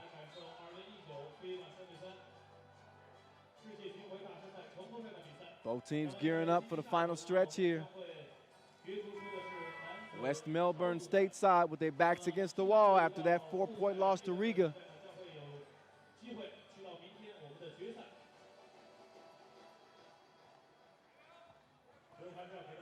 Feed down low, kicked out, got the look, but didn't get the make. Antonikoski hands it off. Zhuev now working with it, little two-man weave action. Antonikoski takes his time and lays in the reverse. And now Wst Melbourne sloppy offensively. That one chunked out of bounds. Tim Keating was looking for some help on the wing. It was nowhere to be found. Pull up from long range. Sherburkin giving him that working. And it's 16-7.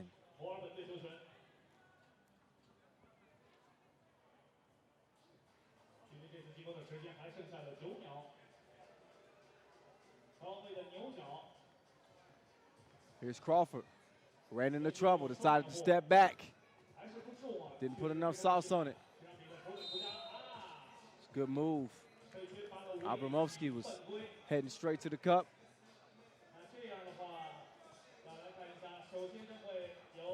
And a 7th foul on Wst Melbourne stateside. Cost him 2 free throws. So Daniil, the 22-year-old, steps right up, and he misses the first. So Daniil also played for Russia at the Youth Olympic Games in 2014. You know, he wants to play at the Tokyo Olympic Games in 2020. Then a foul. Buck 27 left in this one. It has been without the fireworks, but enough for Gagarin to lead comfortably. Walker, the pirouette underneath as he scores it over Antonikoski. That's a good look, but missed long. Antonikoski with the vision, and then the punctuation mark from Shaburkin. 17-8. Beautiful connection from the Russians. And Zuev lets it fly, and he gets the two-piece. No biscuit. 19-8. Gagarin running away, but look again. Antonikoski with eyes in the back of his head. Aye, little sauce for you.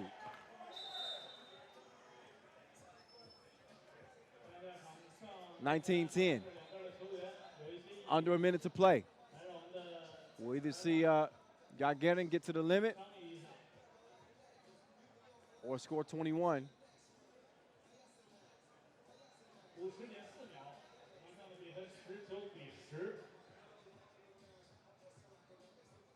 I'm not sure what the discrepancy is here. Maybe a clock issue.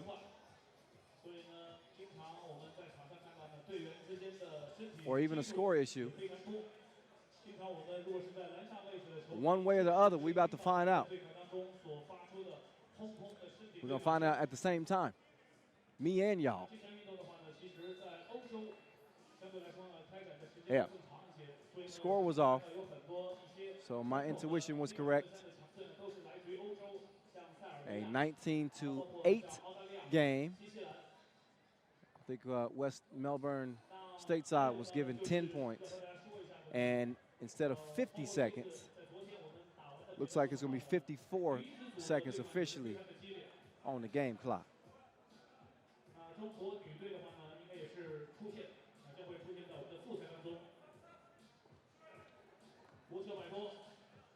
Walker going to the spin move again. Strong over that left shoulder. But Wst Melbourne, this was a game where, oh, look at that. That's some good D.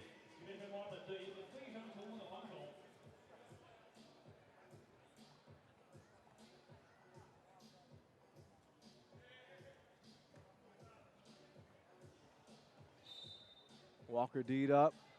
7 seconds left on the shot clock. 29 seconds left on the game clock. As the writing is on the wall for Wst Melbourne stateside.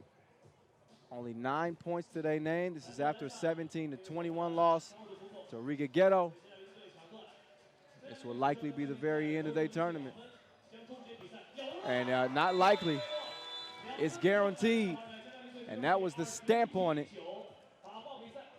Courtesy of the sharpshooter from long range, Daniil Abramovsky. As Team Gagarin, they come in and they take care of business. 21-9, ending Wst Melbourne stateside's run here in Chengdu. Just could not find the offense in any way. They suffer a beatdown to the Russians.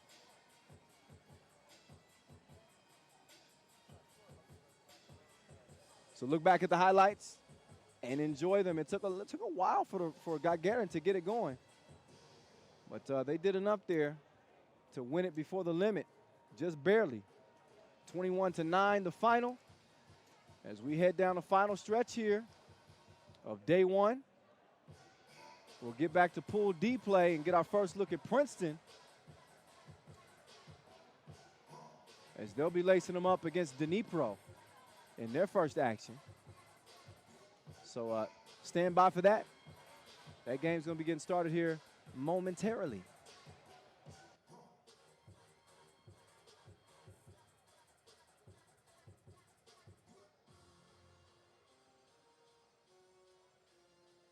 Once again, this is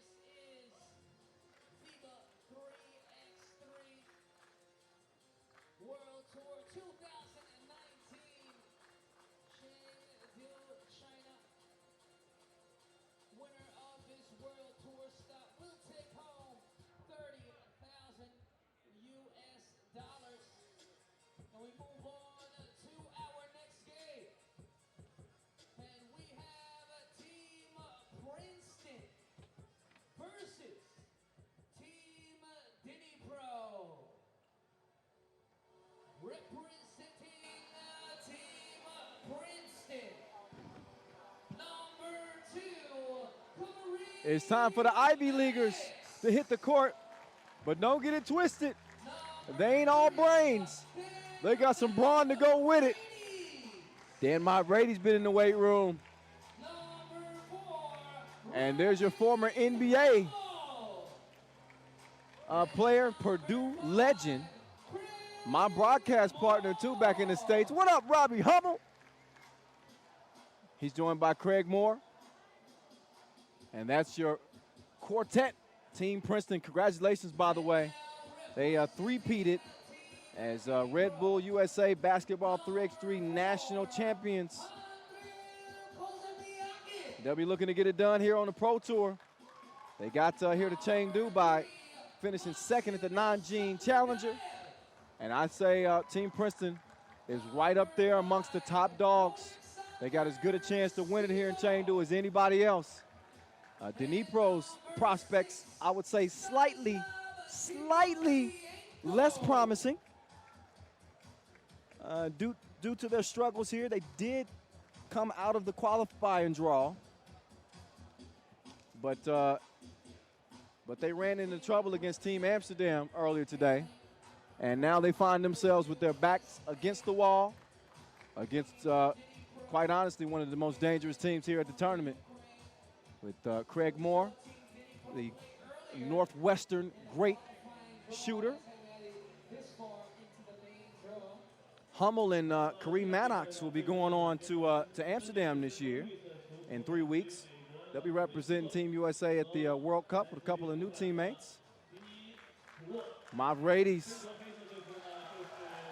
owns a Greek passport, and he typically owns the crowd wherever he goes. He feeds off the energy. We're going to see how this one turns out. Team Princeton against Dnipro out of Ukraine. Mavrades trying to work the two-man game with Hummel. He kicks it out. Craig Moore, open sesame. Access granted. Splashing like a bird bath to start things off for Team Princeton. Back door denied by Craig Moore. Gets a hand on it. Ball to the corner. Two-ball corner pocket. It's knocked in there. Not a bad start for Dnipro. Again, trying to keep themselves alive. But Team Princeton could put them away with a W. Mavrades taking his time, decides to go left, uses the left, and missed it strong at the rim. Oh, D. Maddox, Defensive Player of the Year in the Ivy League 2011. You can see why. He's still defending here in 2019. Hummel played a couple of years for the Minnesota Timberwolves.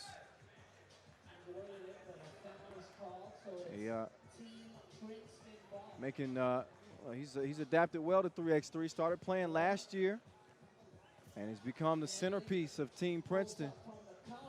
And there's Craig Moore. You better watch out. The precipitation is beginning. It could become a full-on rain shower if you keep giving that man looks. A minute into this game, Team Princeton with a 2-point advantage. Mavrades, look at the defense. He's going to check out after the hustle. Hummel in. So Princeton with the sizable lineup. Dnipro on the attack. Timofey Yanko. Bottoms up, bottoms up. Hummel, drive, kick, Moore. Oh, another one? You gonna keep leaving that man open? It's slippery when wet.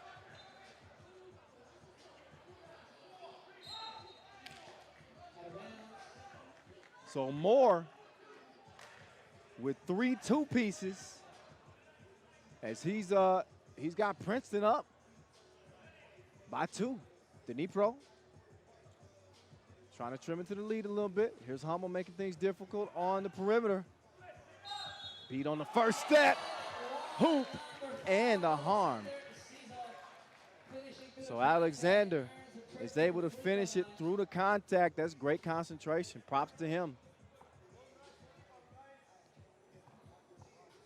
Pool D action.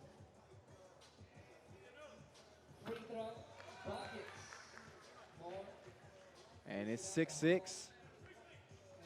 Radies putting in a lot of work in LA. Waking up at 4 in the morning, getting up shots, man. He's dedicated, and you can see it paying off. Look at the passing from Team Princeton. And the defense underneath, as Hummel had the paint locked down.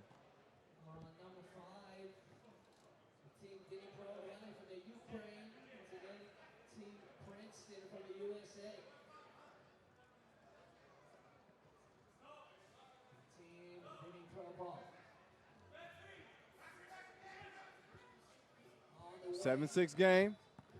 Dnipro. Oh, Mavrades. It takes a lot to put Mavrades down like that. He took one right to the chest. Had to shake that one off.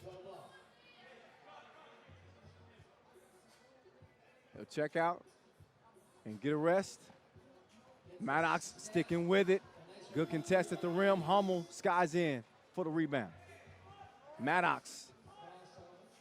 He is a rim rattler.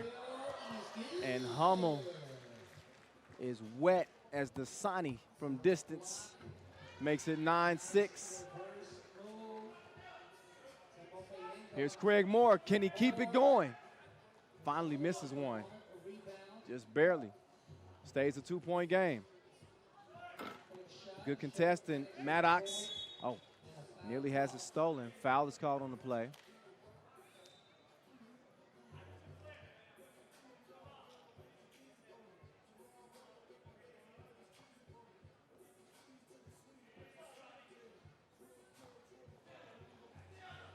Hummel, good look. Didn't get the result he wanted though. Timofeyenko snatches down the rebound. Now he dives to the bucket. This will be interesting. Nice score underneath over Maddox. Out to Mavrades. Bang, bang. 11-8.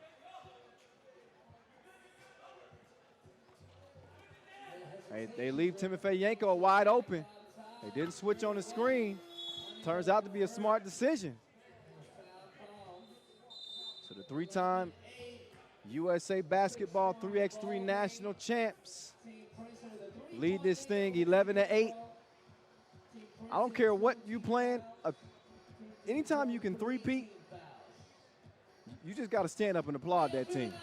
That is a hard thing to do, especially given the competition in the United States, in that tournament every year. But Dnipro, I don't think they're too much into resumes. They say throw it out the window when we playing, because we coming for the dub right now. Right now it's a 3-point game. Maddox behind the back to the rack, elevates, put a little bit too much on it.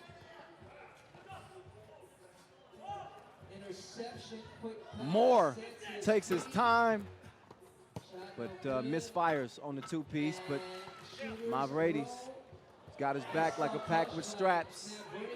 He's got a strap. Is he going to pull the trigger? Oh, caught him slipping on the step back, but he couldn't connect. Moore, little hezzy to Maddox, coming to the rim. That was some good recovery, D. Anything but let Maddox have a clear look at the rim. Oftentimes, devastation will follow.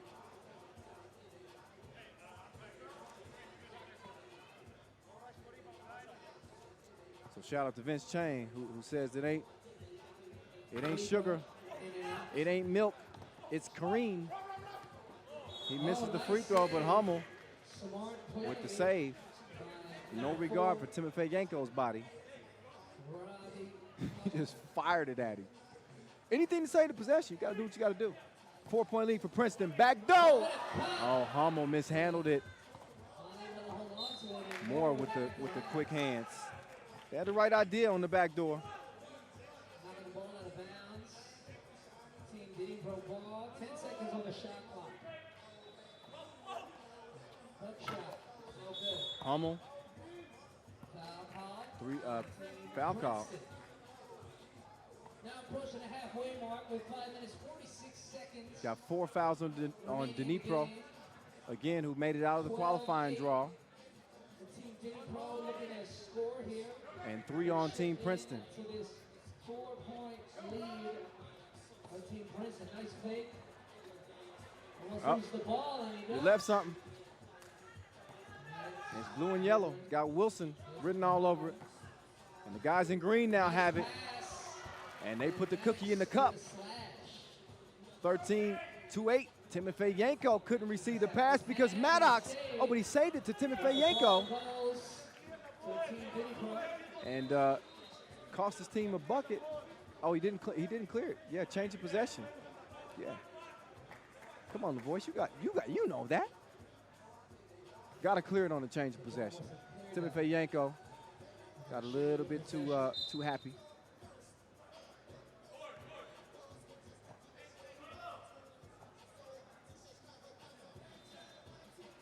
Five-point lead for Team Princeton. Maddox to the rack, but couldn't finish it on the reverse. Timofey Yanko sets the screen. Oh, the scoop-de-doop. Little sauce on it, plus the foul as Andriy Kozamaikin gets it to go, and he'll have a chance to make this a 3-point game.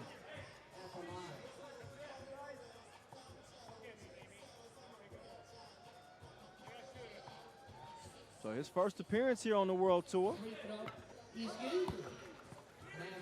And a pretty good showing for him thus far. This team trails by 3. Here's Mavrades trying to get it down low, and then Mavrades is bumped to the deck. That'll be the 4th foul. Well, 5th foul on Dnipro. Princeton's got 14 fouls. As you know, 7 puts you in a penalty. So here we go. Mavrades harassed Maddox, though, to the cup. Offensive foul, though. So Vlad says that he used that off arm and threw a little bit of an elbow. So Maddox is probably a pretty good debater coming out of Princeton. But he's not going to win that argument. Not with Vlad. Nice dump down. Timofey Yanko gets the score. It's a 1-possession game now. Oh, and then Mavrades sent packing. Says you ain't welcome here. And then the 2-piece, courtesy of Maxim Zakhturayev. It's 13 up, just like that. Princeton's lead has evaporated. So let's see if they can regain their composure. Now they're trailing by 1. So Dnipro showing that fight that they need to stay alive here. If I'm Princeton, I'm thinking about getting Hummel to rock in a hurry. Or Mavrades, pick your poison. He got reservations from 2 from long range as Princeton is back in front, 15-14. Up fake, Timofey Yanko. Ran into a brick wall, AKA Mavrades. Missed the bucket. So now Mavrades looking for some daylight. He lets another one fly, and he misses that one. So 1-point lead as we speak. Timofey Yanko defended by Hummel. Hummel on the closeout. Oh, and another collision. Mavrades. He's been all over this Inleo court. 3rd or 4th time he's been down. He's putting forth the effort. But this Dnipro team, they do not shy away from a little physicality. Mavridis is learning firsthand. Slow to get up, but his Princeton teammate in that 2011 Ivy League championship squad, Kareem Maddox, helps him up. So Princeton needing to regroup a little bit. This Princeton team is also qualified for Lausanne in Mexico City, so we'll see them at least a couple more times on the Pro Tour. But as you know, no direct qualifiers to the World Tour final this year. You got to make the most of your opportunities. As Maddox goes to work underneath and gets it back out to a 2-point game. Hummel tracks down the rebound. Moore working with it up top. He's got 8 seconds on the shot clock. Plenty of time. 5 to work with now as Hummel crosses, drops it down to Maddox, and using that great size advantage underneath to extend that lead 17-14. 2:45 left. Stops, puts the brakes on, but misses the shot. Recovered and scored though. So Andre keeping his team in it, humble. These goes and Lord, missed it right. Oh, now Hummel trying to stay in front. That's good D. Thought he might have got lost with the cross at first, but oh, out of bounds. 7 seconds left on the shot clock. Seeing some hands on the knees. It's a demanding game.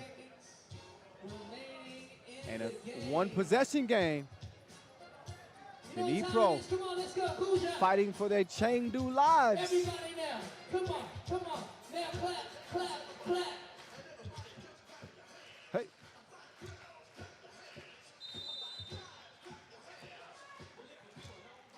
$30,000 will go to our grand prize winner here in Chengdu. $20,000 to the runner-up, $12,000 to third place, 8 Gs to fourth, 5 Gs to fifth. So your top 5 finishers at our Masters this year all will be rewarded. They will get a payday. Mavridis looking to make it pay off from long range. He misses it. Robbie Hummel. He's short on his attempt as well. Now Timofeyenko, he's got a mismatch here. And quickly past Mavridis to make it a 1-point game. Craig Moore, he had the hot hand early, but couldn't find his mark that time. Then he gets lost on an up fake. And an easy lay-in. Kazamaikin, 17 apiece. Dnipro refusing to go away. But a foul after the score will put, or a technical, excuse me. That'll give Hummel a key free throw and possession to Team Princeton. As they take a 1-point lead. The rock's in Hummel's hands. He decides to give it to Maddox. He's got 5 seconds on the shot clock. They leave Mavridis wide open. He had the range, but no service. Got to get his VPN up. Gets the step and the score. So we got an 18 all game with 1:25 to go. This has turned out to be a good one, huh? Timofeyenko. Oh, he almost dropped Mavridis off, but it was in and out. Mavridis setting up on the wing. He wants to rock. Maddox gives it to him, and Mavridis gives it to Timofeyenko. Right between the windows of his soul. 20-18 game. That's a good look off the up fake. Oh, yeah. We got a 2020 game, y'all. Game point. And we are in Tissot buzzer beater territory right now. I could just feel Julian DeBuff passing me a note right now. 42 ticks left. Who you got? Dnipro or Team Princeton? It's a toss-up. But Dnipro can really put themselves in a good position by picking up a win here over Princeton. Put your hands up. because then Princeton would be in a must-win situation in their final game of the day against Amsterdam. Coming up later, it is crunch time like we opened a bag of potato chips. Game point. And a foul called on my Brady's. Luckily for Princeton, they had one to give. Now no more to give. A defensive foul for either team will lead to a free throw.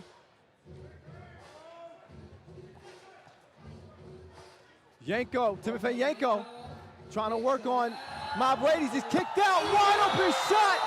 And there's your T-So buzzer beater, courtesy of Andriy Kazamaikin, as they shock Princeton and stay alive in Group D. Get another look.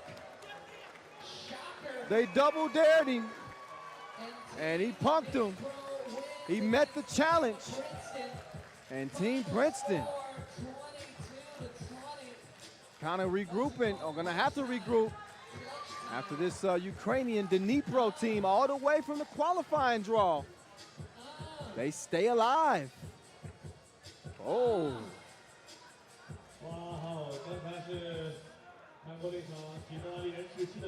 So what a game.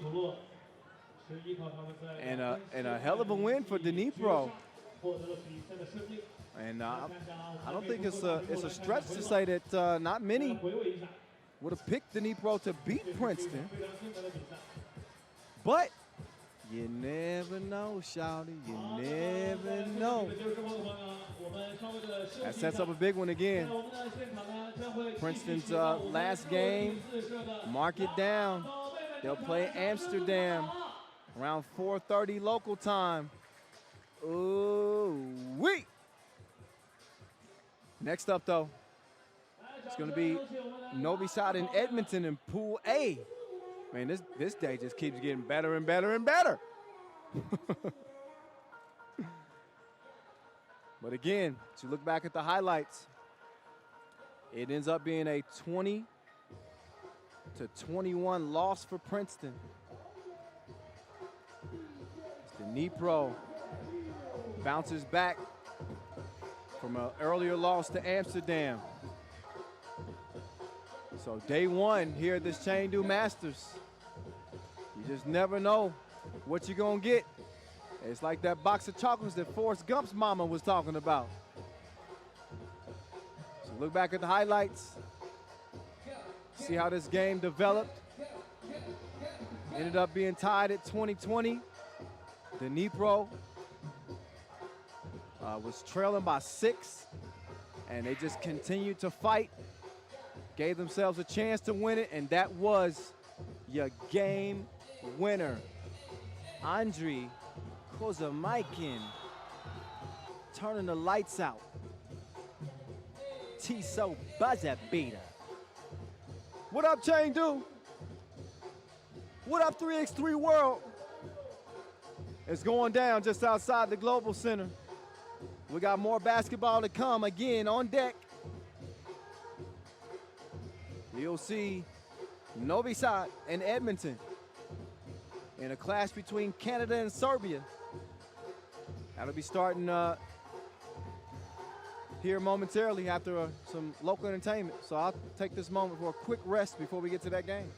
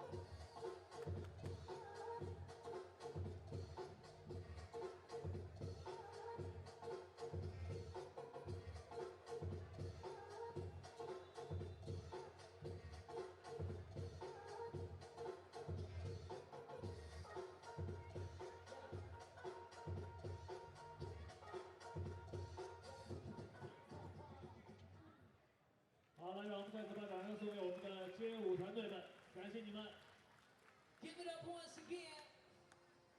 And we move on to our next game. Gonna keep this flowing. And we have Team Novi Sad versus Team Edmonton. All right, your top overall seed is back in business. Pool A play, a clash of the Titans.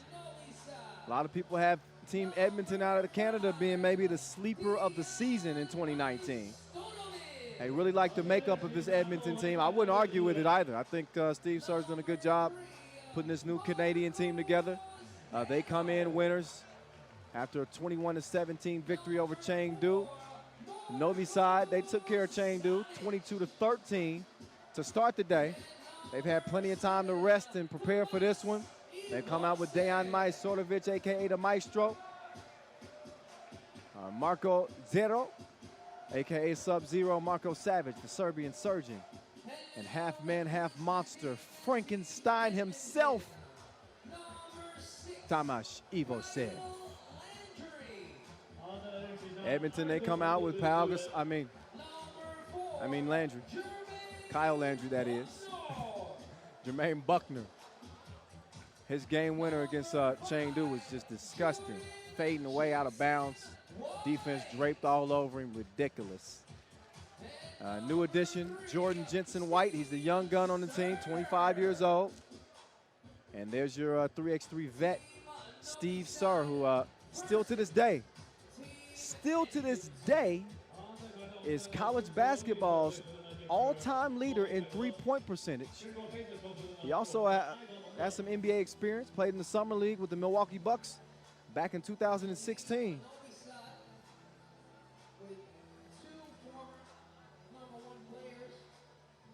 So this one will decide Group A.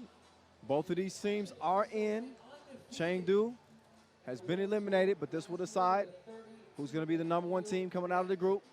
Puts you in a better position as you head into the quarterfinals, because the top team from A will meet the second best team from C. Top team from C will meet the second best team from A. And same goes for B and D. Y'all know the drill by now. This one's underway. It's on and popping. Pick your side now. Edmonton or Novi Sad. There's Landry snatching the rebound, getting Edmonton on the board first. There's Zidero. Foul away from the ball. Foul on Black.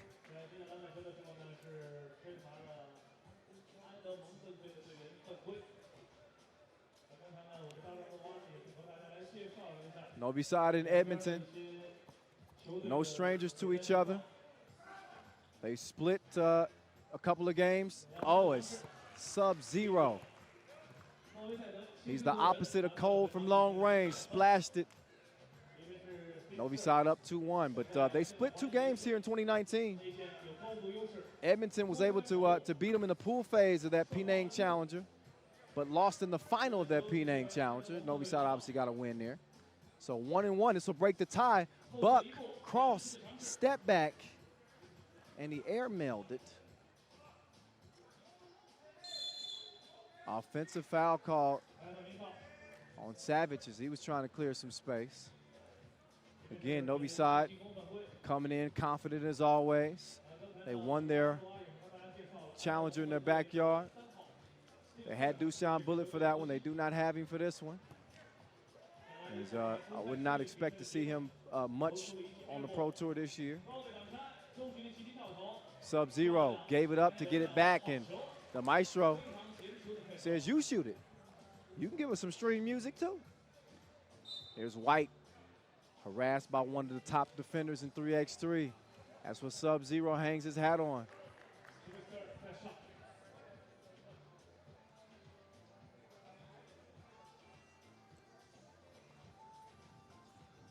White gets it back. He goes baseline. The floater missed it just before the shot clock, and then sitting there trying to battle with Ivosev. And he's whistled for the foul.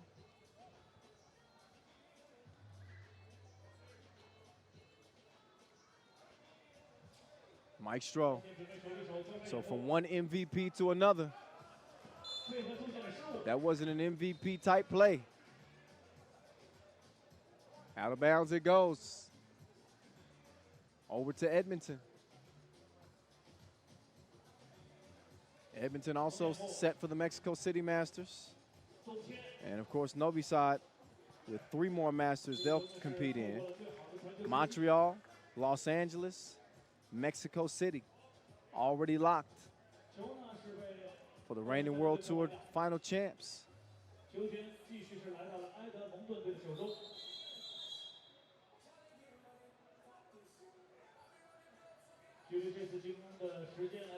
Four seconds on the shot clock here.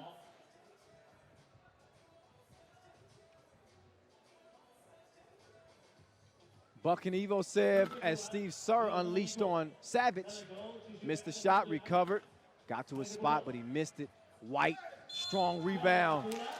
Flex on him, young fella. As he scores on Savage, plus the foul. And that'll put Jordan Jensen White on the stripe. Originally from Calgary, Alberta, as I mentioned, played for the University of British Columbia. Also played in Canada's NBL League. So he transitions from the 5-on-5 game to 3x3. He's learning the nuances and the differences and the physical demands of this game compared to 5-on-5. I always say it's half the court, but twice the action, twice the intensity.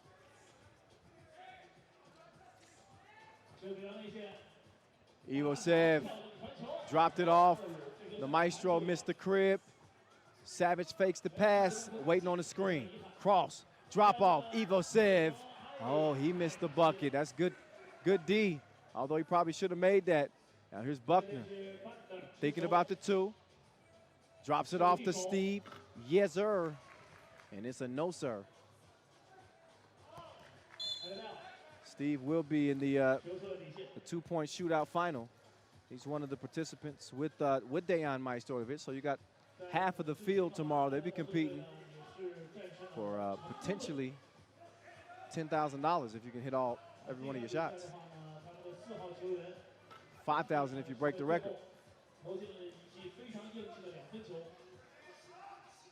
Maestro slipped the ball through that hole.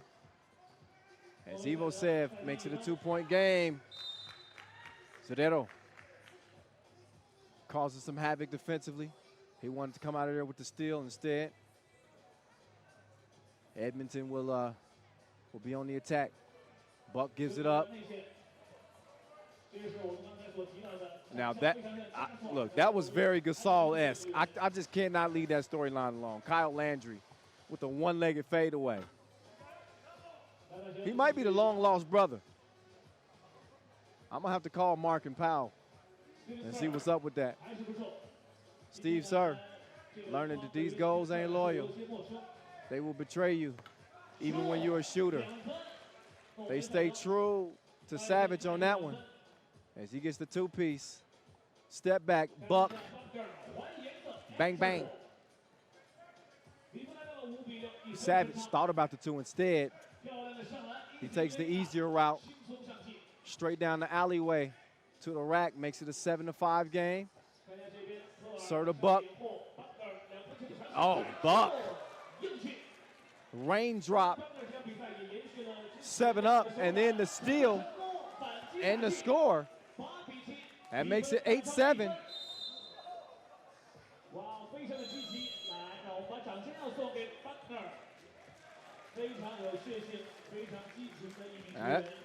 That one might have got past me there. So Buckner given a warning for defending after the made shot. Typically, I think that's in the restricted area. But nonetheless, they know the rules by now.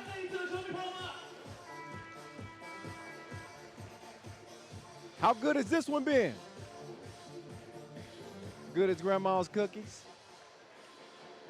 At least my grandma's cookies. Now I'm missing home. 1-point lead. Edmonton in front. Let's see what Zedero can do. He misses. Maestro recovers. He misses off the glass. Landry comes out of there with the rock, drops it off to White. He gets it back underneath, but he's caught up underneath the backboard. Missing White. Following though. Cleans things up, the Maestro. No string music that time. He's muted. 9-7 game. White stops, goes to the cup, smart passing, and an easy finish for White. As Edmonton out by 3, trying to go up 2-1 on the season series on Novi Sad. And you can tell they got pumped up for this one. Novi Sad for so long has been a blueprint for 3x3 and success. All you got to do is look at the long list of accolades. 4-time World Cup champions. So you got the 4 gold medals. Europe Cup champions as well. And there's shooter's touch. Savage knocks it down. Sir trying to answer. He cannot. Zedero passed up the shot in the corner. He kicks it to Savage. Savage sidesteps, pulls the trigger, misfires it though. Novi Sad trailing by 1, 4.5 to play. You knew this was going to be one of those type of games. Edmonton, an emerging team here in 2019, taking aim at the top dogs. Mentioned the national team success, but also 3-time World Tour final winners. Nobody's ever done it. They did lose in the final of the Doha Masters to Riga, which ended their long winning streak. Ivosev, he deposits 2 in the bank, or off the bank, I should say.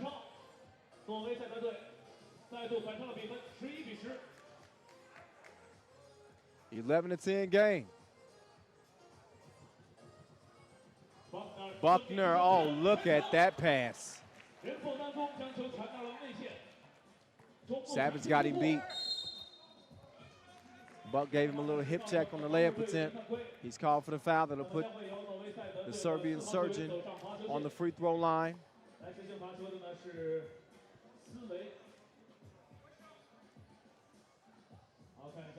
Chance for Novi Sad to take the lead here. Savage. Oh, he misses. Buck, though, able to recover the rebound. Steve Sir. Ivosev made it the shot tough. So Landry with the rebound. It'll be Edmonton Rock. After the TV timeout, 3:48 remaining, 11 apiece. I'm doing so much screaming and hollering. I don't know if I'm gonna have a voice for the ladies competition later. Of course I will. Tea and honey, that's the key.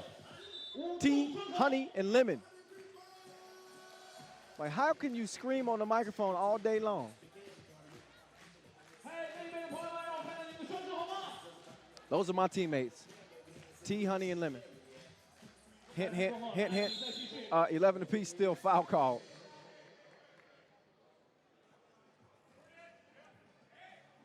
Ivosev. Things not being made easy, not neutralized, but I'd say Buckner's, you know, he's a pretty good selection to guard Ivosev. There's not many that can keep him in check, but Buck is definitely a guy that's in the mix. Thing is, it demands so much of him defensively. Typically, he can't give you as much offensively, but we'll see. That'll help. Savage whistle for the foul. That'll put Buckner on the free throw line shooting 2. Savage not happy with the call. He threw a mini hissy fit.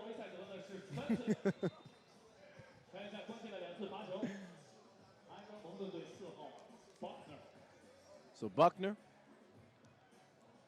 relax on the first as he knocks it in.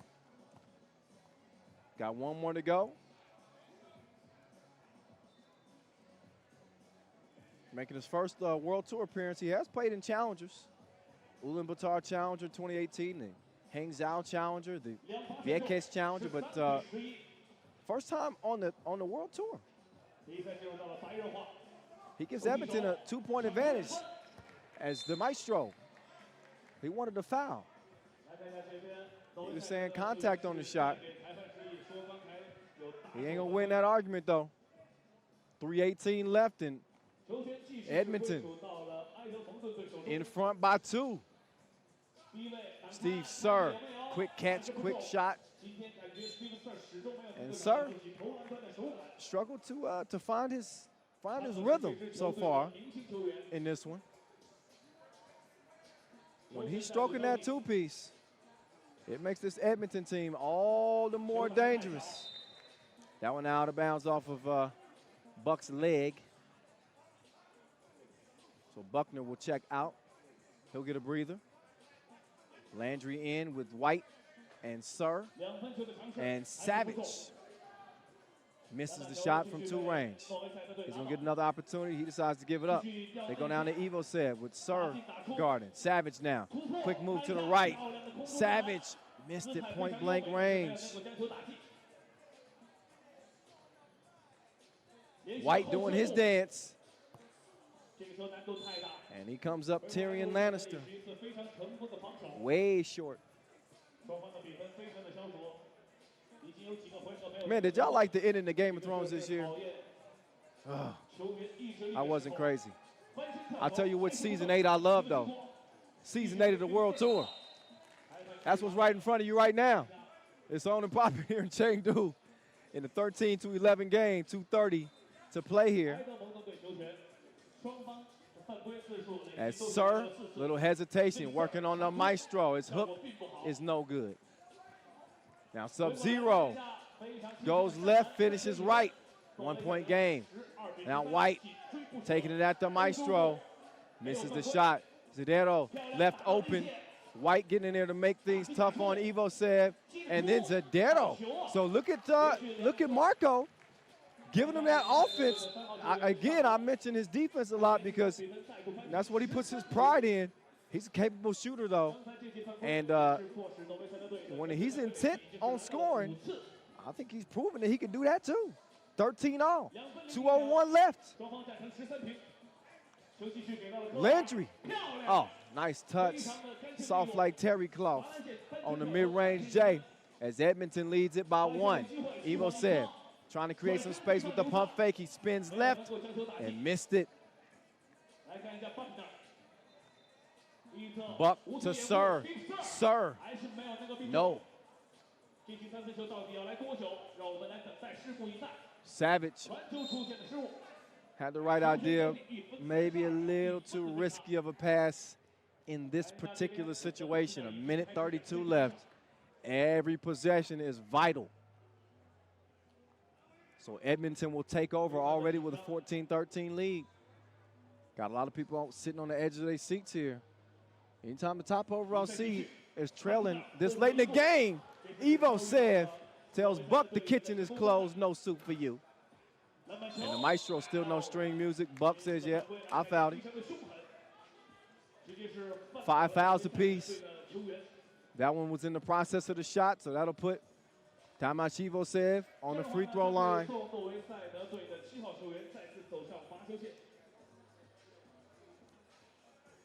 Evo Seb used to play for Team Budapest for Hungary.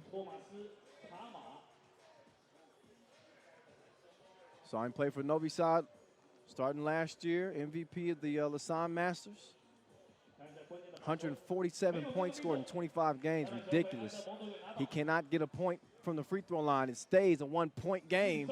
And then Steve Sir is on point from distance as he dots the eyes of Evo Seb. Savage, can he answer back? You better believe he can, like a cheat sheet. 16-15. Edmonton back in front. Oh, Buck got the up fake. So he got Evo Seb off the ground and forced into a tough shot. Evo Seb gobbles up the rebound. He's setting the screen on Sir. Leaves an easy lane for the maestro. 16 apiece, 40 seconds to go. This thing is getting Kanye crazy. White. Nice little fake. And the turnaround bucket. Savage. He shoots the 2. Missed it front rim. We're approaching 20 seconds left. Edmonton in front by 1. Sir steps through. They got 5 on the shot clock. They get it down to Buck to Sir. This could be a big make if he hits it. Too long. And then Buckner whistle for the foul. That's 6. No more to give for Edmonton, but 10 seconds remaining in this game. And your top seed, defending World Tour champs, Novi Sad, with a chance to win it or tie things up one way or the other. You couldn't script this one better.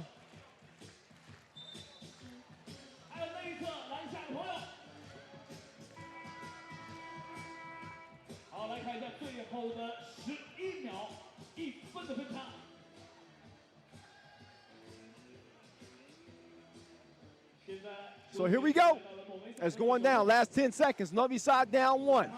They get it to Evo Said. 5 seconds to go. Savage to the right to Evo Said. He can win it like he did in Novi Sad, but he misses. And Edmonton pick up their 2nd win over Novi Sad here in 2019. They got it done in the pools phase of the Penang Challenger, and they do it yet again here in the pools phase of Chengdu. They do it by the narrowest of margins, though. 17-16 in an absolute dogfight here in Chengdu, but it is Edmonton who remain unbeaten out of Pool A Day 1 with a signature win over Novi Sad. So Novi Sad will be the number 2 coming out of Pool A. They'll play the top squad from C, which will still be determined. But a crazy game. And not to say that Novi Sad is vulnerable without Dushan Bullet, but just in talking to some teams, you know, that when you don't have arguably the best player in the game, people start smelling the blood a little bit. I'm not sure this one would have mattered. This was 2 very good teams going back and forth, the pendulum swinging from one side to the other.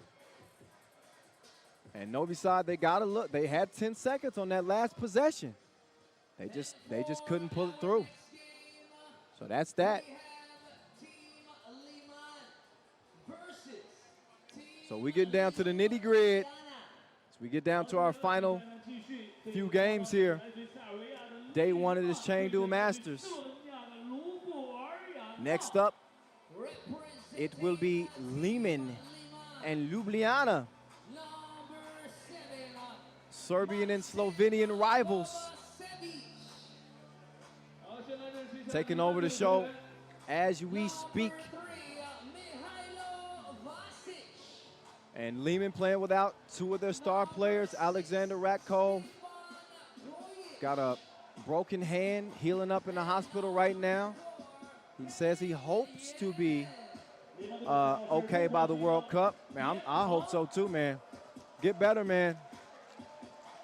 He and Mr. Robot, Stefan Stojicic, their 2017 regular season MVP, are both out. So they're watching this from home. What's up, fellas? Get better soon. Your team's got a tough game right here. Liman's on the court, as you know. Not that they need an introduction, but I'll do it again. Maxim Kovacevic, Mihailo Vasic, Ping Yan in relief of Alexander Ratkov.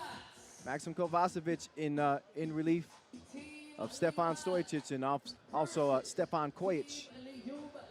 Joining Ljubljana on the court, Blaz Srenar, Dejan Mlakar, Yasmin Herzogovac, and Zelimir Zagorac. Pool B play. Both of these teams coming in with wins over Auckland, so similar to our Pool A matchup that we just saw. Edmonton win over Novi Sad. Both of these teams are going to be in. But seeding can be very important in the quarterfinals. So we're going to find out who the top dog is going to be between Ljubljana and Liman. Liman is 3-0. I mean, excuse me. Yeah, Liman, 3-0 against Ljubljana. They beat them at the Lignano Sabbiadoro final, Autonomia semifinal, and the Penang pool phase here in 2019. Ljubljana strikes first. Kojic try to sneak one in there to Mihailo Vasic. Got some tasty matchups on the court. Zagorac and Vasic. Whew. Ain't no shortage of protein in that matchup. And then Hercegovac couldn't track that one down. But Ljubljana with 2 points to lead the way here in the first 30 seconds.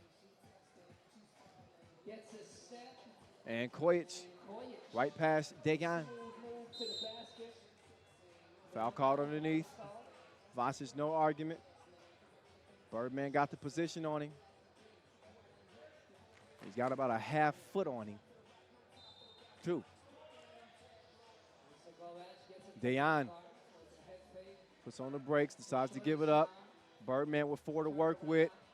He elevates and didn't put enough muscle into that J. It is short, it is out of bounds. Liman will take over.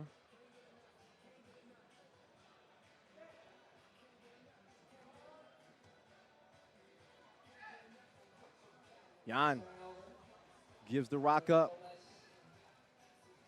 Now Dejan to the Birdman.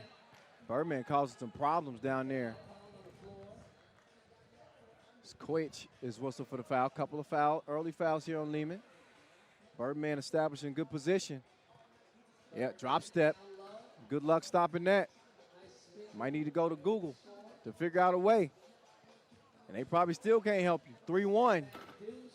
Birdman, rebound. Dejan, down low. Bumping and banging, working on Jan. Barbecue chicken. Oh, Maxim. On the drive, Jan passed it up. He shoots it and fires it out of bounds. Shot clock violation. 4-1, Team Ljubljana with a 3-point lead over Team Liman. Only 2 games left after this one. Riga Ghetto, Gagarin, Amsterdam, Princeton. Hercegovac got the open look. Zagorac, though, making it count underneath. That's the type of reinforcement you need down low. Strong rebound. Chance for a 2-point play. It's Ljubljana out front here. 4-point lead. Potentially a 5-point lead.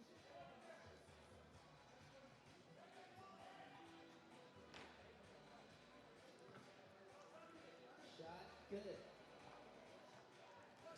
6-1 game. Vasic, wide open. Jan, you got to knock that down. Can't hit it. This time Vasic says, all right, I'm going to take it myself. Gets the step, and the layup is good. Zaggy, the pull-up is short. Out of bounds it goes. Just past 2 minutes into this game. Thank our official timekeeper, Tissot. Global partner, Wilson. Founding partner, Nike. As well as our suppliers, Skelder Sports, Inlio as well. And, of course, love to the LOC. The Olympic Committee. Oh, pull up on you. Bottoms up.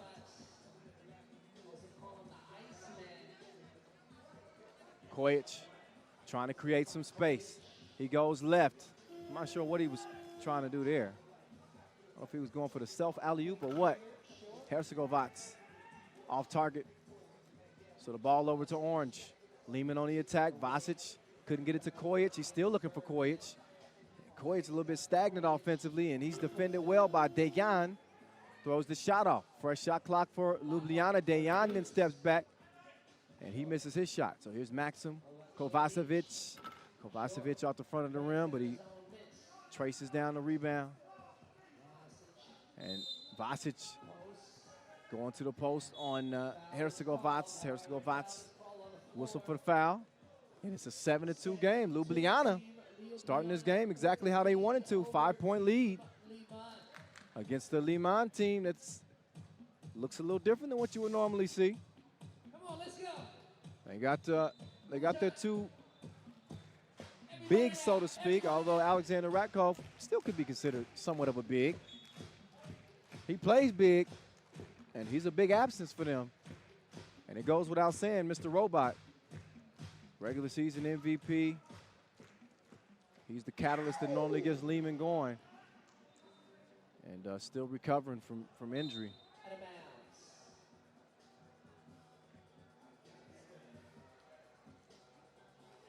Hit me up, Mr. Robot. Let me know what the timetable looks like for you to return.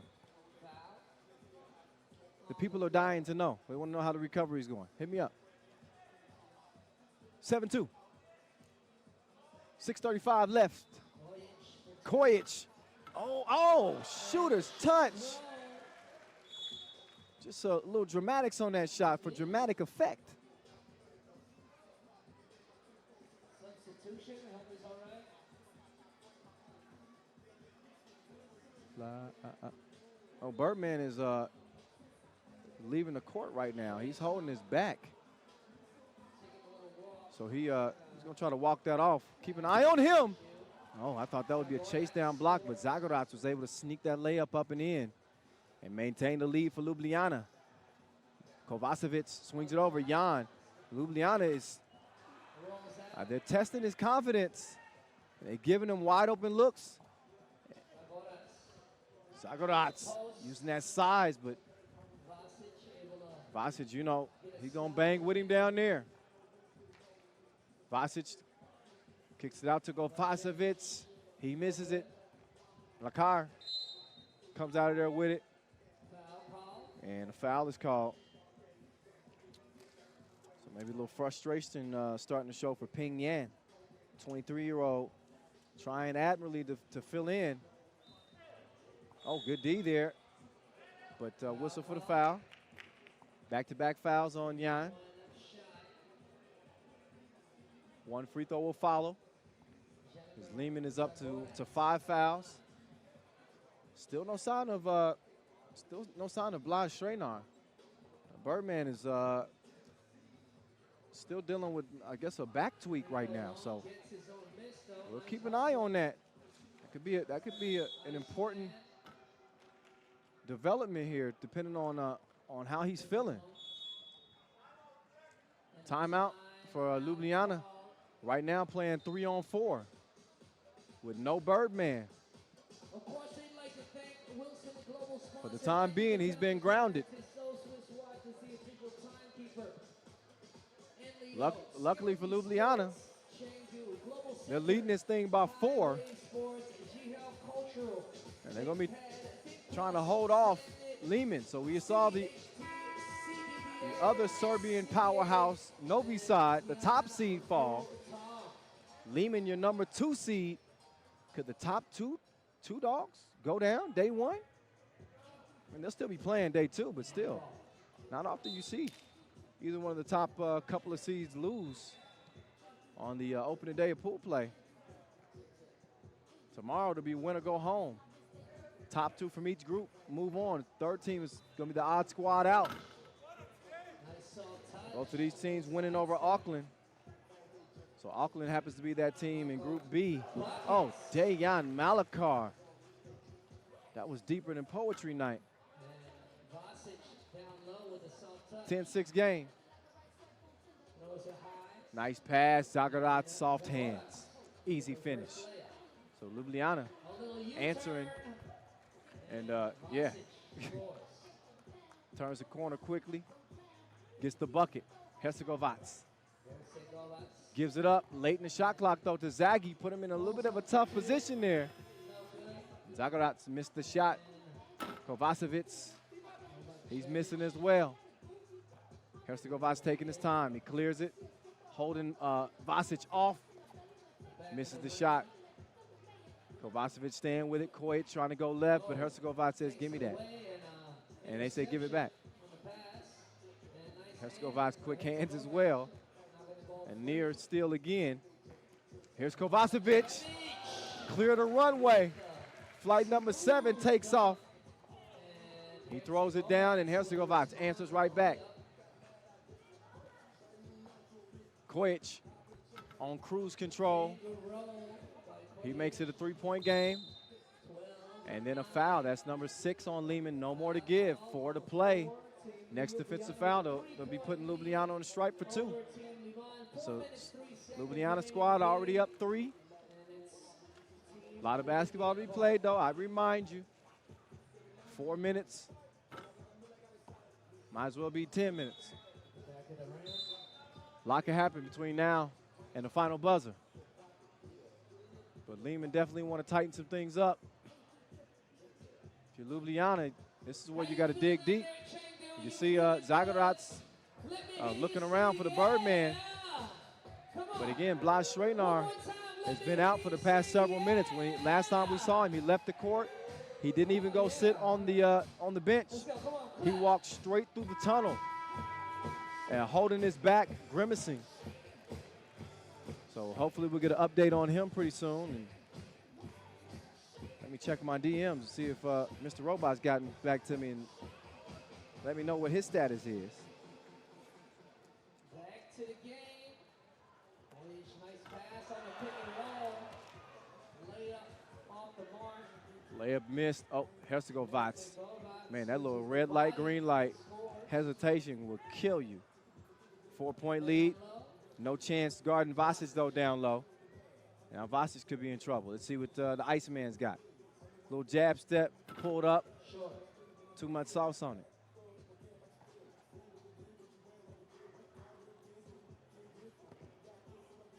To the rack. 2-point game. Dejan trying to open things up. He misses, but Zagorac is there. Zaghi with the D. You could just sense that this Ljubljana team, whenever Jan has the ball, they're trying to make it difficult on him. He's had a tough game. So they're putting extra pressure on him defensively or just leaving him flat out wide open and daring him to beat him. So far, he hadn't been able to find his stroke. So Dejan lost the ball, got it back, and that'll be out of bounds to the guys in orange. Liman does have that advantage playing 4-on-3. Ice. Drip, drip. Came through dripping.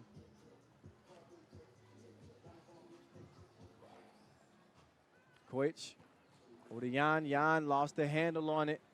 Still able to recover it. He sets the screen for Kojic. Kojic falling away. And the man's not hot. Oh, there's that hezi I was talking about. Herzegovac. It's like a dance move. Lean back. A lean back. That's from his Fat Joe catalog. That's another throwback. I'm realizing I'm old. Kovacevic. He finally finds the touch from long range. Now it's Dejan. You better watch that crossover. We saw that last game. He does his dance, but doesn't get it to go down. So now, time to D up. Kojic going right past Zaghi. And Liman within 1.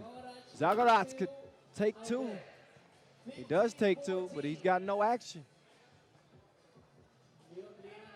Now Kojic, with the fake, got to the paint, but didn't get the shot to go. Zaghi out to Herzegovac. He's calling for the screen, trying to get a clear look at the rim. He does, at least initially, but Kojic was able to recover. Throw the shot off. Liman with no more fouls to give. Minute 35 left in a 1-point game. Ljubljana in front. It looks like Ljubljana's gonna have to play the rest of the way without Birdman. They haven't had him since about the 7-minute mark, I believe. So Vasic now evens things up, 15-all. Dejan on the move, drops it off. Zaggy, no. But he is fouled. And he will shoot a couple free throws as a result with a minute 18 left. Clutch free throws. Just when you need your vets to make the plays, the winning plays for you. Zaggy fits the bill. Free throw, in and out.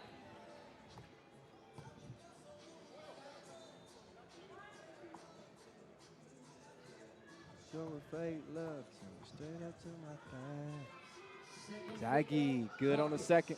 After missing the first, 1-point advantage, Ljubljana. Vasic clears it himself, out to Jan. And look, that's just no respect for Jan on the shot. He missed it. But they were able to turn it into a score anyway. Ljubljana only answers right back, though. We're under a minute to play.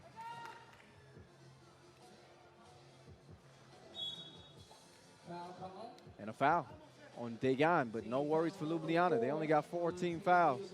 They got a couple more to give. 52 seconds left in the game. And the Slovenians lead it by 1.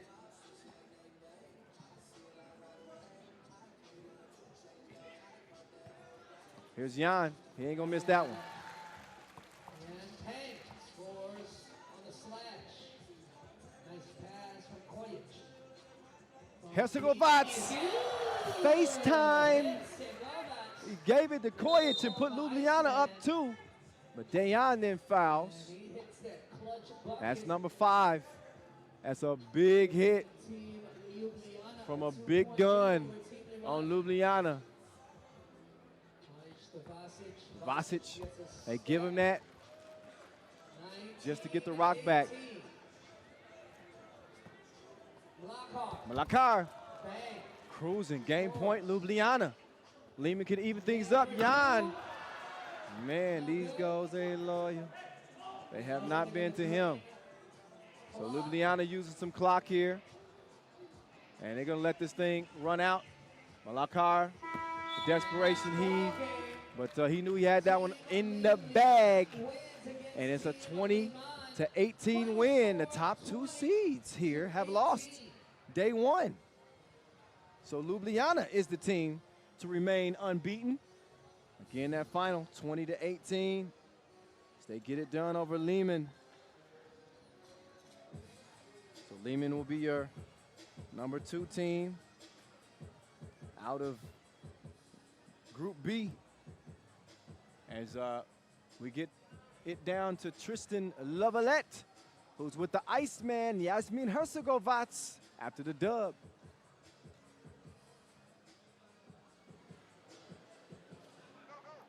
Yasmin, 2 from 2, beat Liman. How does that feel? Always feel good. Always feel good when you beat any team, because now in the World Tour there is no bad teams. And Liman is one of the best, if not the best, last year together with Novi Sad. I mean, for us this is great win for confidence to move on in this competition and the next ones. And congrats to Liman too. I wish them good luck also. And what did it feel like hitting that dagger 2 at the end? It feels like I'm back where I stopped last year or in previous years. I mean, yeah, sometimes you feel it, sometimes you don't, but you just have to keep going on, and that's it. And what's now the key for the team as we move on to what's now the key for the team as we move to the business end of the tournament?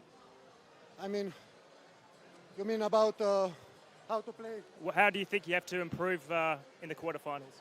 I mean, quarterfinals is any game. You need to move hard on your opponent from the beginning, to be focused all the time, to play your game no matter what's going on during the game, and that's it. Congratulations, well done. Thank you.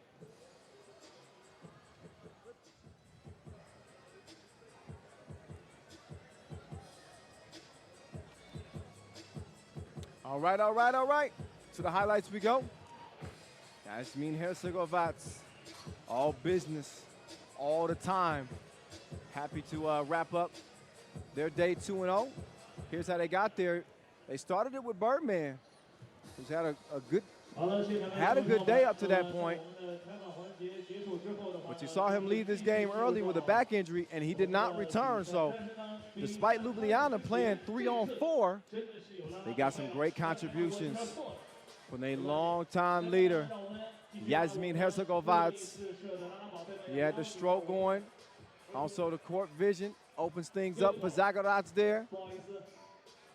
Took an extra effort and a frustrating day for the new addition for Liman, at least for this tournament, Jan. They took advantage of him offensively and defensively. Came down to the wire. And Ljubljana ends up outdistancing Liman 20-18. So while you enjoy the rest of that highlight, we'll get set up for the next game here. Again, only a couple left. This is Riga Ghetto against Gagarin. This is one of our potential games of the day. And we got some help for this one.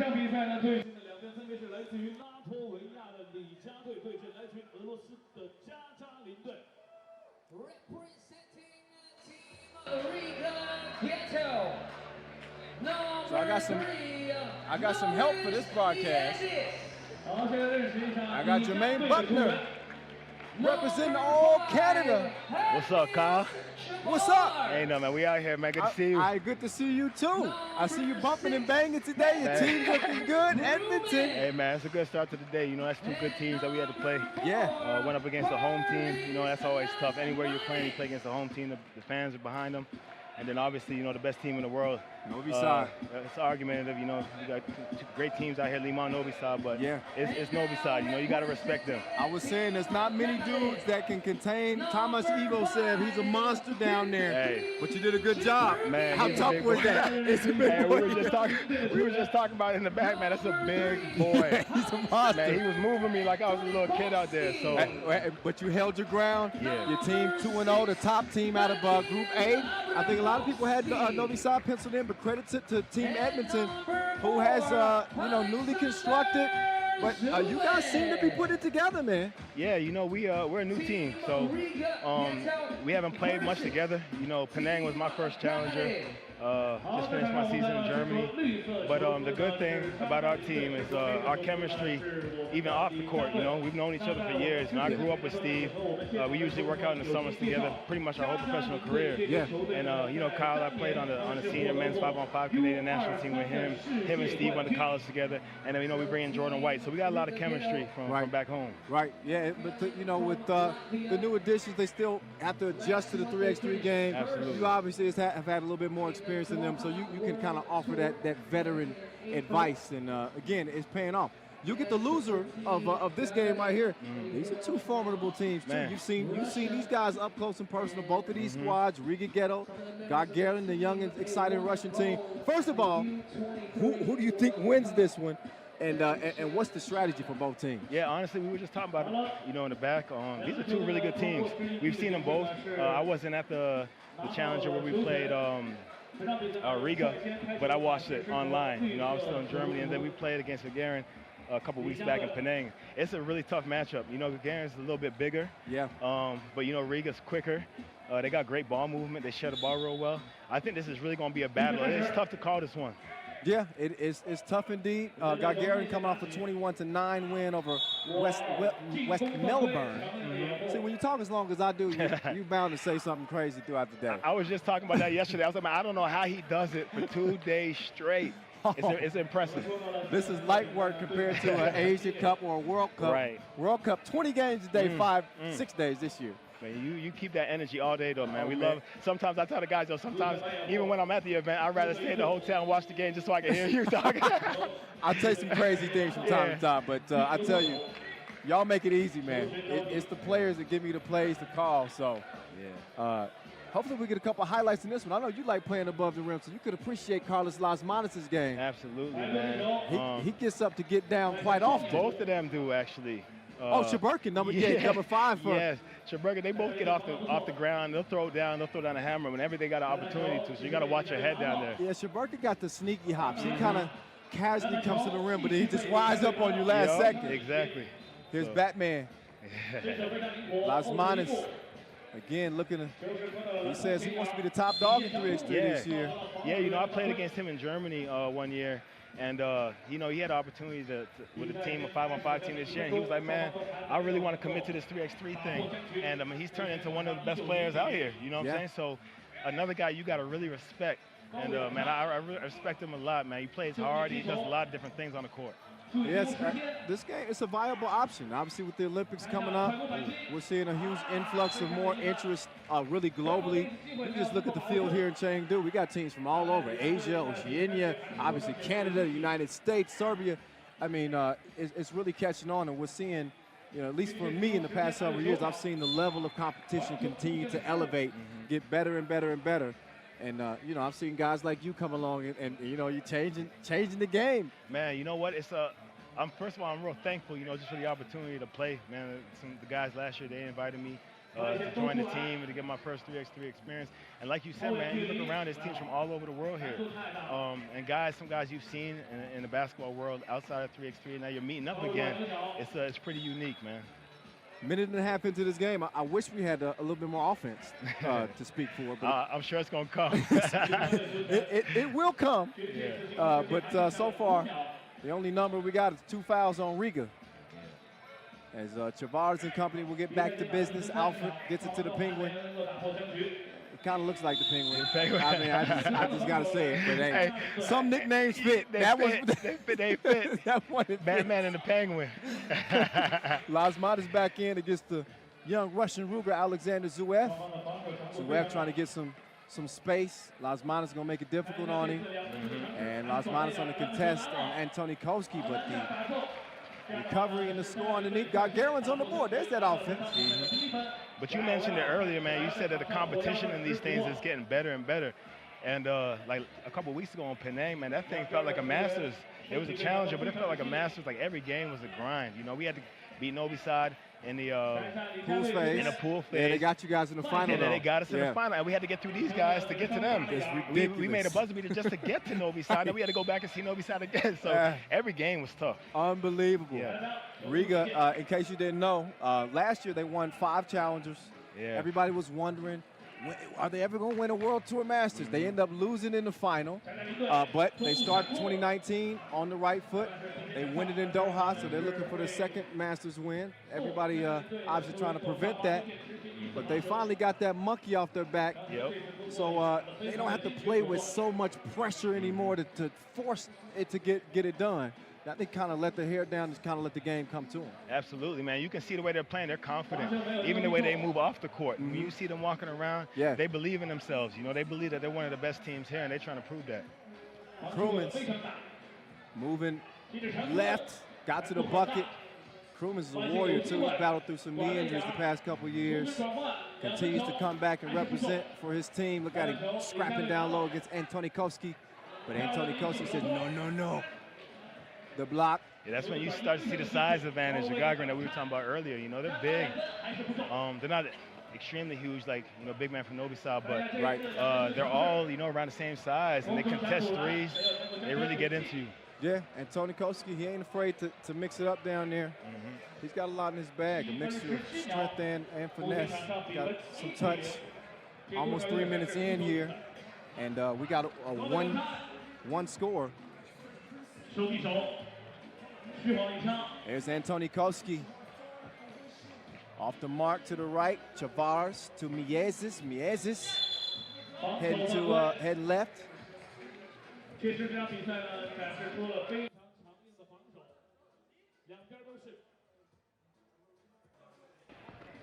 So Miezis, got to watch that cross. I like that matchup up top.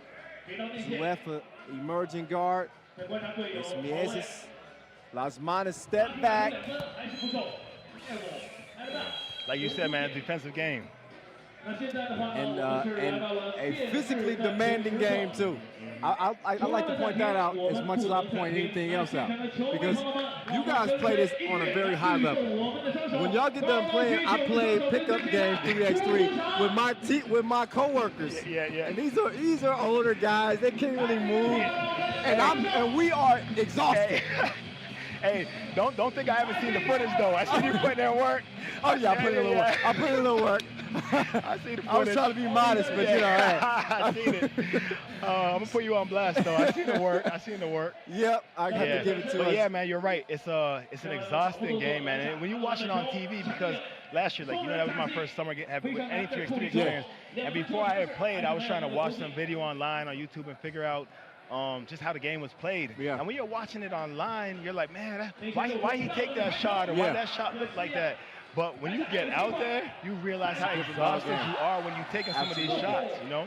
Absolutely, it's a different ball game, and it tests you mentally as well, because once you're physically fatigued, then it challenges how sharp you're going to be mentally, making that right pass, or if you're in a tough foul situation, you got to move your feet instead of taking the easy way out. Look at the dime there, and Tony Polsky with the vision and precision. Great pass. Yeah, just drops it off. Oh, the Batman Robin. And that's what we were just talking about. When the fatigue starts to, Yep. It's not often you see him miss a layup. So here we go. This is, what a recovery. Block. Wow. Streaking in there. I wasn't expecting that. Yeah. That one, Abramovsky hating. Look at him again. And Gagarin's doing a great job, man. Not a lot of teams could, hold Riga to 1 point 4 minutes into the game. No doubt about that. They're doing great on defense. Osmanis, his pass is stolen again. This will be for tops in Group C. Both teams will be moving on to the quarterfinals after winning against the Australian squad. Melbourne, they are done.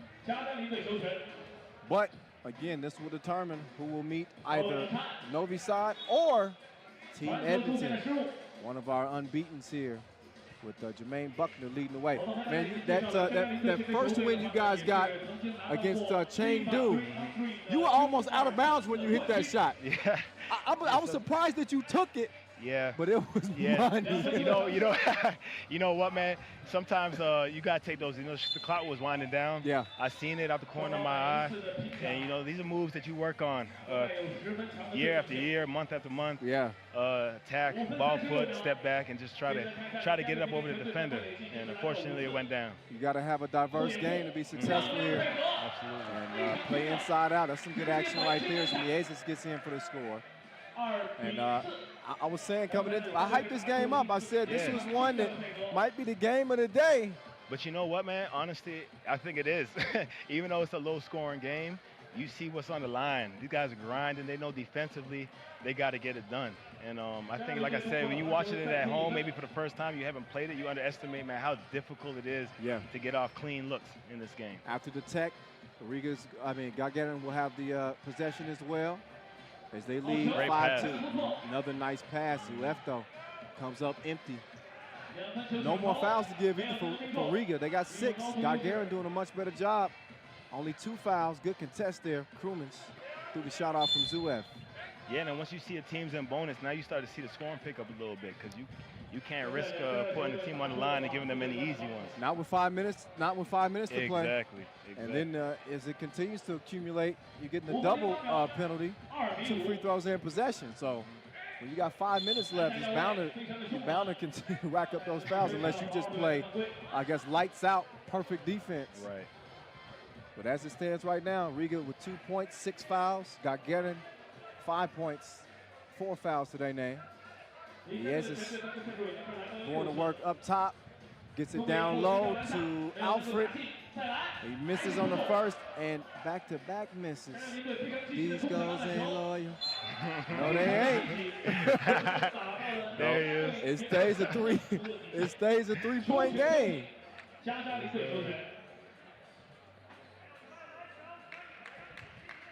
Again after this one.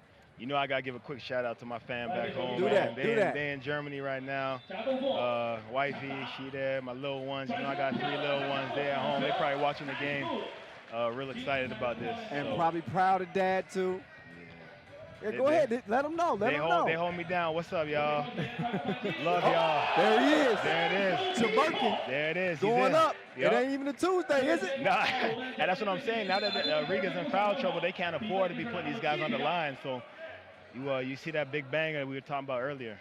Yeah, he elevates the one-hand punch. 5-point lead for Gagarin. They eye that 2-0 record and look to avoid Edmonton. Oh. Ran into the side paneling over there. So that particular side paneling has been knocked over probably 6 or 7. I don't know what it is about that one. I know, right? It's like we're really trying to promote the FIBA 3x3. Everybody, we focusing our attention on that one. That's the hottest seat in the building. Yeah, it is, isn't it? Speaking of FIBA 3x3, if y'all ain't following us on social media, I will come find you.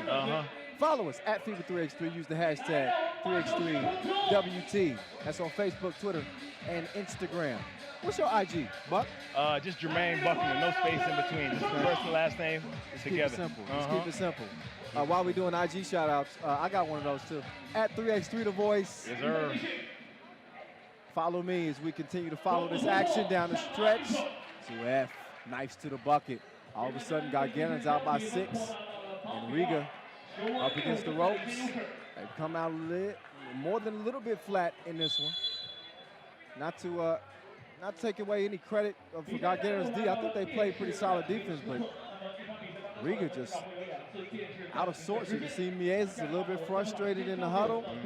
Javar's hands on his knees and Koeman's hands on his hips. But I'm telling you, man, this Gagarin team is tough. It is. We like I said, we played them a couple weeks ago. They took us right down to the buzzer.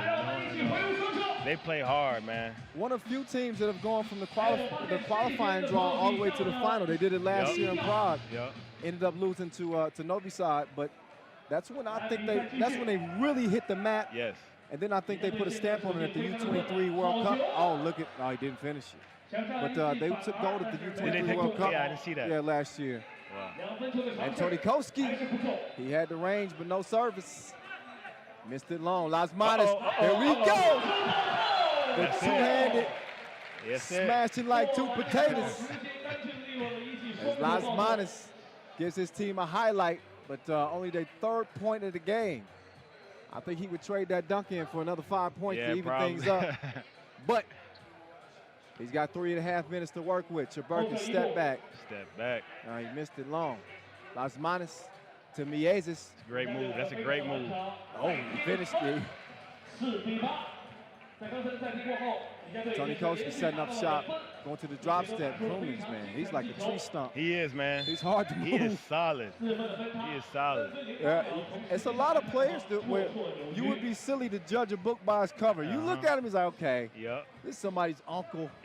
I'm going to go to work on him. Hey, last year, I got to tell you, so last year, my first ever time playing was in Mongolia. And we played against Paran. I had never really seen any of these guys before, right? So before the game, I'm looking at Paran like, huh? Oh, like, we'll kill them. Yeah, who are these dudes? Man, we got in there, they ain't waxed us, but I was all out of sorts. Yeah, actually. Man, they had all the tricks, all the moves. Yeah, they played the game really well. They won here in Chengdu in 2017, yeah, I remember that, as a matter of fact. So shout out to Gasper Obnick and Dean Kavkins, Simon Fitzgar, Andrzej Shrebov. I like those. They're great dudes, too. Yeah. Yeah. Nice dudes and really pioneers in 3x3. Kavkic and Obnick, they've been playing since way back. I think this is to be their 8th year on the tour. Fitzgar as well. And that goes a long way, man. Experience goes a long way. I think last year they won their first 3 challenges to start off the season. And their chemistry, just much like Novi Sad and you see with Riga too, their chemistry, man. Not going to beat you with any athleticism, but you know what they're going to beat you with? Ball movement, making the right passes. And effort. and effort, no doubt. They won't stop. Yeah, no doubt. We got a 2-point game in this one as Riga has shown a pulse. They've come back alive. Yep, this one's going to come down to the end. 2.5 to go in this one. Kyle Montgomery in the ear. with Jermaine Buckner of undefeated Edmonton here day one. Las Manas put in a tough position. Shaburkin had him locked up like Jamaican here. And forced a bad shot at the end of the shot clock. 2:23 officially left in this one. And Zuef will go to work.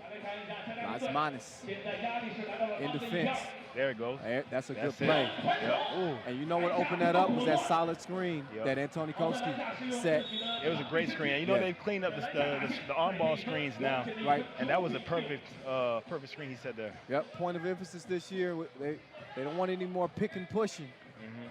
You got to set it solid without moving, or you're going to get whistle for it. Right? Again, that was work to perfection. That was Las Manas. Oh, with the body. It's a grown man game down there. But it's all for naught if you come out of there with no score, and he did that. Jaburkin! Yep. I'll show you how to do this, son. Yeah. He got the bucket underneath. I'll show you how to do this, son. Jigga hopped on the mic for a second. I don't know if Beyonce around here at all. 10-6 game. You better chill out now. Jaburkin. Good at the strike. That makes it a 5-point advantage for Gagarin. They look to get a win here, as they have not beaten Riga in 5 attempts. Wow. So they got a chance for some revenge. They do. And to prove to themselves that we can beat these dudes. Under 2 minutes to play, Riga in the penalty. Gagarin with 1 more to give. We got an out-of-bounds challenges. Teams can challenge under 2 minutes. The deal with that is if you're proven correct on that challenge, then you have the right to continue to challenge at least 1 more time. If you're proven incorrect, you cannot challenge no more. And I think the out-of-bounds challenges can only be, correct me if I'm wrong, but can only be challenged in the last 2 minutes? Yep. A lot of times you see players that want to challenge early on in the game. And we have to remind them, you got to do that the final 2 minutes. But the rest do have the opportunity and the choice to go check out our instant replay system. Yeah, I love that. I think it's awesome, man. I had that. I remember we had that last year at the World Cup. Yeah. And often you'll see, man, the refs do a great job, by the way. They, without only having 2 referees out there, having to see everything that's going on this court, they do a terrific job. I'm glad you said that, because we talk a lot about the differences for the players in adjusting to the 3x3 game and how quick it is. You got referees who are coming from 5-on-5. Right. Who have to also adjust to this action. Absolutely. As soon as that ball comes through the nets, it's getting cleared. You got to be so alert to stay on top of the call. Honestly, as hard as it is for us to adjust from 5-on-5 to 3x3, I think for them it might even be harder, because it's like the physicality that changes from a 5-on-5 game. Like, a lot of these calls are fouls easily in 5-on-5, right? No doubt, no doubt. They got to switch their mindset off to let a lot more go. Yeah, but look, we're going from the streets to the Olympics. Yes, right. In the streets, you got to let them play a little bit, baby. we ain't got no crybabies out here. Las Manas up fake. Every time he gets a clear lane, you got to watch your head. Big. 2-piece, no biscuit. She splashed one from long range. It's a 3-point game. It ain't done with yet. And they got the ball back. $1:40 to play. That's 6 fouls now on Gagarin. So next defensive foul for either team. 2 free throws will follow. You know, Carly's going to attack now. This is his time. Yeah, and this is when you claim to be that dude. Yeah, this is his time. This is when you got to make the plays. Watch this, watch this. There he goes right there. Sharon is Karen. Beautiful. Batman to Robin, back to Robin. Robin to Batman, back to Robin. There we go. Off the miss. Jaburkin, he got a good look. Can he connect? No, he does not. Kruins hands it off. Miezes heading left. Gets past Zuef to the crib. It's a 1-point game just like that. And a foul called away from the ball. Miezes not happy with it. That's a tough one, man, because that puts them on the line. Definitely. A couple of free throws will now follow. Daniil Abramovsky, the 22-year-old, will have a chance to step up, and these are some clutch free throws. Abramovsky, again, making his first appearance here on the World Tour. This won't be the last time you see him. You'll see him representing his country at the World Cup.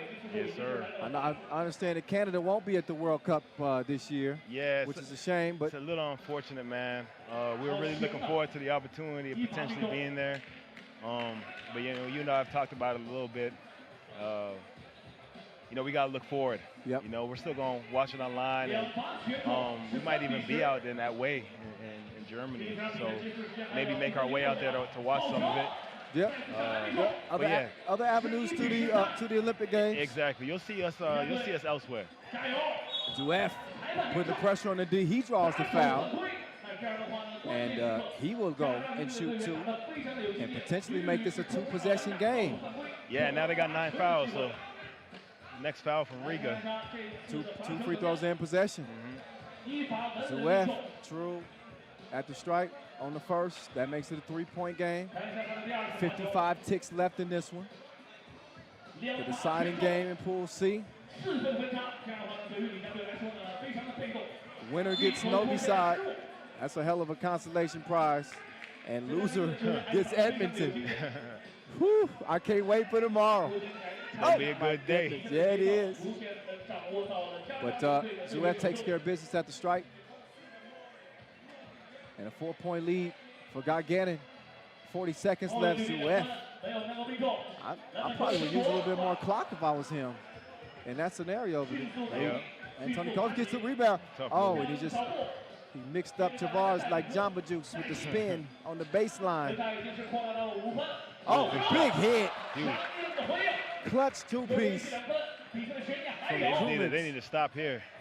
20 seconds to go. They do. 5 seconds left on the shot clock. No foul. Clean defensive possession. Give yourself an opportunity. Las Manos. Yeah. Hands it off. Get it to the hot hand. Why not? Foul called on the shot. Wow. So 2 free throws. It would have been 2 free throws regardless because he was beyond the 2-point arc. But now things get interesting. Come down to the wire now. But think about it. They can't foul. Yeah, that's the thing. Right? So even if Krumins makes 2 free throws here in a 1-point game, they can foul. Yeah. But obviously, they're getting the ball back. Gagarin's going to get the ball back anyway. With a potential 2 more points. Exactly. They really need to try to get a clean steal is what they need. We'll see. That first free throw is missed. That's not going to help their cause. No. And second one's made. No. And Tony Koski. You get the warning. Well, they must have already had a warning. Already got a warning. So technical is called. And that'll be, but that's tough because, you know, he has a certain amount of time to inbound the ball while the clock is ticking. So right. I can understand why he would make that foul. So Riga come out flat. And now it's going to cost him. It cost him 1 from the stripe right there. And possession also over to Gagarin. And no sense in fouling. They sought this one away. So as this one ends, that 2-piece will count. So the final will be 18-16 in favor of Gagarin. Tough game. As they top Riga and get their first win over the Latvians. Again, 18-16. You said first time in 5 tries, right? Yeah, first time in 5 tries. It'll be Riga against Edmonton in the quarterfinals. Good luck with that one, Buck. Yeah, I appreciate that, man. We'll get home and try to prepare for him. Great job on the broadcast as well. A lot of fun, man. It's good to see you, man. You looking good, man. Looks like you've been in the weight room, yeah, in the gym. I've been doing a little bit. You know, they got to get a camera up on me so I can flex. Yeah. Man, get out of here. You got me blushing. Get on up out of here, man. Thanks, man. All right. Wow, we got one more game left. That was a hell of a game, huh? Yeah, it heated up there down the stretch. But credit to Gagarin, the Russians, stepping up and getting it done against Riga to cap their day. So there's a quarterfinal matchup set. Gagarin will meet up with Novi Sad, and Riga will get Edmonton. Oh, that's going to be tasty. Yeah, buddy. All right. Our last game of the day, big implications on it. As we will wrap up with Amsterdam and Princeton. Princeton shocked by Dnipro earlier, putting them in a must-win situation against Amsterdam to close the day in Group D. Ooh-wee. Buckle up, y'all. Somebody holla Mayday. Is going down. As we enjoy the highlights. Riga just too slow out of the gates. They had a 2 points scored through the first nearly 5 minutes of action. They just could not find the offense. Gagarin, a little bit more consistent in their efforts. And they were able to pull through and get it done. So we got one more game before we're done with the pool phase. Day one, as Pool D will come down to this. Amsterdam coming in off a 21-13 win over Dnipro. Princeton let Dnipro sneak from behind and steal one from them, 21-20. So Princeton, they must get a win here in order to force a three-way tie, and then force us to go to our calculators and figure out who will be coming out of the group. That's the only option. An Amsterdam win here would obviously move them to 2-0. They'd be the top team out of the group. Drop Princeton to 0-2. They'd be done, and qualifying draw winners, Dnipro would be in. Let's see how things shake out. But Amsterdam is out there with the job. Dimes, the Flying Dutchman, and Aaron Royer with a dab of ranch. Here comes Team Princeton. Mavridis looks ready. Robbie Hummel, Kareem Maddox, and Craig Moore. All collegiate stars. The most decorated of the four would have to be Hummel. Again, played a couple of years with the Minnesota Timberwolves. He's played against the best in the NBA. Kobe Bryant, Kevin Durant, you name it. He's balled against them. And obviously a Purdue legend. Let's check out his numbers when you get a chance. And Mavridis, member of the 1,000-point club at Princeton. He and Maddox teamed up on 2011. Won the Ivy League championship. Craig Moore, one of the greatest shooters in Northwestern history. He's a financial advisor now, as is Mavridis. These are guys with, I wouldn't call them regular jobs. They do pretty well. But these are guys that work 9 to 5s, that have committed themselves to 3x3. Keep up with their journey. Follow these guys on Instagram. You don't want to take your eyes off this game, though. Love it when it comes down to the final game of the day with big implications. Mavridis going left, working on DeMayo Vanderhorst. Down to Robbie Hummel, mouse in the house. He makes it count, easy, breezy bucket. These two teams not unfamiliar with each other. Princeton beat Amsterdam in the Mexico City quarterfinals last year, but lost to them at the Hague semifinal 2018, so 1-1. They've got that experience against each other's. Oh, Mavridis, good touch. Then he fixes his hair. True California boy right there. Oh, and that's a nice score right there. The Flying Dutchman flies past Hummel and gets the bucket. Mavridis, tight defense on him. He sticks with it, though, follows it up, and he's able to draw the foul on the rebound.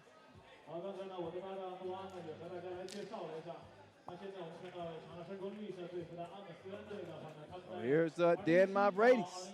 Chance to make it a 2-point play. As I mentioned earlier, he holds a Greek passport. His family's originally from Sparta. Spartans! Captain of that 2011 team. Won the Ivy League championship. He gets good on the free throw line. Princeton out by 2. They got an elimination game here on day one. The job gets it done from distance as he evens things up 3 apiece. Craig Moore trying to create some space, but look at the D here from the job. What a pass, Maddox. He brings it down, gets the score. Royer setting up. He steps back, drops it off, and the job's like, come on, man. That was foul. So he's going to be rewarded with a couple of free throws. You see no argument from Craig Moore. Jesper Jobse, who joined the broadcast earlier. Appreciate you.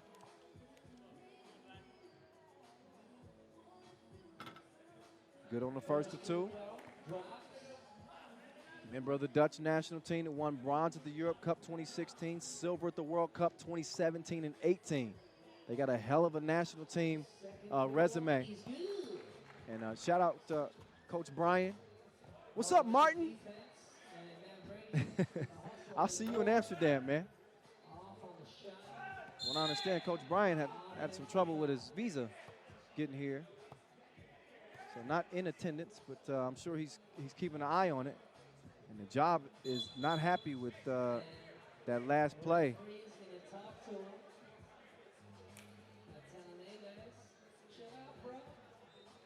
I think he's having some words with Mavridis. And so is Ref Ed. Mavridis is saying, nope, didn't mean anything by it. Cooler heads will prevail, but hey, with a game with stakes like this, it's going to get physical, it's going to get testy, and this is going to really test the referees. Even Hummel and the Flying Dutchman getting physical down there. It's Mavridis. Puts his head down, goes to another gear past DeMeo for the score, 5 apiece. Royer, he lets one fly. It's still flying. It's got a cape. It's flown all the way out of bounds. 5 apiece it stays. 3 fouls on Amsterdam, 1 on Princeton. Just a couple minutes into this one. It is intense. It is what you would anticipate. Hummel gives it up. He's going straight down to the block, and why would he not? Oh, but look at the defense from Royer. He held his ground against Hummel. And now Royer trying to turn the D into some O. He drops it off to the job. And he's got reservations for 2. A 2-piece from long range. And it's a 7-5 game. Royer, he's down. And Craig Moore is able to put that one down. He's on point. And 7-7. The job couldn't go back-to-back from 2 range, but look at Moore. Just lost his bearings on the court a little bit. He had a whole half foot out of bounds. So the ball over to the guys in green. Team Amsterdam. Happy to be hosting this year's World Cup. Oh, dimes. Right through the teeth of the D, like some dental floss. Moore. Mavridis goes left. Stops Owen, just left the job like the Uber showed up. Peace out, homie. 8 up. Dimes, drive, kick, job all day long. But he can't hit it. Neither can Dimes. Van Vilsteren recovers it. The job elevates. Nice touch in the paint. I tell you, lefties are always tough to guard. Mavridis decides to give it up. Dimes. Oh, that's solid D. He stayed solid, never left his feet. Moore has to force it up late in the shot clock. Some good defense here from Amsterdam. Foul called away from the ball. That one's on Moore. And that's foul number 2 on Princeton. TV timeout, 6:44 remaining in our last pool play game of the day. Two days of action. We'll be crowning our second Masters champ of this 8th FIBA 3x3 season.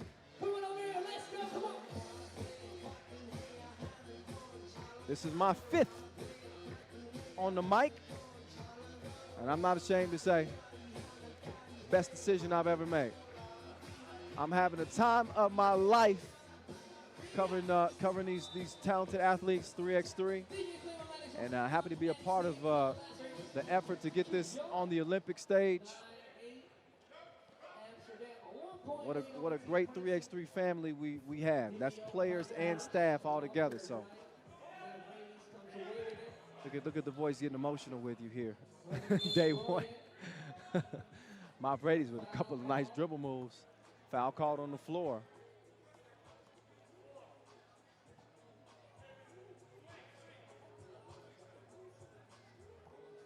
Four fouls on Amsterdam. They do have a 1-point lead right now. Probably gonna need some math help if this comes down to a 3-way tiebreaker.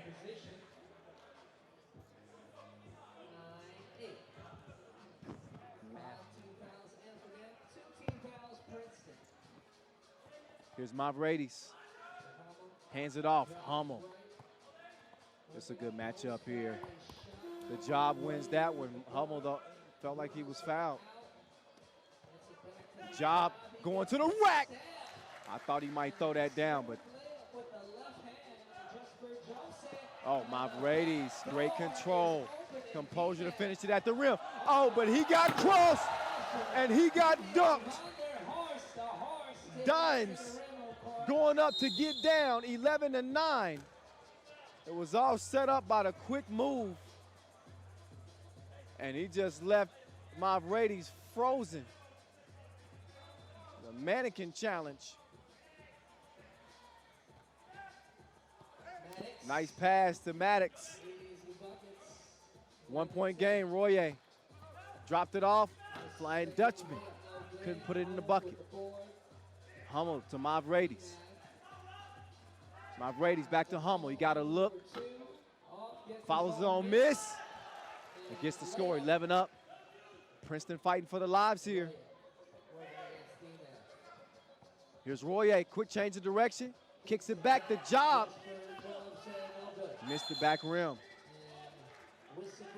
But Jesper, you're not seeing very much hesitation from him in terms of any reluctance to shoot the 2-ball. Seventh foul on Amsterdam. So this definitely plays in Princeton's favor. Tie game, 5 minutes and 9 ticks left. They got the former baby Boilermaker on the stripe. Shooting a couple.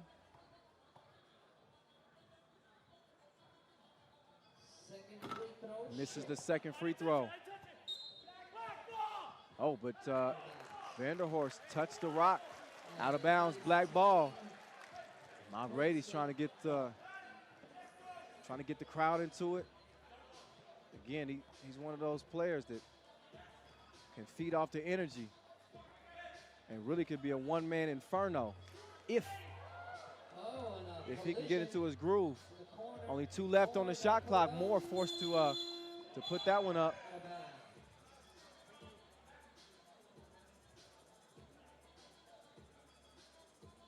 That one out of bounds, over to Amsterdam, looking at a 1-point deficit. Princeton did accumulate 20 points in that loss to Dnipro. Amsterdam with 21. Vanderhorst with nowhere to go with it. Dnipro, meantime, they wrap up with 34 points. So just kind of trying to set the table for you in terms of what it will take for a win.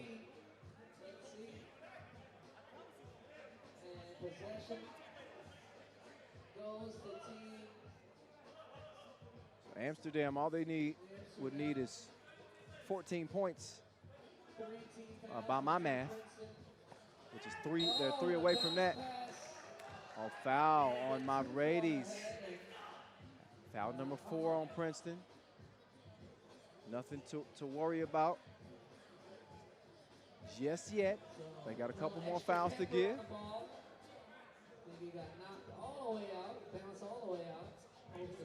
Should remind you as well, it ain't all about the fellas today. The ladies are up next as we continue our first ever FIBA 3x3 Women's Series after this wraps up. Start with the quarterfinals as the Job unleashes. But too much protein on that shot. So here's Mavridis to Hummel. Hummel making his move, spinning and winning. Scoring over Royer. Princeton out by 2. Royer to Dimes. Oh, Dimes didn't finish it at the rim, so now Princeton on the attack. Working on a 2-point advantage already. First of 21 wins it. Mavridis, that'd be a big hit. It was halfway down. Comes out. Closes out on Royer. Royer stops short, pulls up. That's one you want. If you're Amsterdam, now Royer's in a tough position. If Maddox can Pulls up for two. I thought Maddox would probably take it down low. Instead, he settles for the 2. Misses it. Royer from the corner, he misses as well. Mavrades comes down with it. Over to Maddox. Maddox spinning baseline. Oh, and he gives the job the business. No suit and tie necessary. Vanderhorst cruising. 2-point game. Mavrades. Too much on it. Tracked down by Royer. Royer gets the screen. Over to Dimes. Dimes right past Maddox. That is great body control. Maddox is a defensive monster. And look at Hummel. Big hit. 16-13. Princeton does pick up their 5th foul, but that's a big hit from Robbie Hummel to put Team Princeton up by 3. And again, we could be looking at a 3-way tie. Over there, come on. You guys, everybody, come on. Close up.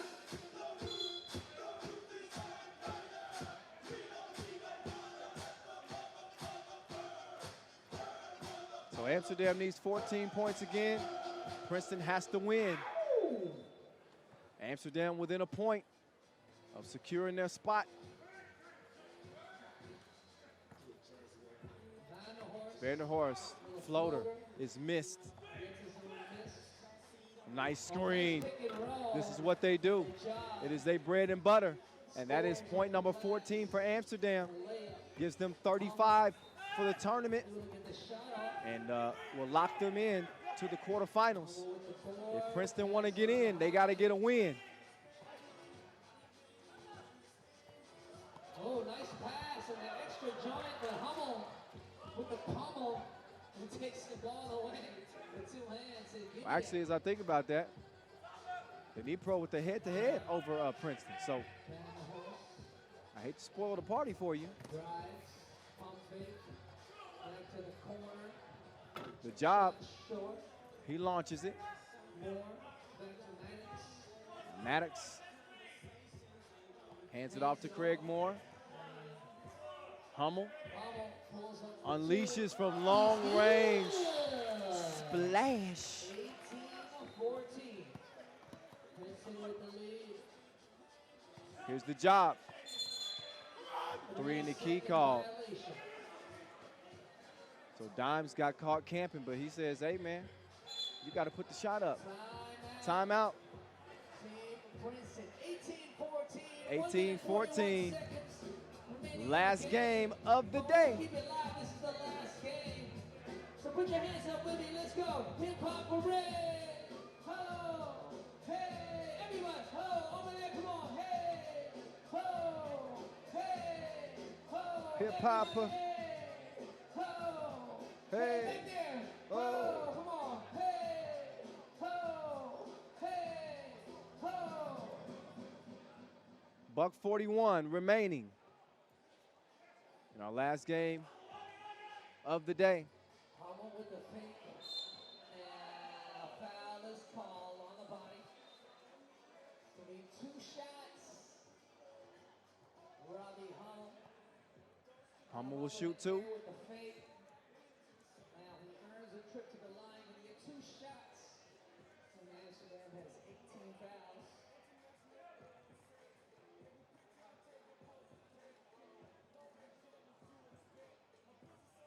Free throw, buckets, and he gets 1 more.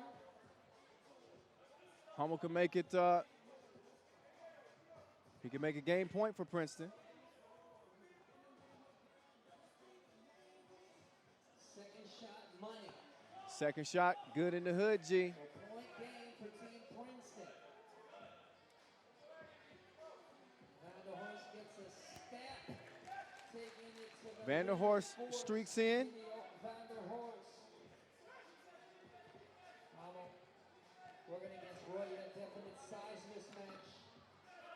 Gets his own miss and a dish. Game over with. So here we go.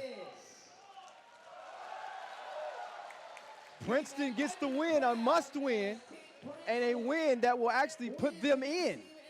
As we got to the math, it does force a three-way tie, as each team in the group, all with one win and one loss. Amsterdam got in. They scored enough points.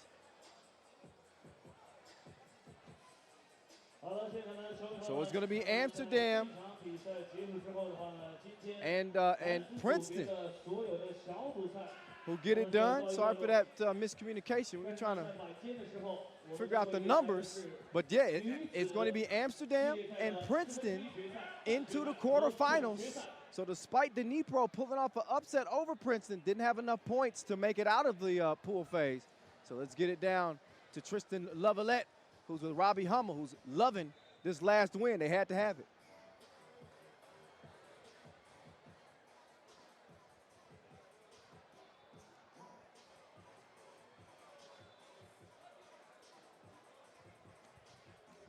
And we talked about it. This is going to be a battle. Amsterdam's a really good team.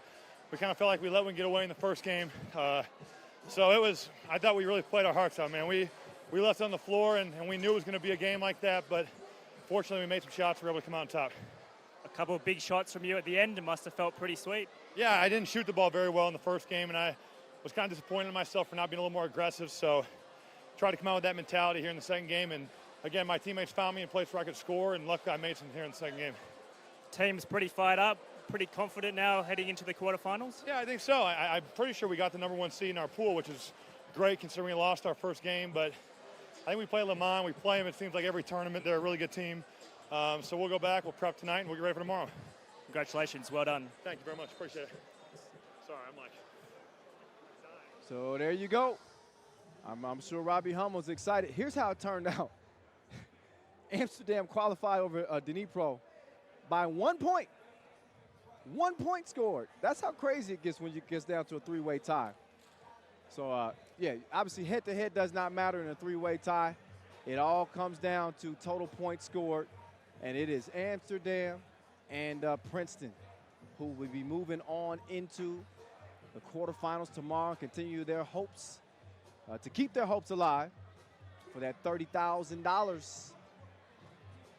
What a day, man. What a day. As we look back at the highlights in this one, it was a must-win situation. This is after Dnipro shocked Princeton in their first game. They came into this one knowing that they absolutely had to win it, force a three-way tie, and that's exactly what they did. Amsterdam had just enough points to qualify. Princeton do what they absolutely had to do with their backs against the wall. They got a strong game from Mob Radies. Robbie Hummel stepped up as well.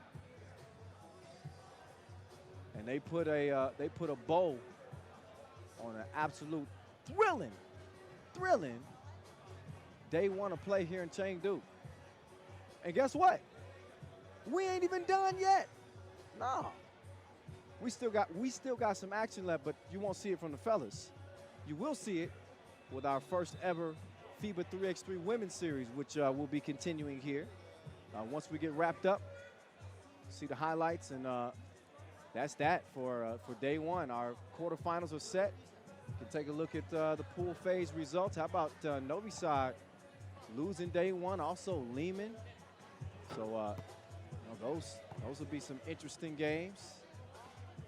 Edmonton will get Riga, while Gagarin will match up with Novi Sad. Saw Amsterdam start off with that 21-13 win over Dnipro, but end up falling to close the day against Princeton. So our quarterfinal matchups are going to be very interesting as the cream have risen. Ljubljana undefeated, day one. How about that win they picked up over Liman? So again, there's Edmonton, one of our undefeateds on this day. I think they probably made a case for team of the day. They win Group A. Ljubljana, they win Group B. Liman, despite splitting, they did enough to get it done. Auckland 0-2 in that group, so they're out. Saw Gagarin and Riga. Gagarin pulling one out over Riga Ghetto, their first win over them in 5 attempts. So the Russians will be going into the quarterfinals with plenty of confidence. And last but not least, Pool D. Look what it came down to. Amsterdam. They get in over Dnipro. 1 point. Man, that's all it takes. Princeton, they're the top team out of the group. So how about a turn of emotions with that? They go from being worried to not even making the quarterfinals to being the top team out of the group. And they'll play the number 2 from Group B. You don't believe me? Here's a look at the quarterfinal brackets, which you'll see kick off here tomorrow outside of the Global Center. Or maybe you won't. Join us again tomorrow as we get ready to put a button on this second Masters of this 2019 season as we enter the quarterfinals. It's going to be a fun one. Take a break for a moment, but rejoin us here. Rejoin us at 6:30 local time, where we will continue day 2 of our 3x3 Women's Series with Netherlands and USA, starting off with the quarterfinals, as we'll put a button on that one today as well. So we'll be back live here, 6:30. We hope you'll join us for our FIBA 3x3 Women's Series. But for now, day 1 of the Chengdu Masters Men is in the books. Kyle Montgomery saying peace out. We'll see you at 6:30.